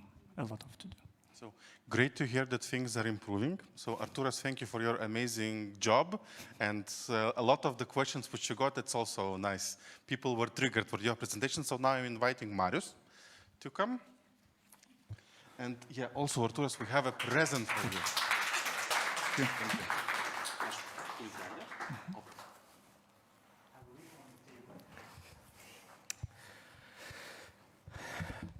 Hello guys, me again, Marius from Institute for Policy Research and Analysis. Sometimes we present ourselves as youth policy charlatans. And that's exactly the reason why, because you can jump between the different roles in the kind of youth work, youth policy, youth research, and empowerment work. So now I was given a chance, an opportunity to present our work with ethnic minorities. So it's also, I mean, LGBTQI questions are sensitive. Society is changing, becoming more open to discuss about it. And it's really nice to see over the last 15 years how the situation was changing. The same, especially those who live in Lithuania, the topics of ethnic minorities. And when we say ethnic minorities, so usually we talk about Russian speakers and Polish speakers who were living in Lithuanians, some of them for decades, some of them for 100 years. And it's really kind of identity question, and how do we engage, how do we involve, how do we encourage cooperation between different communities? That is quite interesting. And me and my colleague Nerijus, we work in this youth field for almost 20 years. And when people ask about what do you do trainings, and I say about everything. Because we know how to train, we know how to build this kind of learning process. But last 5-6 years, we became the guys who are working with Polish. Because nobody else is working in a kind of sustainable and kind of structured way. And why we worked sustainable and a structured way, because we were invited by British Council to implement their global program Active Citizens in Lithuania. So this global program Active Citizens is working in more than 80 countries around the world. They have nice methodology developed, and what this program is about, it's about empowering and engaging communities. It's a social leadership program. So it empowers, it builds competencies. Already this morning, Jonas was talking that, yeah, we can talk about participation, we can talk about citizenship, but you need to know, you need to learn how to do that. So the same, we're talking about how to empower communities. We need to, on one hand, build trust and understanding among different community members and between different groups within the community, but also we need to learn how to do that. We need to know how to facilitate. We need to know how to bring people together. So I'll just jump a few slides back. So I would like to focus in the next 17 minutes how to make civic engagement and participation in the community cool again. Because as you heard in the morning, young people want to do what is cool. And when participation is cool, they will most likely participate.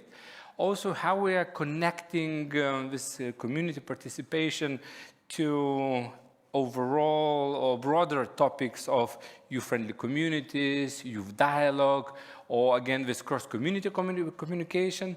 And also, I will share some of the recipes, how to ensure that the programs have sustainable results and impact.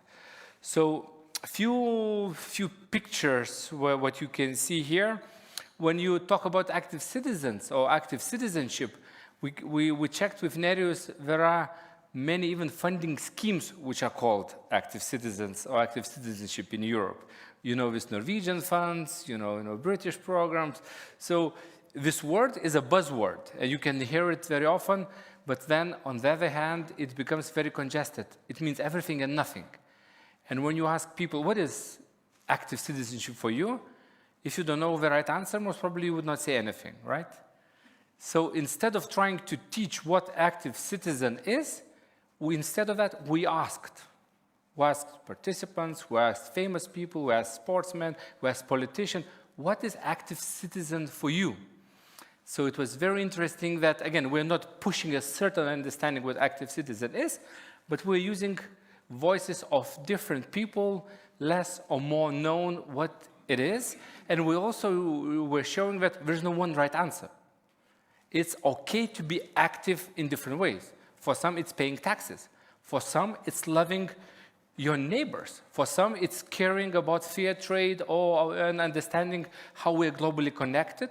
For some, it's taking care of the trash and so on. So it can be different, totally different things, and it's okay. So we were kind of normalizing being active, and we were showing that you can do it in different ways.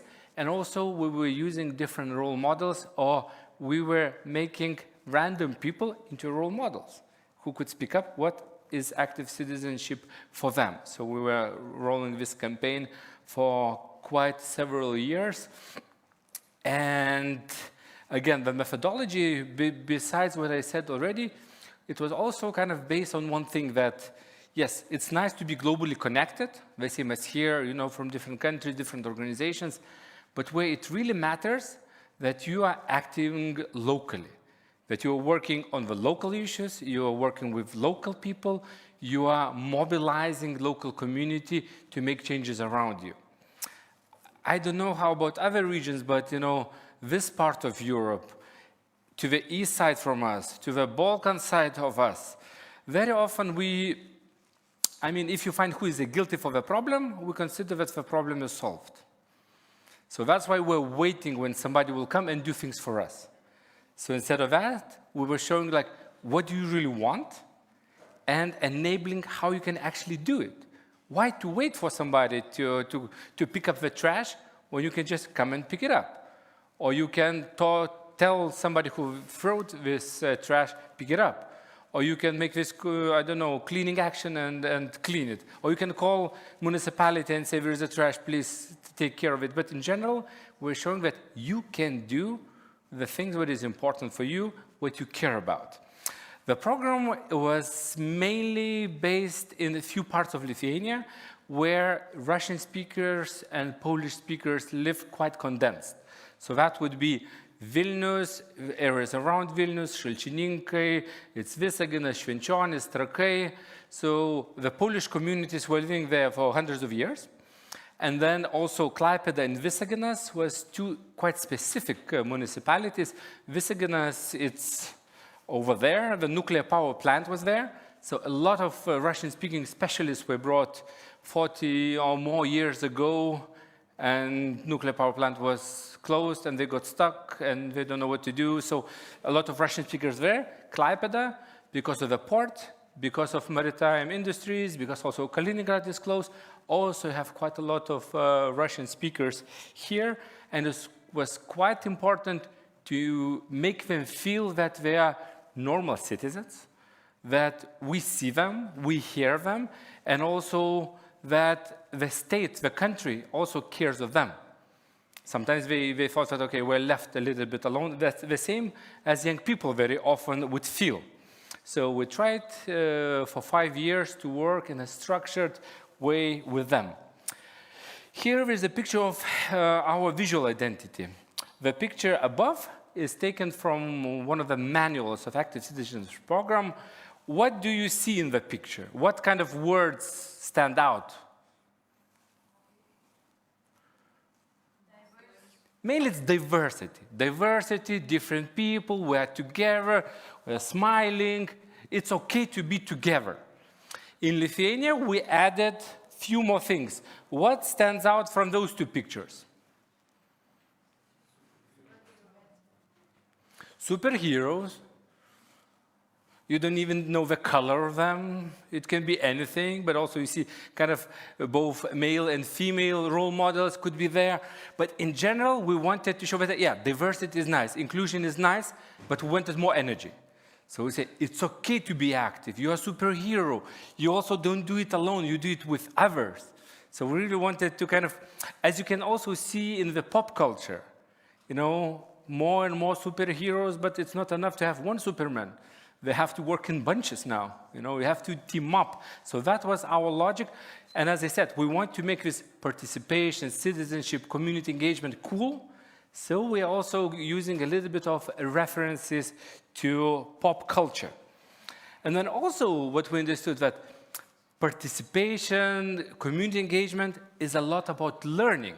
You learn about yourself, you learn about others, you learn about community needs, you learn what you can, what you cannot while doing it. So it's really learning program. So it's not only important that you get engaged, but you learn before engaging and also while doing that. And again, it's not enough to say, be more active, be more civic, do something. No, we did training of trainers before, so it was a 5-day program where we were teaching about identity, about dialogue, about moderation and facilitation of community meetings, and also we're sharing different ways how you can learn community needs. And then community workshops, so these guys who passed the trainings would come back to their communities and they would gather community together, or most active ones, and try to facilitate and ask what is important, what can we do about it. And also we did a bit of a mind trick here. In Lithuania, we always talk about the problems. We have this problem, we have that problem, and then we have to solve this problem, and it's always problems, problems, problems. So it's kind of negative connotation with that. So we said, okay, why not to talk about what we are proud about? What are we happy about? What is important for us as a community? And how can we do more of those things which makes us happy? So all of a sudden, it's still being together, doing things together, but what is interesting, what is important, what is fun, what we are proud about, it's not problems, problems, let's solve the problems. Because people are sick of the problems. And then social action projects, SAP, it was also, we were giving a seed funding to the communities in which we would come up with what they would like to do as a community, what they would like to solve, or what they would like to create. And with seed funding, gave them opportunity to actually see the whole cycle from naming the issue to actually solving it and feeling the success. And if you manage to, I don't know, build the community small library or playground or something else, then you start thinking, what's next? I can do that. So now I can also do everything else. So it's like really empowering through the process of naming the issue and doing it all together. And of course, we were helping with communication, we were sharing examples, we were talking with municipalities, with the newspapers, so that the more and more people would hear that it's okay to be active, and this and that community is doing something great. So also, we were normalizing talking about citizens' initiatives, and we were also ensuring cooperation between different initiative groups, like you're not alone, you're not stuck, others are also dealing with issues, how we can support each other, but also connecting, municipality with the community or community members to a certain institution, so help them to make it happen. And we also had this quiet book in Lithuania, where if you have a book about something, that means you know your shit, or it's based on something. And we have 276 pages book. So even guys from ministry were saying, oh, it looks like a serious methodology. Even if you can laugh about it, but sometimes having methodology is important. And also, as I said, we realized that it's a learning program. So we tried to gamify a little bit learning. We used online learning badges, where people who participated in the training courses, with 5-day training courses of facilitators, and also later in the community, working in the community, they could get 10 badges which are based on European training strategy, 10 key competencies of youth workers, and also 4 thematic competencies of the Active Citizens program. So again, it was encouraging people to learn, encouraging people to reflect what they have learned, and also to share it with others. So it's not only being active, but actually I learned, and I can use these competencies in different also other fields. And again, being proud of what you're doing, not being ashamed of why you're active. Because quite many people were saying like, I am working in the school, but besides my work, I also help youth groups to do something. And people asking, what is your hidden agenda? You don't have what to do at home? Or you want to become headmaster and that's a sneaky way how you're doing it? So we were normalizing that it's okay to be active, it's okay to be civic. Okay, more badges.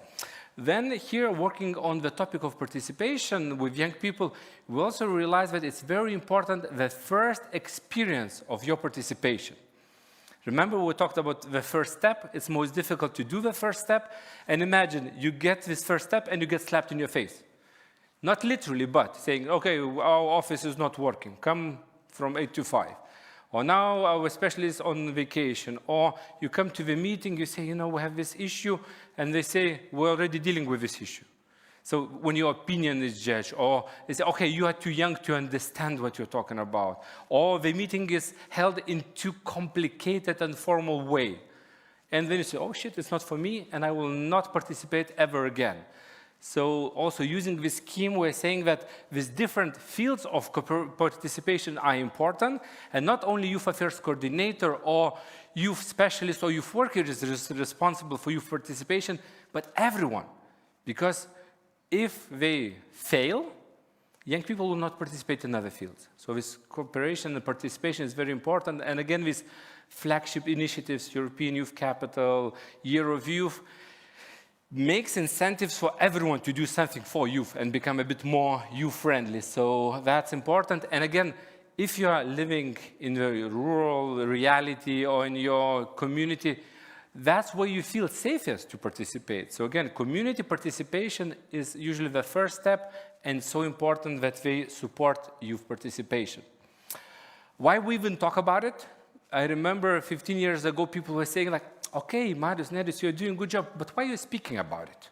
Why are you bragging about it? Because being shy is kind of a value and virtue in Lithuania. I hope it's changing little by little. So it's important to encourage others. It's important to increase access of young people and community members to different programs. It reaches out to those who are not maybe participating by themselves. Also, it encourages of cooperation between different institutions.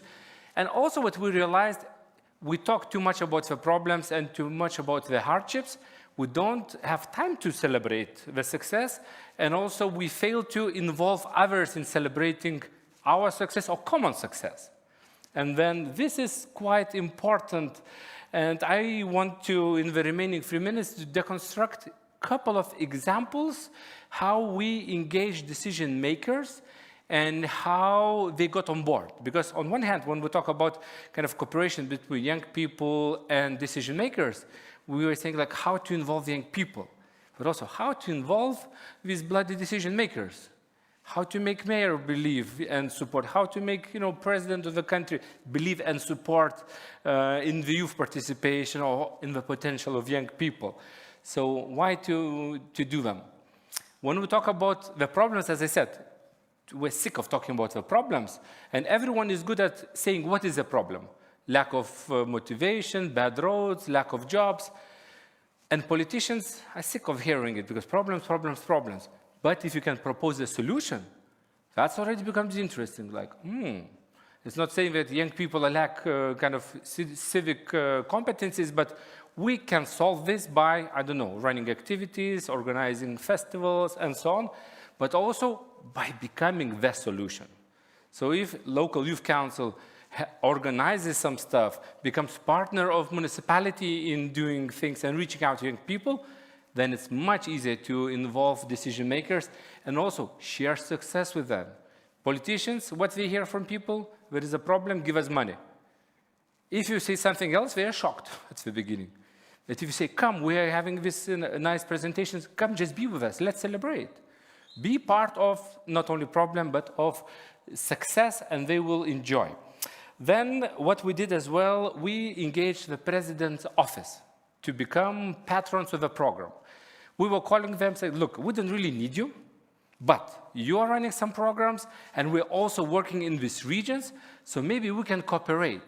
And one of the reasons why nobody wants to talk in Lithuania about minorities, about ethnic minorities, because it was always related to issues and problems.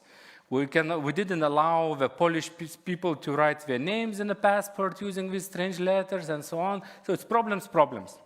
And we said, like, look, there are so many nice people in the regions. There are so many active people in the regions. There are so many nice initiatives in the regions. So there's also possible to talk about ethnic minorities in the success context, not in the problem context. So that's how we got them on board. And they didn't need to do anything, but they gave a quote of the First Lady, what is active citizens for her. They hosted one of our meetings inside of the President's Palace. So, you just give a space and in the name, and we share also our success with them. It becomes also their success. Another situation, Šalčininkai. Šalčininkai is where the most of the municipality people are Polish speakers, and sometimes they're quite close to other institutions. And even if it's like 40 kilometers from Vilnius, our institutions don't go there. They don't really go to Vilnius. So instead of doing small event, we said, let's do together with municipality. Let's make mayor the patron of the meeting. So we ended up doing a big conference with 110 young people in the nice palace, which was reconstructed in the region. Everyone was happy. Again, so sometimes we do things silently, but why not to do big things together and share the kind of, let's celebrate it together. And my time is up, but just the last example, Švenčionis. Švenčionis had the youngest mayor for several years. Now Trakai has the youngest mayor, who was already born in the independent Lithuania, which means he's just 30 years old. We are using in this program Active Citizens method called social map, where people from the community draw the map of the city or the neighborhood together, and they analyze what they like, what they didn't like, what they feel safe, what they could develop together. When we did it for the first time, mayor was saying like, oh, these young people are not grateful. They see problems, and last week actually they broke the basketball hoop. That was his reaction. A few years later, he is posting on Facebook saying, it is such a great way to learn community needs for free. So all of a sudden, you understand it's not criticism, but it is a different way how you can encourage people to participate and present their opinions. Sometimes we say, let's talk together. With young people, it's not always easy to talk. They are not trained to talk, or sometimes you cannot put it in the words. But by drawing, by Minecrafting, by doing community maps, you can actually hear so many ideas and proposals, and I would just encourage you to try.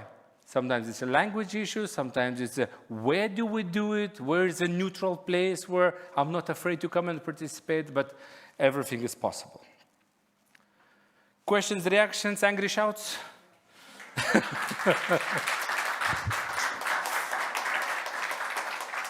So, an angry shout, please. No? The group is sleeping very good. Let's check for the Slido. In the Slido, we don't have also any questions. Yeah, Marius used additional time, so we'll say thank you for his presentation. And now we continue to the last presentation, which will be online presentation by Jurgita Kuprytė from the SOPA Center. So, Jurgita, the screen is yours. Hello, everyone. Do you hear me? Yes, we hear you. Hello. It's a pity I cannot participate directly in the hall, but I hear my echo very well, which does not help me. I'm going to present a presentation about how we work with the people who have fewer opportunities, and to share our experience, how our organization help them to overcome barriers to employment, to live dignity life. But before I start, I want to check if the slides are going well. Okay. So my name my name is Jurgita Kuprytė, and today I want to share our experience, but also the aim of my presentation is also to invite you, people who are interested in cooperation and making something together, to join our mission and to share experience and to make a common projects probably. So of course I'm in disadvantaged situation to have the last presentation online. I don't see you anymore, so I hope you will enjoy nevertheless. And I would like to start from the question about your first job. Was it difficult for you? Think about your life, your experience. Was it difficult for you to find your first job?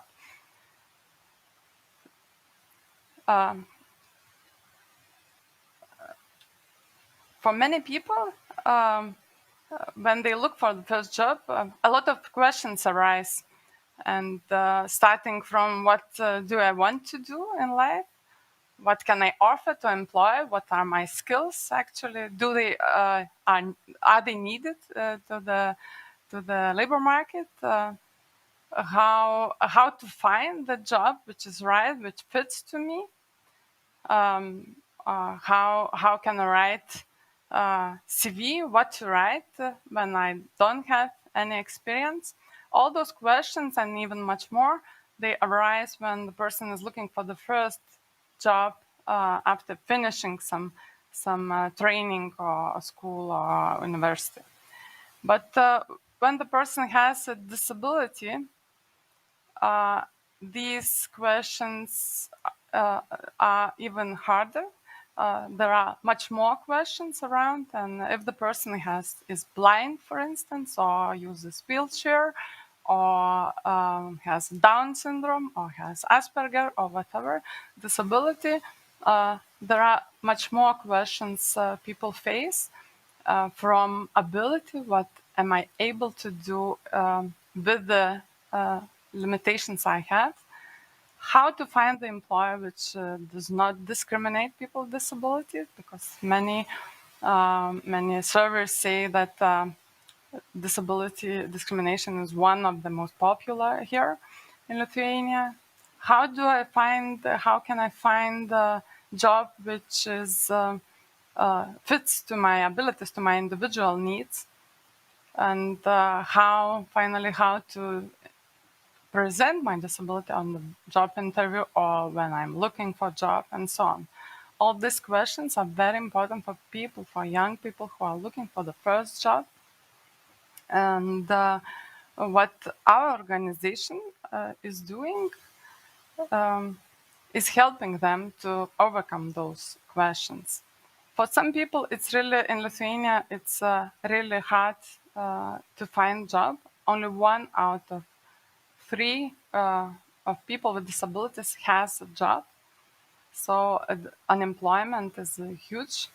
And together with unemployment, it comes situation that many people with disabilities are under the poverty rate, twice more than people without disabilities.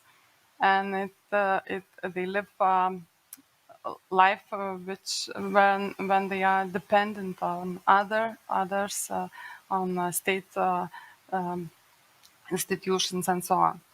So our organization has a mission to create chances for those who have fewer opportunities. So what we do, we look at of course, we consider aware about the challenges people with disabilities face, but also we are looking for the solutions and for how to overcome those barriers. And our mission is to find the best possible match for each person individually. And our belief is that everyone can work. No one is unemployable. We believe that only everyone can work. Only the matter what is the strong side of the person. You have to find the talent. You have to find the strength of the person, and then to look for employment. So what we do, for many years already, we create some chances for those who cannot find the job independently, and we help them to do that. How we do that? Okay. We use the model of supported employment, which is quite popular in Europe and also other countries. And supported employment consists of 4 main elements. First, you need to discover the diamond, the talent of the person, the strong part, what the person can do despite of his or her disability or any other challenges. So what is the biggest talent? Then to look for right employer, open-minded and willing to accept. Then to make a right match, to match the needs of the person, individual needs, and the needs of the businesses, because employers usually do not hire people with disabilities or other disadvantaged groups. They do hire employees, and what they want is that someone who comes to the company creates additional value for the company. So it's important to match those needs together.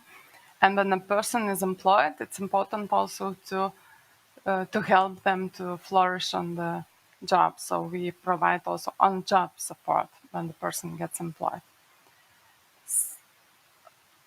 So when we want to, when we try to discover those talents or those strong sides of the person, we do many things, starting from career counseling, individual conversations, exploration of the interests of the person and so on. But also we create some spaces, safe environment for them to just to show their skills, their capabilities. We use partnership with other organizations here in Vilnius, like Lithuanian Food Bank, or now we cooperate with some recycling organization where people with disabilities can come and do some reparation activities. They do have workshops where they can learn and also can show their skills and talents and abilities. And from the workshop, you have a lot of insights what the person can do, and themselves they find that they have capabilities to do something and to create some nice things. Also, we organize internships inside the companies when also people can learn in the safe environment without pressure of, to provide results very fast. And also they can learn and they can grow within company. Job shadowing activity, we are organizers here in Lithuania. Job shadowing day, which the name of it is Duo Day. It's a transnational, international initiative when the person with disability, they go to the different companies all over Lithuania, and they spend there 1 day inside the company together with a colleague for 1 day to explore the possibilities about different organizations and environments and different tasks people do on their daily work routine. But also it's an opportunity for the companies to see the talents people have. And here in the picture you can see Titas, who is a great artist. He can draw comics, and he was also shadowing in one company which creates cartoons. So he has opportunity to show his talent during that job shadowing day.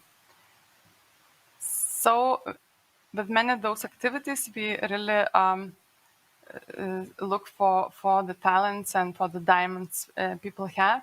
And it is important to start from that, not from the problems people and challenges people have, but from what is strong side of the person.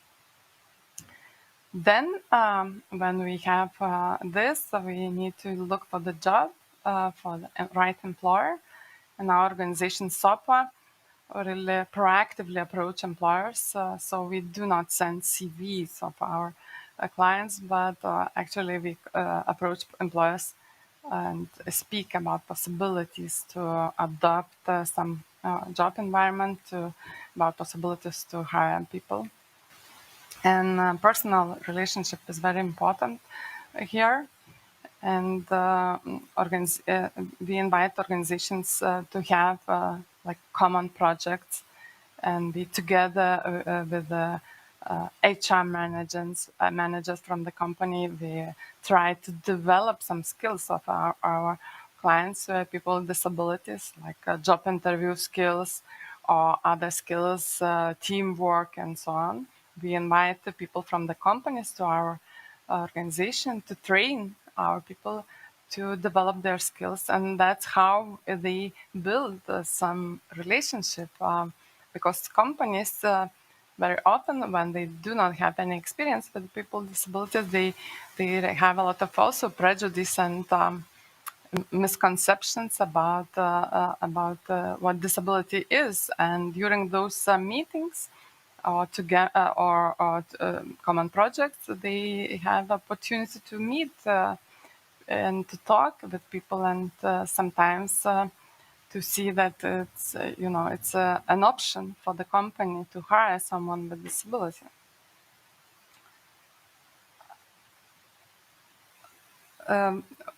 Also, when we find the right employer, it is important to match the needs, because very often for people with disabilities, organization has to make like extra mile to accommodate environment. Sometimes it's just a physical environment, like to make some ramp for the wheelchair user. But accommodation is not limited to just physical environment. It's much broader concept, and very often employers are asked, and we ask them to adapt also working job conditions for those people who never worked, or who probably have a disability. So they have to adjust working time sometimes to make less hours, or to make later hours, or later or earlier finish of job, and so on. So just small accommodations sometimes are enough for people with disabilities to join the company. But organization very often do not think about that. We come to them and we explain why is it needed for the person who, for instance, have mental health problems, yes, or for the person who has intellectual disability, that there is a need to make some short breaks between their works, or they have to make a list of tasks because a person cannot remember, and so on. So those very small accommodations are important for people with disabilities to work. And also sometimes people with certain types of disability, they cannot do those standard job description. They can do some tasks, but not all of the tasks which are usually described. So what we do, we help them, companies, to understand that they need to carve some time, to cut some tasks from the whole spectrum of the tasks. And here you can see in the picture the person with Asperger doing very small task in the supermarket, checking the prices of the stuff, doing nothing else, and printing them. And this was like accommodation for this individual person from the side of the company, that the person with the disability do only this part of the job. Also, what is important for people with disabilities, for many of them, also people without disabilities, when they have a very long distance to the labor market, when they didn't have job for many for a longer period, it's important to provide on-job support, to come together for the first days or weeks sometimes, to help them to not to reduce some stress, because job starting to work is always stressful, and sometimes they just are trained at work, and very often organizations do not have time to provide some training specialist. They train body. So what we do, we come together and we teach people, or we are learning together tasks needed to be a good employee. And also we are always helping employer and employee with disability to solve any problems which may arise at the beginning of the job. So this is also important to ensure that the person is working not for a short time, but stays for a longer period, to ensure that he feels safe and has someone to talk with at the beginning of their job. And I would like to tell you about Augusta's stories. Augusta was one of our clients a long time ago, a few years ago. And She came to us without any job experience, and actually we spent some time to find what her talent is. Augusta has Down syndrome. She finished special school, and what we did, we invited her to the social restaurant Pirmas Blynas. Those who are from Lithuania probably knows Pirmas Blynas is a special restaurant where people with disabilities work. But when Augusta came, it was very beginning of Pirmas Blynas. They just opened, they just started to work, and Augusta was one of the first interns there to try to learn some skills needed for the person in the restaurant. So she, together with other people with disabilities, she had internship at a social restaurant, and she learned to do a lot of things, starting from service of clients. Then she tried to clean tables, wash dishes, all the functions needed in the restaurant. She was learning together with other people, and this internship lasted a few months. And our employment specialist, also took part during that internship, helping people to learn the skills needed for the restaurant. At the end of this internship, we spoke with the chef of a restaurant, and he said, no, Augusta cannot work here because he got tired and he cannot work full day and so on. And he chose other people, but not her as a worker. So what we had to do, we had to find a new employer. But we started not from the blank page, but we knew her strong side. She was very good at folding, how you call them, folding napkins, and doing some small things on the table, and also she was good at cleaning knives and spoons and so on. So we approached one hotel, asking if there is any place for her to work, and it was Ibis Hotel. And the chef of the director of the hotel said, yes, let's try. She was very open-minded. She wanted, but she doubted if the staff of the hotel can accept Augusta. So what we did, we made a job shadowing day, when for one day Augusta came and tried to do something in the restaurant of the hotel. And it went well. Augusta liked the place. Also, employees were also happy to help her and to teach her. So we decided to move on.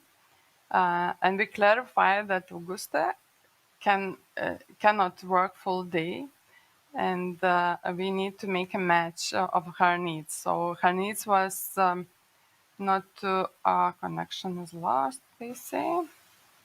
The need was, for her, was to work just,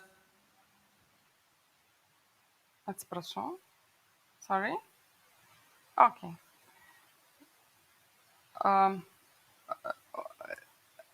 Augusta wanted to work just a few hours per day, so we decided to employ her only in the mornings when the restaurant is busy and they need her support. And she was doing the tasks which are not very popular among other workers at the hotel restaurant.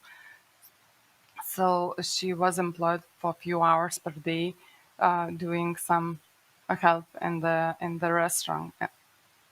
After that, we provided some help at her working place. So, and it was it came to success. And actually, what Augustė is saying, please, I would like to ask you to show the video when she is saying about her job.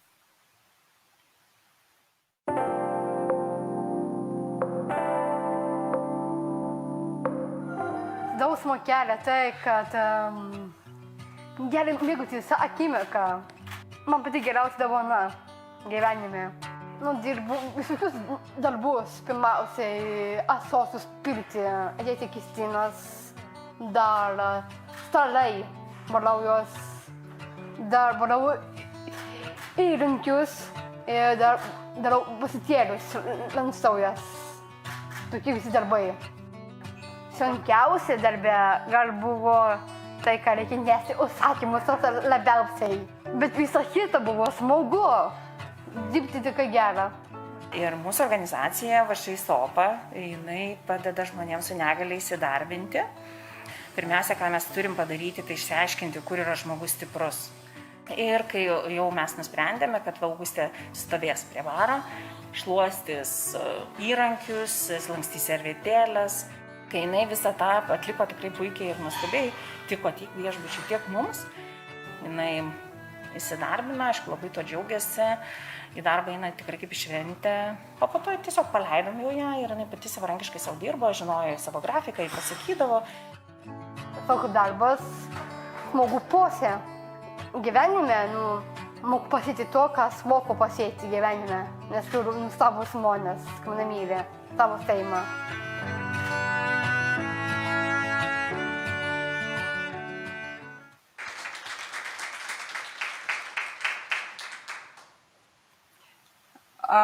So I invite you to join our mission, to see our webpage, to follow our LinkedIn or Facebook page, or contact me directly through LinkedIn or via email.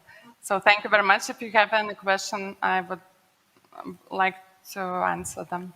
Thank you, Jurgita. So do we have any questions in the room? We have one question.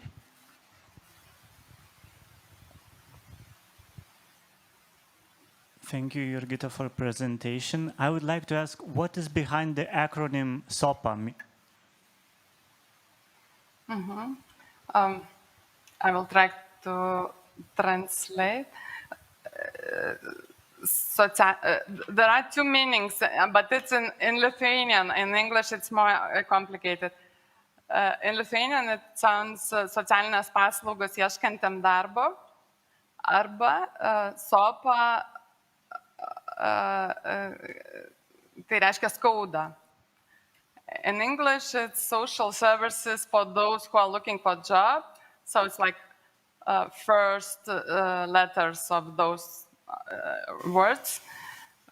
And also another meaning of SOPA means it pains. So there are a few meanings. Thank you very much. Maybe one more question? If there are no questions, Jurgita, thank you very much for your time. Dear participants, thank you much for your participation. So now we invite you again for a short 15-minute break. And after the break, we have 3 last workshops available. Here we will continue with 2 presentations. Behind the wall, there will be a virtual reality workshop for Lithuanian participants, because it's a game in Lithuanian language. And there will be a workshop on sustainable development goals in the room number 2. So enjoy your coffee and see you at 5 o'clock.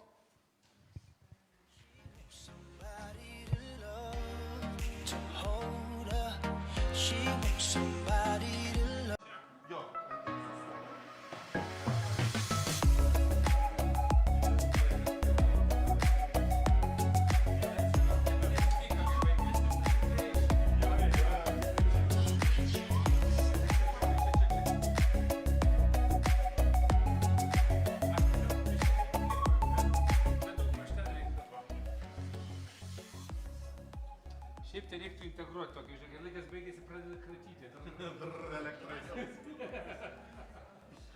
Tik, ką žinau, turėsit pranešėjų tada. Tai mes esam patiems žinome. Mum irgi gerai, panagus kad. Ne, tai duosim klausimų užduot, jeigu... Dar žiūrėsim, kiek susirinks su dalyvių pas mus. Very good participants, always punctual, always on time. Not like a Romanian. Who disappeared.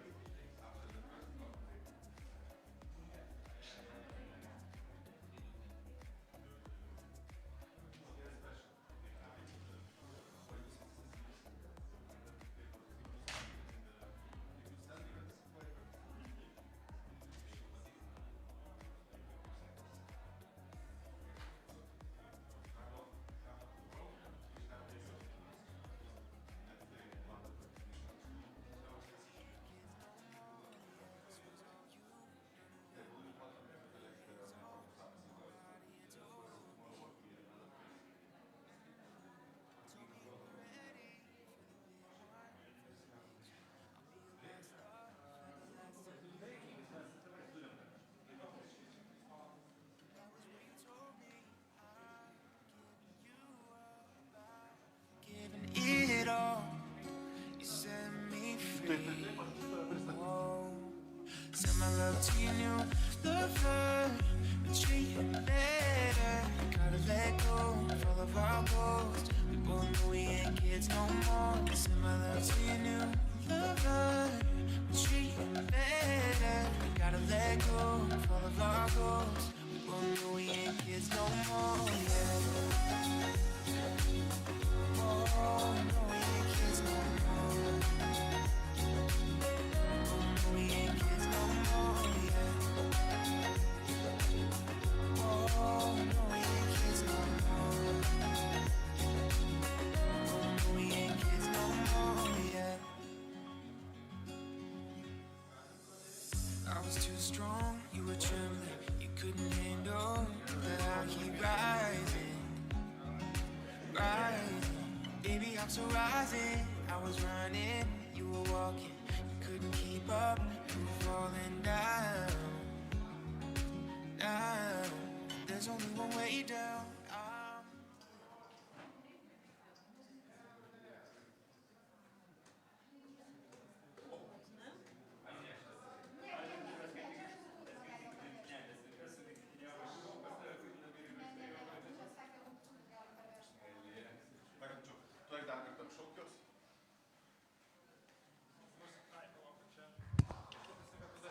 Yeah. So, ladies and gentlemen, welcome to the last last round of presentation. So, in the last round we have two presentations. So, Youth Voluntary Service, Volunteering Promotion Program at national level. Jonas Laniauskas, the director of the newly rearranged, re-established Youth Affairs Agency in Lithuania. Jonas, the floor is yours. Okay, thank you very much. My name is Jonas, as Nerijus said, and I will present you Youth Volunteer Service. It's a quite new initiative we established this program maybe 4 years ago. And of course, we took like an example European volunteering service. On this basis, we created our national services.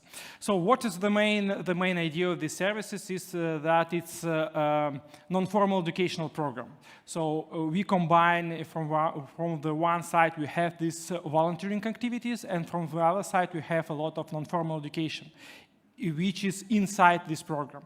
And maybe this non-formal education part is the most unique component of this program in Lithuania, because we don't have any other programs in Lithuania which is working in such model. So what is youth volunteering program? So it's intensive 6 months volunteering program. So it's quite intensive, and people can participate from 14 to 29. What is very important that during these 6 months, every month you should count about 30 hours, 35 hours or 40 hours. So you can't, for example, count only 20 hours one month and 30 hours or 40 hours another month. You should count from 35 to 40 hours every month. And it is very important because we try to create a process in which people can learn something. This process is long-standing, so it's not some short volunteering activities, for example, for 1 month, but very intensive, and after this we have 2 months gap. So it doesn't work so. It's very important to have 6 months, every month you should have some amount of volunteering service, of working in some organization. And the idea is to improve competences. I already in our discussion in the morning, I said that, for example, if you speak about participation, so for us, participation competence is very important. And in this program, participation competence is one of a lot of competences which can be improved in this program. And how we try to do it. First of all, as you see, we have 2,040 hours. So during these 6 months, you should count this quite a big amount of hours. Every volunteer should fill some lists of hours. And this list of hours should be signed by mentor and by organization in which people have these volunteering activities. And one is very important thing that we have open badge, we are using open badge system. It's a competence recognition system. When people themselves, so they can evaluate their competence in different levels. And it is an obligatory part of our program. So if you want to get a certificate in the end of the program, you should fill all this open badge system, and you should get this open badge. And it's one more important thing because we are speaking about this learning process. What is more? What is more about this program? So I already said that this program was created in 2018, and we started quite intensive work from 2019. And it's very important and maybe unique thing of this program that every volunteer who finished this program, 6 months, 2,040 hours, he or she can get additional scores to the entering of university. So we have this joint entering to university, and you can get additional priority points. So it's a very important thing, and it's in our case, it's quite strong motivation for young people to participate in this model. So of course we can discuss a lot of is it good or is it bad, but we see that people maybe they come to the model with motivation to get these additional points, but in the end, and our research showed that in the end people evaluated that this volunteering activity was very important and useful for them. Because it's quite intensive, as I said before. It's 6 months for young people, especially for young person, especially, I don't know, on the 11th class, so it's a big challenge. And of course, we have this agreement with educational ministry. So in this model, we have 2 main ministries. It's Labor and Social Affairs Ministry and Educational Ministry. And we have this agreement that everybody who finished this program can get these points. One more thing, what is very important, that people who finished or participated in European Solidarity Corps, they also can get these points. So it's one more, it's additional plus for people who participate in European Solidarity Corps program. So the next. Yes, I already described this idea about 0 to 25 points. And in this case,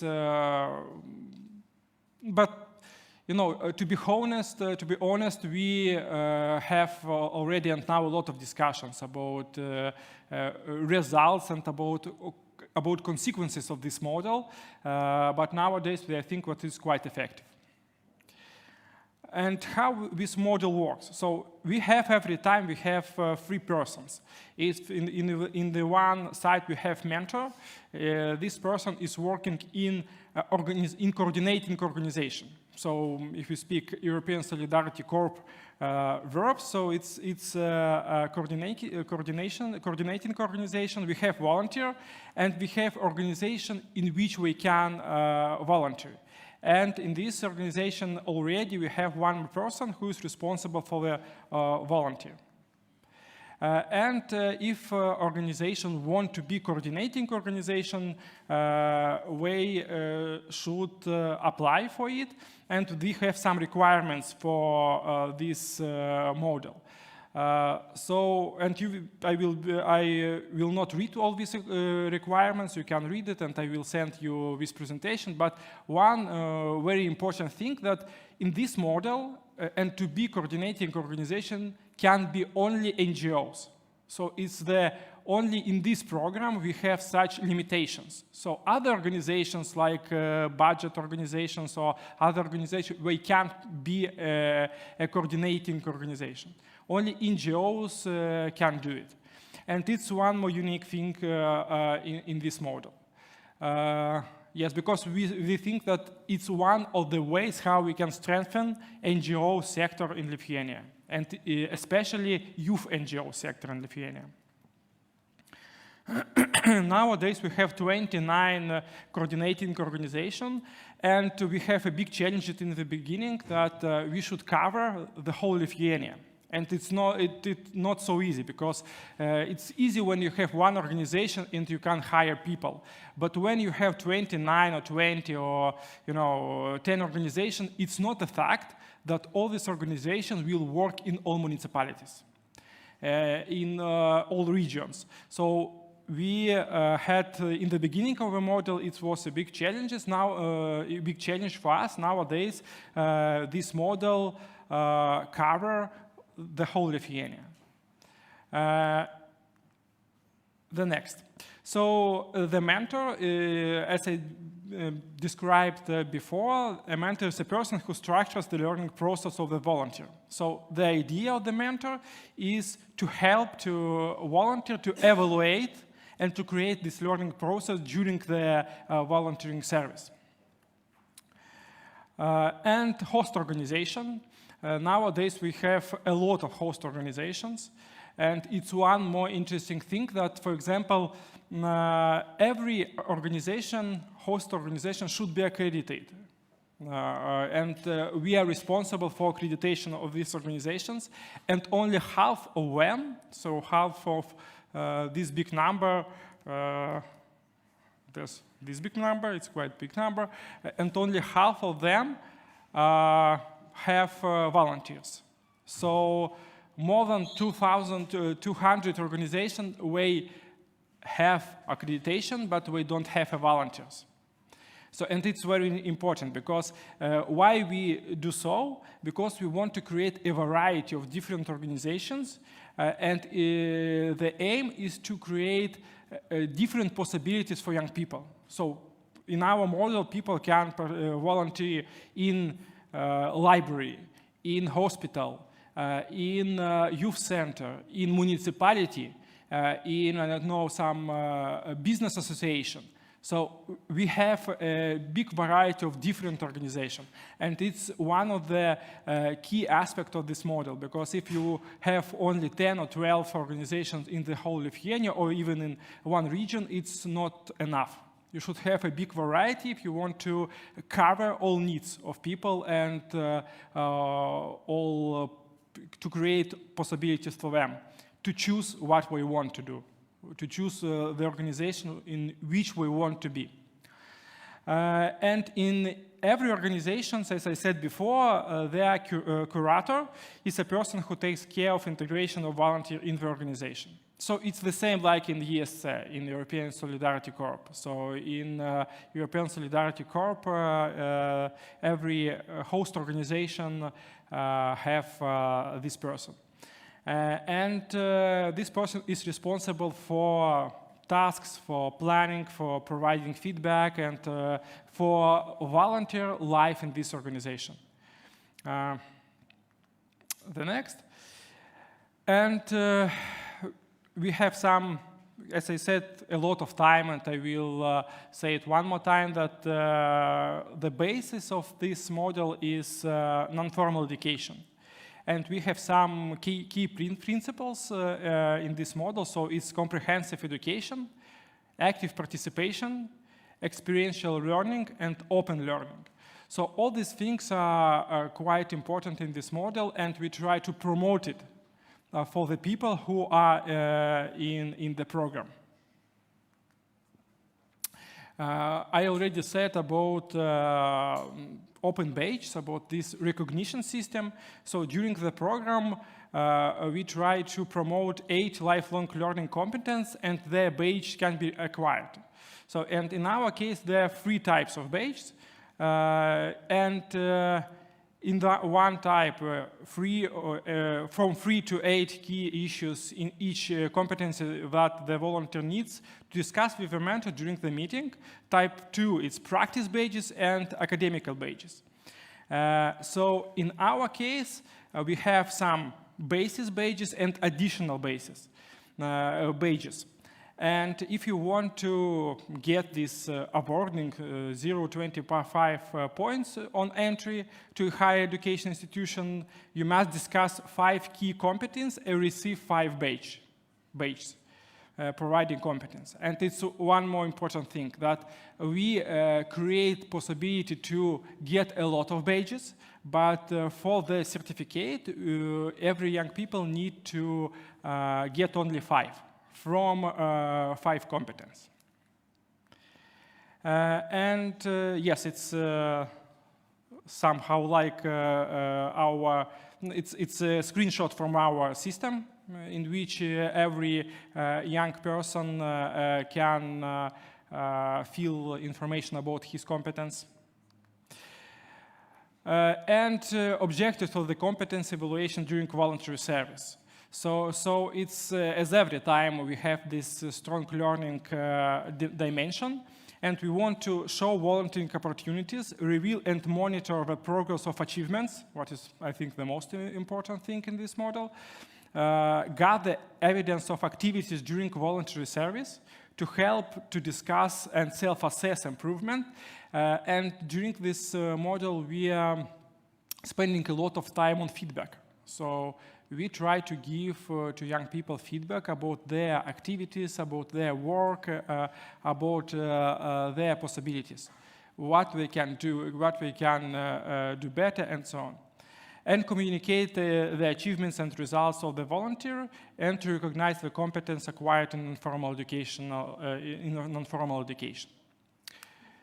And in our case, person can get certificate, and this certificate is divided into two parts, so 2 types of certificate. One certificate person can get for the whole program, so for the 6 months, and other certificate can get only, for example, for if person participated only 3 months. So, and if person want to get this 0.25 points, we should get this certificate for 6 months. But if, for example, person participated, I don't know, about 3 months or 4 months, and understood that, for example, he or she doesn't like this hosting organization or something like this, so they also will get this certificate, but this certificate will be not connected with 0.25 points. So thank you for your attention. If you have some question, I will be happy to answer.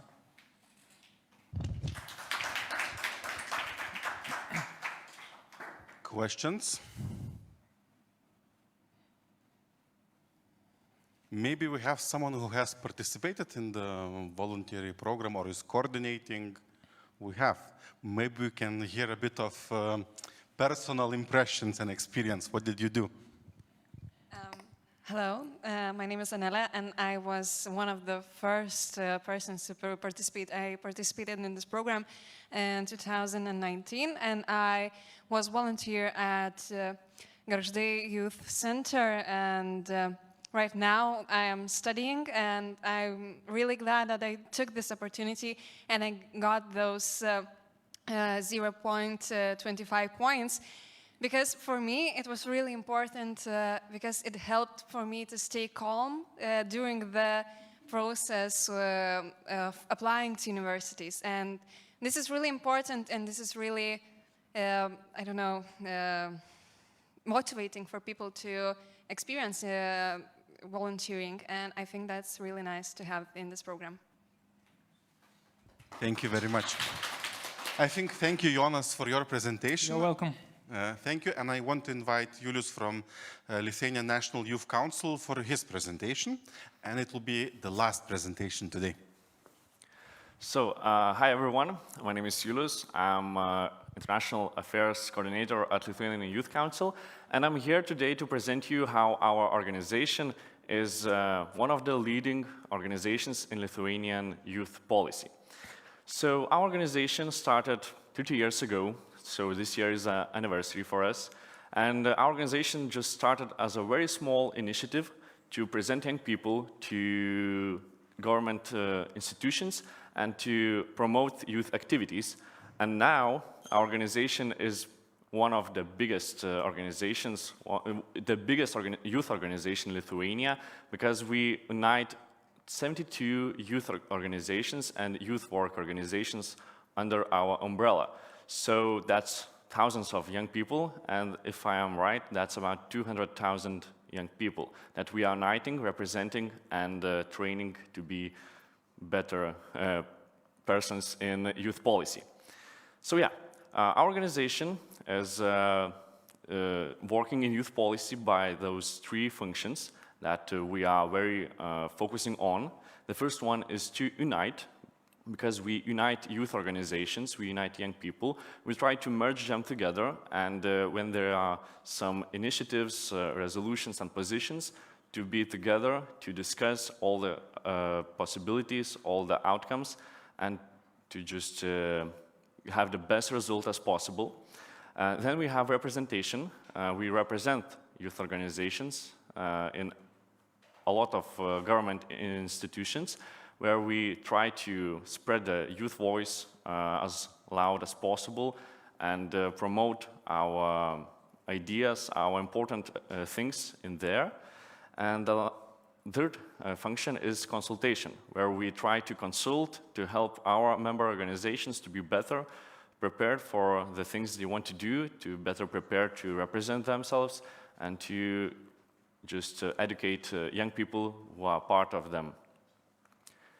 So yeah, the first function is unite. We try to unite them with our traditional events, with assemblies, which assemblies happening in spring and autumn. So we have 2 events, 2 days where we can meet each other, where all the youth organizations can meet each other and exchange ideas. And it's not just a random event. The preparation for it starts a couple of months before that. And it is a very good way for youth organizations to try to find friends, try to find some similar organizations and promote the main ideas of them in much more higher scale. We also have Festival Share Summer, which is happening every summer, where all the young people from Lithuania can come and see what are the youth organizations doing in Lithuania, they can try to find a way where they can find themselves, where they can try to volunteer, try to just find a way to promote their ideas and activities they want to do. We also have Winter Forum, which is a which is a similar activity like an assembly, but there is no elections like our organization president elections, no board member elections, no control commission elections. This is just a simple forum where all the youth organization representatives meet each other and have the trainings for the standard knowledge which they should have as representatives of youth organization. So these are the main events that helps to educate youth organizations and their representatives, because in the festival share the summer, the young people finds a way to go to youth organization. In winter forum, the new representatives find a way to work in Lithuanian Youth Council to promote their ideas, and in the assemblies they can try to promote the positions, the resolutions, and it makes our organization work. We also have civic initiatives. For example, about a month ago we had an initiative where we tried to promote Ukraine, to promote the idea that Ukraine should get a membership status for European Union. And we have a lot of those initiatives, and the thing is that we, as the Lithuanian Youth Council, we are not doing those initiatives. We have organizations which starts those initiatives, and we are just helping them to promote it and to implement them. Then our second function, represent. Well, we are representing youth and youth organizations in government institutions, but we are very working towards that youth organizations could represent themselves by just themselves, because it's very important to understand that our organization is strong as our weakest member organization is strong. So yeah, so we have a lot of campaigns. For example, Manedzin, which means I do care, which was a very new thing about 10 years ago when we saw the election results that a lot of young people do not vote in elections, they do not care, and we tried to change that with a very attractive informational campaign, and you know, the results were amazing. Young people, probably two times more young people participated in the elections, they voted, and that number is getting higher and higher every month. So this is a way to the first basic step for young people to understand how the representation works. We also have European Youth Dialogue. About it I will talk later. We have information and counseling for young people. So we are doing those things. We are trying to present to young people every day what they can do, where they can find themselves. They can just come to us, they can just write to us and write for our regional partners and find a way where they can, and find a place which is a suitable place for them and their wanted activities. We also have a lot of representation in public authorities and in other international affairs events. We are a member of European Youth Forum. We are a member of Baltic Sea Youth Conference. And we have a lot of things where a lot of activities and a lot of conferences and a lot of forums where we can represent Lithuanian youth voice, but it's very important that our member organizations are putting those positions from the bottom to the maximum level of the probably European level. And the third function is consult. So this is a Lithuanian Youth Council development. We organize trainings for our youth organization members. We try to promote the ideas of youth policies and other advocacy and other needed skills that they have the basic knowledge, the basic needs to help their organizations to function well and represent themselves. So we also have a lot of working groups, a lot of working with them, and it is very important that everyone tries to be a part of our organization, because we as Lithuanian Youth Council, we are just an umbrella organization. We do not take those decisions, we do not do it by ourselves.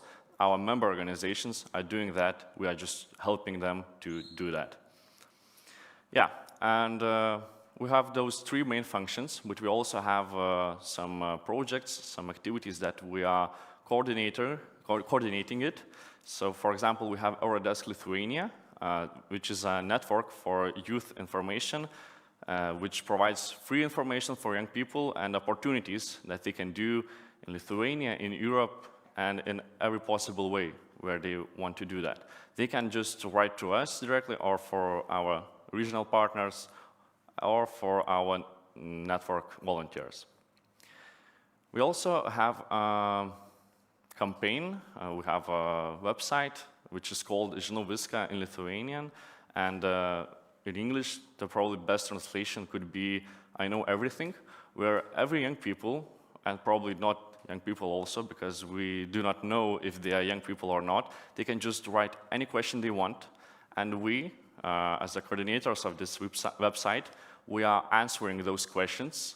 It doesn't matter at which topic they are, we are just trying to find the best solution, and it doesn't matter what it is. The young people can find a way, find a place where they can ask safely questions they care about, and we answer them. And for example, we have a lot of questions from what to do in Lithuania to what to do in a long-distance relationship. So it is a very wide range of questions, but we are consulting with specialists, with professionals, and with 3 days, we answer the questions to every young person who asks the questions.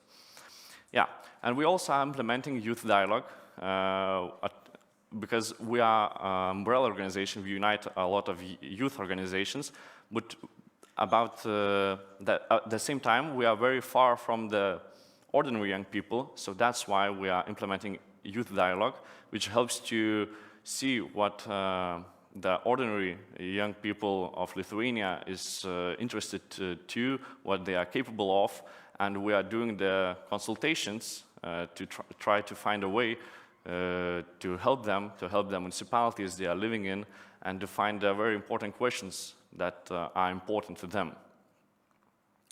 And to just implement that youth dialogue, we have our Youth Ambassadors Network, which helps us to implement everything, because our office is not a very huge one, so we have our volunteer network, and we can see one member of it just sitting here in the front. Probably she could tell you more about that. And yeah, we have 18 young people from 11 different municipalities that helps us to just consult and find a way to reach out to young people from different municipalities, and not only from the main cities, so we can see the whole real situation from all the Lithuania. And we are expecting to broaden that Youth Ambassadors Network, but those years are the first ones, because it is only working from 2020, so we are just strengthening it and hoping that one day we will have a youth representative, youth ambassador from each municipality in Lithuania. Yeah, so we also, as Lithuanian Youth Council, are trying to not only to consult people, to help young people to find the places where they can just feel themselves. We are also trying to do some changes that are important for young people. That's why all the resolutions and the positions are being implemented, and the most beautiful thing is that those positions and resolutions are started in our member organizations. That means that we are not just pushing it by ourselves.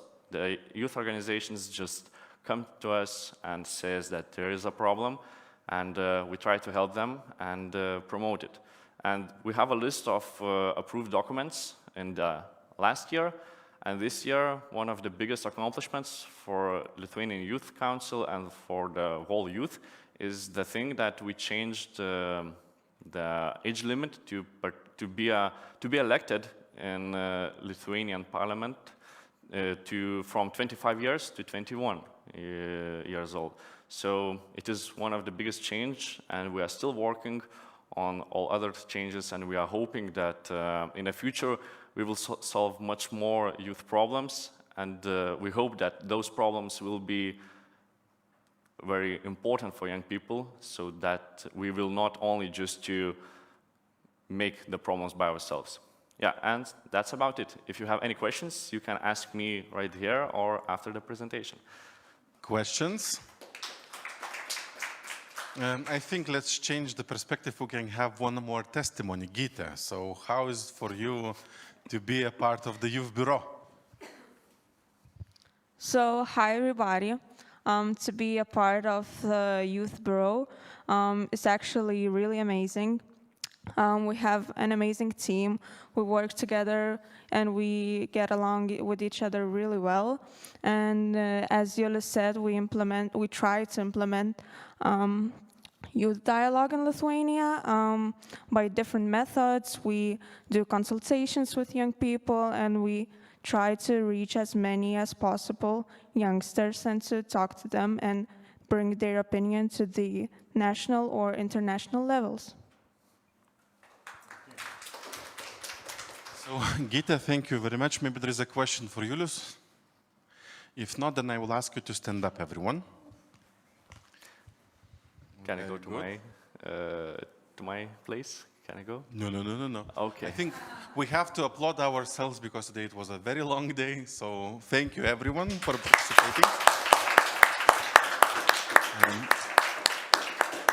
We will finish a bit sooner than it was planned, a bit earlier. So tomorrow, for the ones who are continuing with the conference, we start at 10 o'clock in the skate park. So the venue will be different.